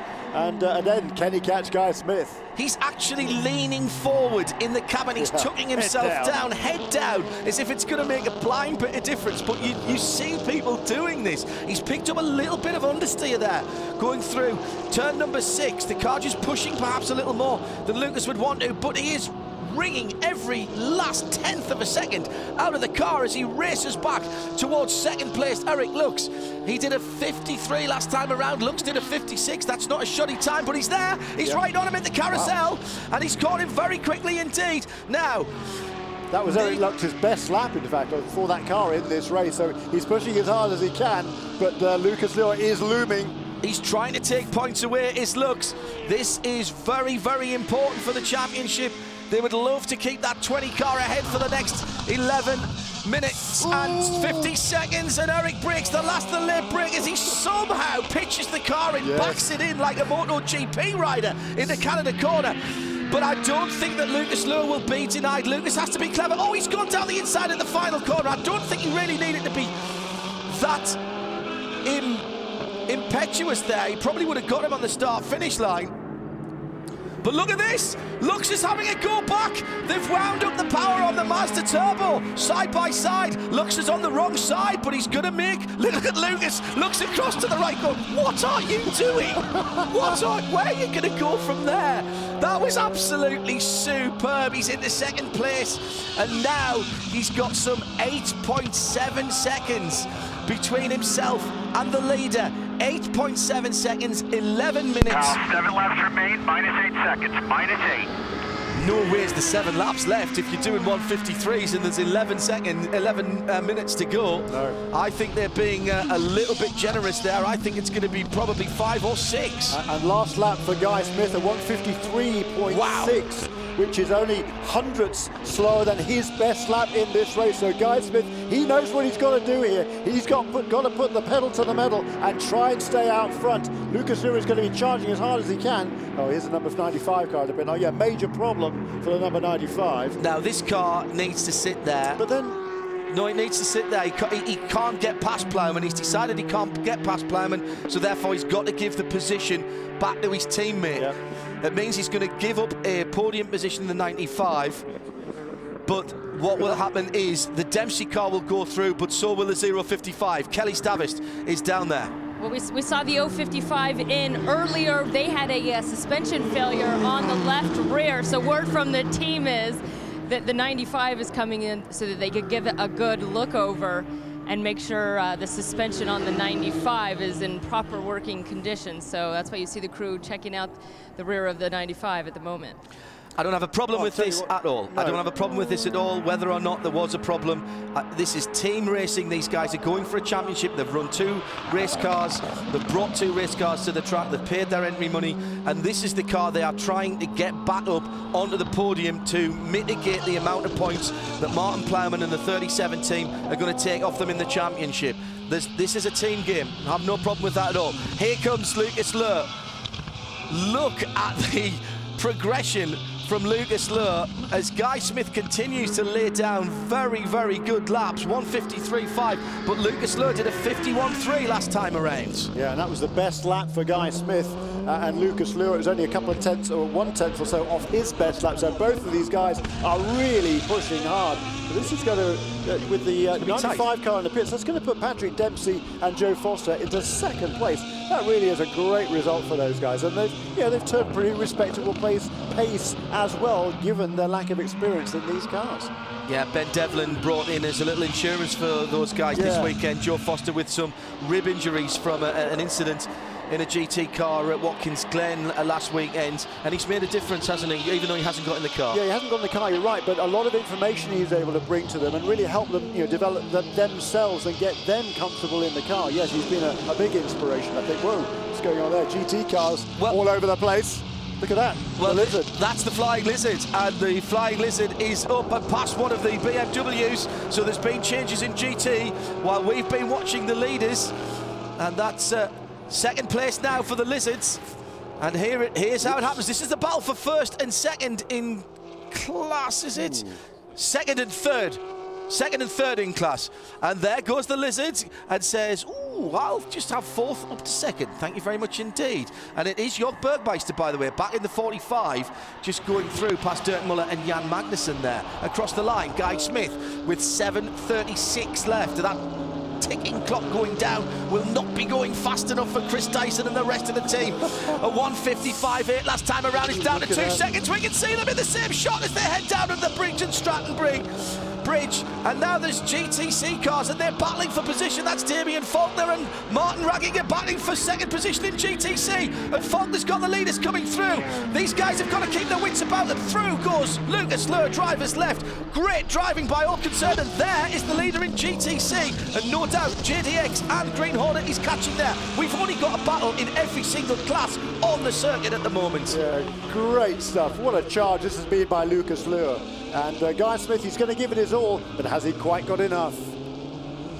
We need 5 eyes because of the 5 categories at the moment. Bleekemolen leads in GTC by 2.5 seconds from Ragginger and Faulkner, who are together. In PC, well, that one is a little bit better for Tom Kimber-Smith. He's managed to pull out all of 4 seconds over Colin Brown, his teammate, and another second back to third place, Kyle Marcelli. In GT, Oberlin has 2 seconds over Dirk Muller in... Dirk Muller's back a second? No, that's not right. Jörg Bergmeister, he has 4 seconds to Jörg Bergmeister. They've just gone across the line. In P2, Martin Plowman has the biggest lead of anybody at the moment as he is cruising home to the Conquest Endurance victory, surely in 4th place overall. Guy Smith has 2.1 seconds over Lucas Luhr. Did I miss anybody out there? No, that is the 5 classes. And this is marvellous. Here we are, after 3 hours, 54 minutes and 5 seconds. Guy Smith will now have to properly defend for at least another 2 laps of this motor race. 8 miles, I reckon, now between Guy Smith. 3. Do you think 3? Yeah, I do. Ooh, dear. He's got his hands on here, Guy Smith. I mean, the Muscle Milk car is clearly a lot faster. That time when they come across the line, a 1:54 point for Guy Smith, a 1:53's flat for Lucas Luhr. Eric Lux has done a great job, by the way, in the 20 car. He's still well under 2 minutes. He had to give up second place to Lucas Luhr. They were trying to take points away from their championship rivals, help the guys in the 16 car. They haven't been able to do it. It was 0.3 of a second at the line, and Lucas Luhr, you get the feeling now, is lining up Guy Smith for a clean pass somewhere. Where are the respective strengths and weaknesses of these 2 cars? The Mazda-powered Lola Coupe of Dyson against the HPD Honda Performance Development chassis and the Honda engine that is chasing them down. Lucas Luhr looks speculatively at the outside, going down towards turn 8. He's not really going to make a move there. For my money, he'll try and nail it coming out the carousel. Might be a little bit too close here, Jeremy.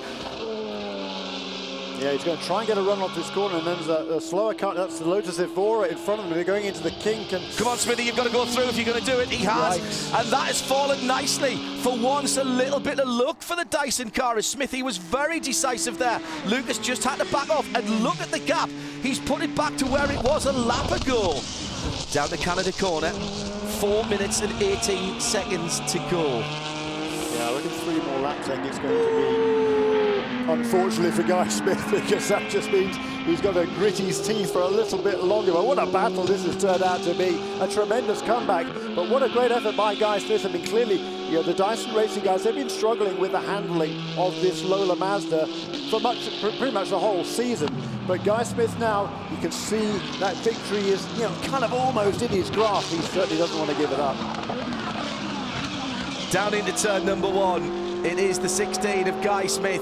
He's got more traffic, and all of these guys are also battling. They're all wanting to get to the end of the race. It's that part of the season as we move into the last quarter where every single position on the track means better points towards the end of the year. Everybody's got to be so heads up about this now. It was 0.8 of a second at the line. Guy Smith again decisively moves to driver's left on, is that Bryce Miller? Yes, it is, behind the wheel of the Chopard 48 Porsche. But Once this again, time, Lucas Luhr's line compromised there into turn 6, but again, he carries a lot of momentum through that corner. I mean, that car really is working well, that HPD with the Honda engine 3.4-litre engine. It's just a super piece of equipment. And again, Lucas Lewis squeezes down the inside of that PC car. And once again, he's almost onto the tail of Guy Smith. Right, keep your eyes on this one. Quickly, I remind everybody that in PC, the lead between the 06 and the 05 cars is just under 4 seconds. Kyle Marcelli dropping back a little bit from those two. In GTC, Blake Mullen's got 2 seconds over Ragginger and Faulkner, who are having a cracking battle, but there's no way we can take our eyes off the head of the field as Lucas Lowe slowly, inexorably drags his way back to the rear spoiler of Guy Smith's Lola Mazda Coupe. And the Yorkshireman will have to pull out all of that northeastern grit that he's got there, and he flicks the car into the final corner. There is Lucas Lowe in second place as they head up the hill again with GT traffic. Who gets the best of the traffic this time? Look at the gaggle of cars. 2 minutes to go. You're right, there's going to be another couple of laps. You were on the money there. Half a second. That's the least. That's the least that Lewis taken out of him. Turn 3 is going to be interesting down here at the bottom of the hill. Look at this lot. It's like a traffic jam. Smoke screen being thrown up by one of the cars. It's like the Bond movie. All we need now is throwing out the tax. 3rd, 4th, 5th and 6th in GT. And look at that, Lucas has got a run on him, but there's cars in the way. He can't make take advantage of the run. He got through turn 3. But don't forget, the car in front is a turbo. You get off there, it takes a while for it to spool back up again. The normally aspirated car should have a little bit of an advantage going on and off the power. Super driving between all of those guys. We've got PC, GT, and the BMW gets pushed off there. And that is losing a position then for Dirk Muller in 4th place in the battle in GT. Bill Oberlin still leads by 3.5 seconds from Bergmeister, 55 from 45 there, but the leaders are already down at turn number 8, just making sure that nothing else has changed as they've gone through this time. On the other classes, it's going to be tight everywhere, eyes in the back of your head. And Guy Smith has got about 5.5 miles to hold off Lucas Lowe. What a famous victory this would be. It's been a great charge back. I've never seen blue flags waved with any more gusto than they are now. Everyone around the circuit, including the corner workers, knows what's at stake here. As Lucas Lowe loses the front end of the Muscle Milk car, he knew he had to get down the inside of the Dempsey racing machine there if he was going to have any chance in the last 4 miles, which start in about 6 seconds' time. Yeah, the rear end of the car got really loose under braking for Canada corner, but Lucas Lowe held onto him, and now he's charging up the front straight. But you know, this Lola Mazda, it is very quick on the straight. So Lucas, having closed up, making that last pass, there is the white flag. Just 1 lap to go for Guy Smith in the lead, or Lucas Lowe currently in second place. He's held on to that half a second. Never has a white flag looked so good for Guy Smith. Down into turn number 4. Turn number 3, excuse me, at the bottom of the hill. Lucas gets a good run through there. He's edging back towards the back of the coupe again. He looks at his mirrors just to see if there's anything behind him. Lucas, there's nothing behind you, mate. Just concentrate on going forwards. Guy Smith just turned his best lap of the race at 1:52.927, exactly when he needs it. Through traffic and under pressure, the Yorkshireman, the 2003 Le Mans winner for Bentley, shows his mettle. I don't think this is going to be able to be called until we see them come up the hill for the last time as Lowe tries on the outside. Everybody trackside at the moment is holding their breath for another 2 minutes or so into the carousel for the final time, halfway round the final 4 miles of 4 hours. In fact, we're over 4 hours of racing. Once again, the American Le Mans Series over-delivers in terms of entertainment as Guy Smith comes through the kink for the last time. Lucas Lowe will surely have a look at Canada corner. He must try and do it. He's going to have to come from a long way back. I don't think he's going to be close enough at Canada corner. He's going to have to make it, I think, at turn 14. He's right on Guy Smith's tail as they go up the hill now. Just 2 more corners to go. Well, he's shown that he can stick it up the inside going into the last corner. It's now or never for Lucas Lowe, and it's now, and he's done it. He had to make it stick, but he's gone wide, and here comes Smith. A drag race. We got a drag race. And it's a little, who's got the ponies? Who's got the ponies? It's got to be the Mazda. The Mazda has beaten the Honda up the hill. Wow. And that is extraordinary. Wow. Fantastic! Unbelievable. Last year, 0.112 of a second between these two cars. It was the number 16 that came out on top then. Now it's 0.083 of a second between them. Even closer. Fantastic finish. Give the scriptwriter a raise. That was outstanding. BMW take GT with Bill Oberlin. And he's won by all of 2 seconds over Jörg Bergmeister. The Battery Tender Hard Charger Award, it's got to go to Lucas Lowe for that last stint. He took the lead and went away. It looked like he was going to win that race. He's been through the field a couple of times. They've had their problems. What a fantastic run it's been. He had to chase down the 16, and at the last corner, he sticks it in there. That's really, really good driving by both of them. Smithy doesn't flinch, knows he might just have a chance, feints to the right, goes to the left. Oh, magic stuff.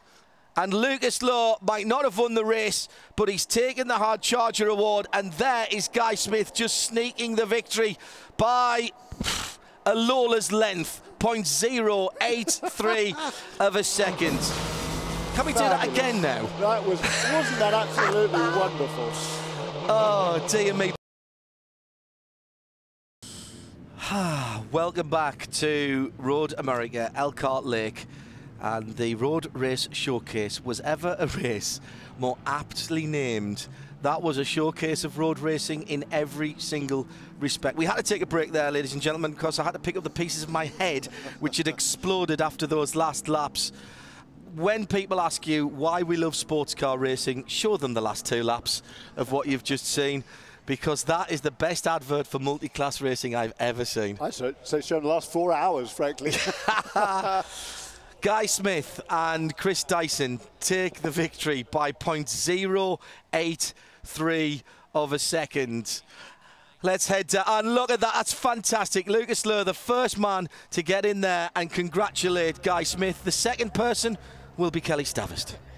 Well, and these guys love the competition between these two teams, but Guy Smith, what an emotional victory. You guys started from dead last, you worked your way all the way up. You didn't have the speed, but you had enough to hold off Lucas Lowe. Yeah, that's right. It was a great race. It's always exciting here at Road America. Last year, obviously, was the closest finish, and I'm sure that was pretty close too.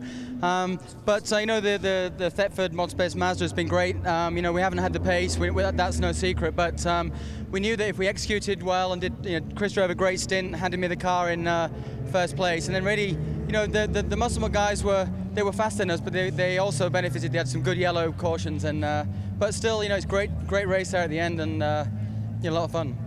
On the other side of that battle was Lucas Lowe, and he's standing by with Jamie.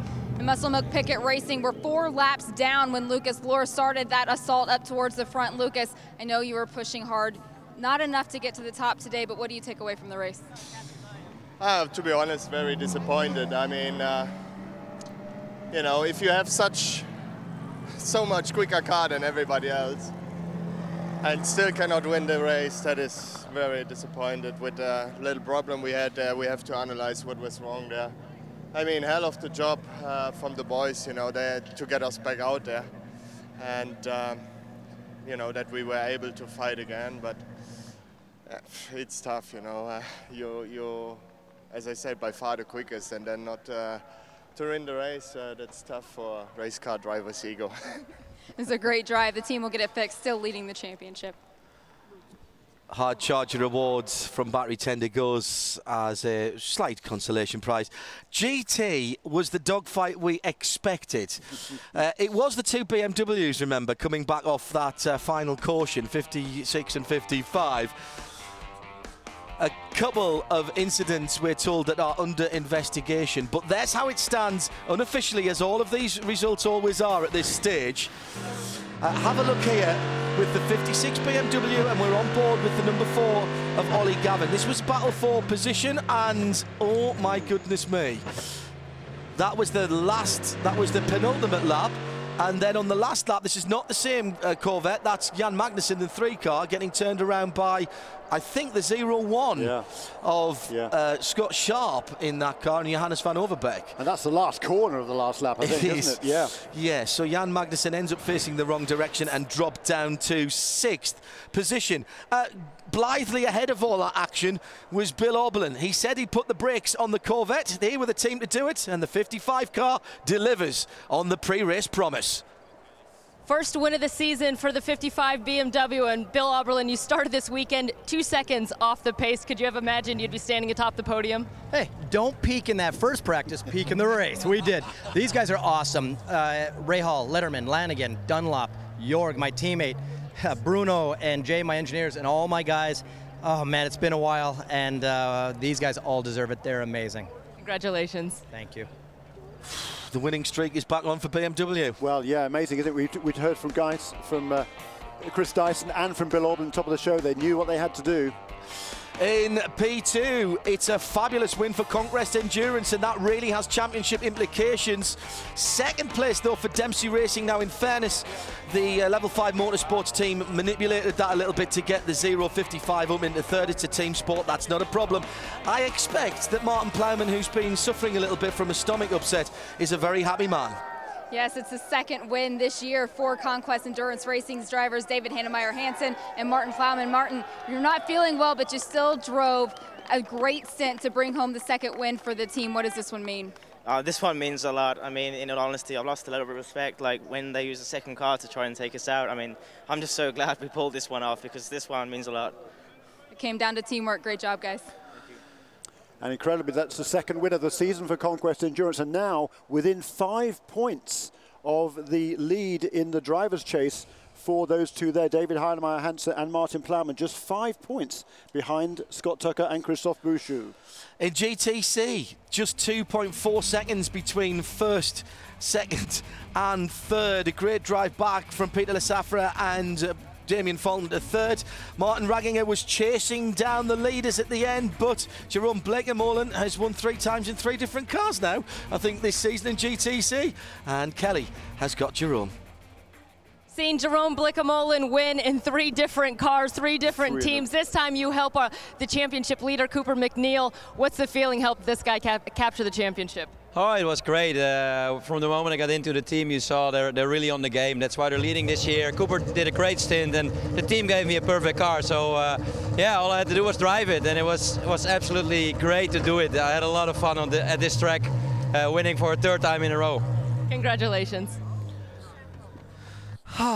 He's just a star in that as well. In Prototype Challenge, Core Autosport clinched the team championship with a 1-2.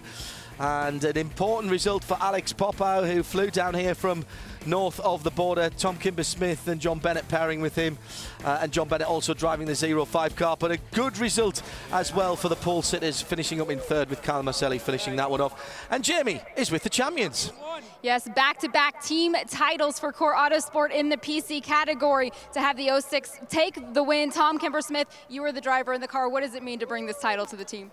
Everything, I think. You know, to win the championship once is pretty hard, but to do back-to-back it is just incredible for them. You know, Colin pushed me so hard there at the end. To be perfectly honest, I didn't think I was going to keep it, but you know, no team orders or anything, and we fought hard and, you know, won today. Congratulations to the whole Core Autosport team. And a 3rd, a 2nd, and now a 1st place finish in PC this year for Tom Kimber-Smith. Yeah, he swept the podium in various different races. Aside from the races in classes, we've got the Michelin Green X Challenge. Conquest Endurance take that by a slender margin over Dyson and Muscle Milk Pickett Racing in the prototype, posting a score of 30.7 for their clean, fast and efficient total. Corvette Racing, 1st and 2nd, and slight sucker for the 3 car, just beating their teammates with BMW's number 56 car into 3rd position in the Grand Touring category. Phew is all I'm going to say after that. That was an unbelievable 4 hours that has seen, once again, the longest circuit on the American Le Mans Series calendar provide us with the shortest, the smallest amount of a victory margin, just 0.083 of a second. We thought was pretty good last year. And battles all the way down the field, Jeremy. 4 out of 5 classes under 5 seconds for the top 3. Yeah, I mean, we knew we were going to get a good race coming in, but that actually was a sensational motor race. And that pass by Lucas Luhr down in the final corner of the final lap, but even that wasn't enough, because Guy Smith comes back and he gets the power down on that Lola Mazda and comes away with a just sensational victory. The picturesque, friendly circuit delivers us outstanding racing. We have something very different for the next round of the American Le Mans Series, presented by Tequila Patron, as we go onto the streets of Baltimore for the Baltimore Grand Prix, September the 1st. The race is at 3:15 Eastern on ESPN. If you'd prefer to watch it on ESPN2, it's September the 2nd. I'm Jeremy Shaw. See, I don't even know who I am. I've been so excited. Jeremy Shaw is alongside me. I'm John Hindhaugh, for the whole team who have put together a spectacular broadcast from Road America. Thanks for being with us, and remember, where real racing lives is multi-class sports car racing and the world-class teams and drivers of the American Le Mans Series. See you next month in Baltimore. Bye for now.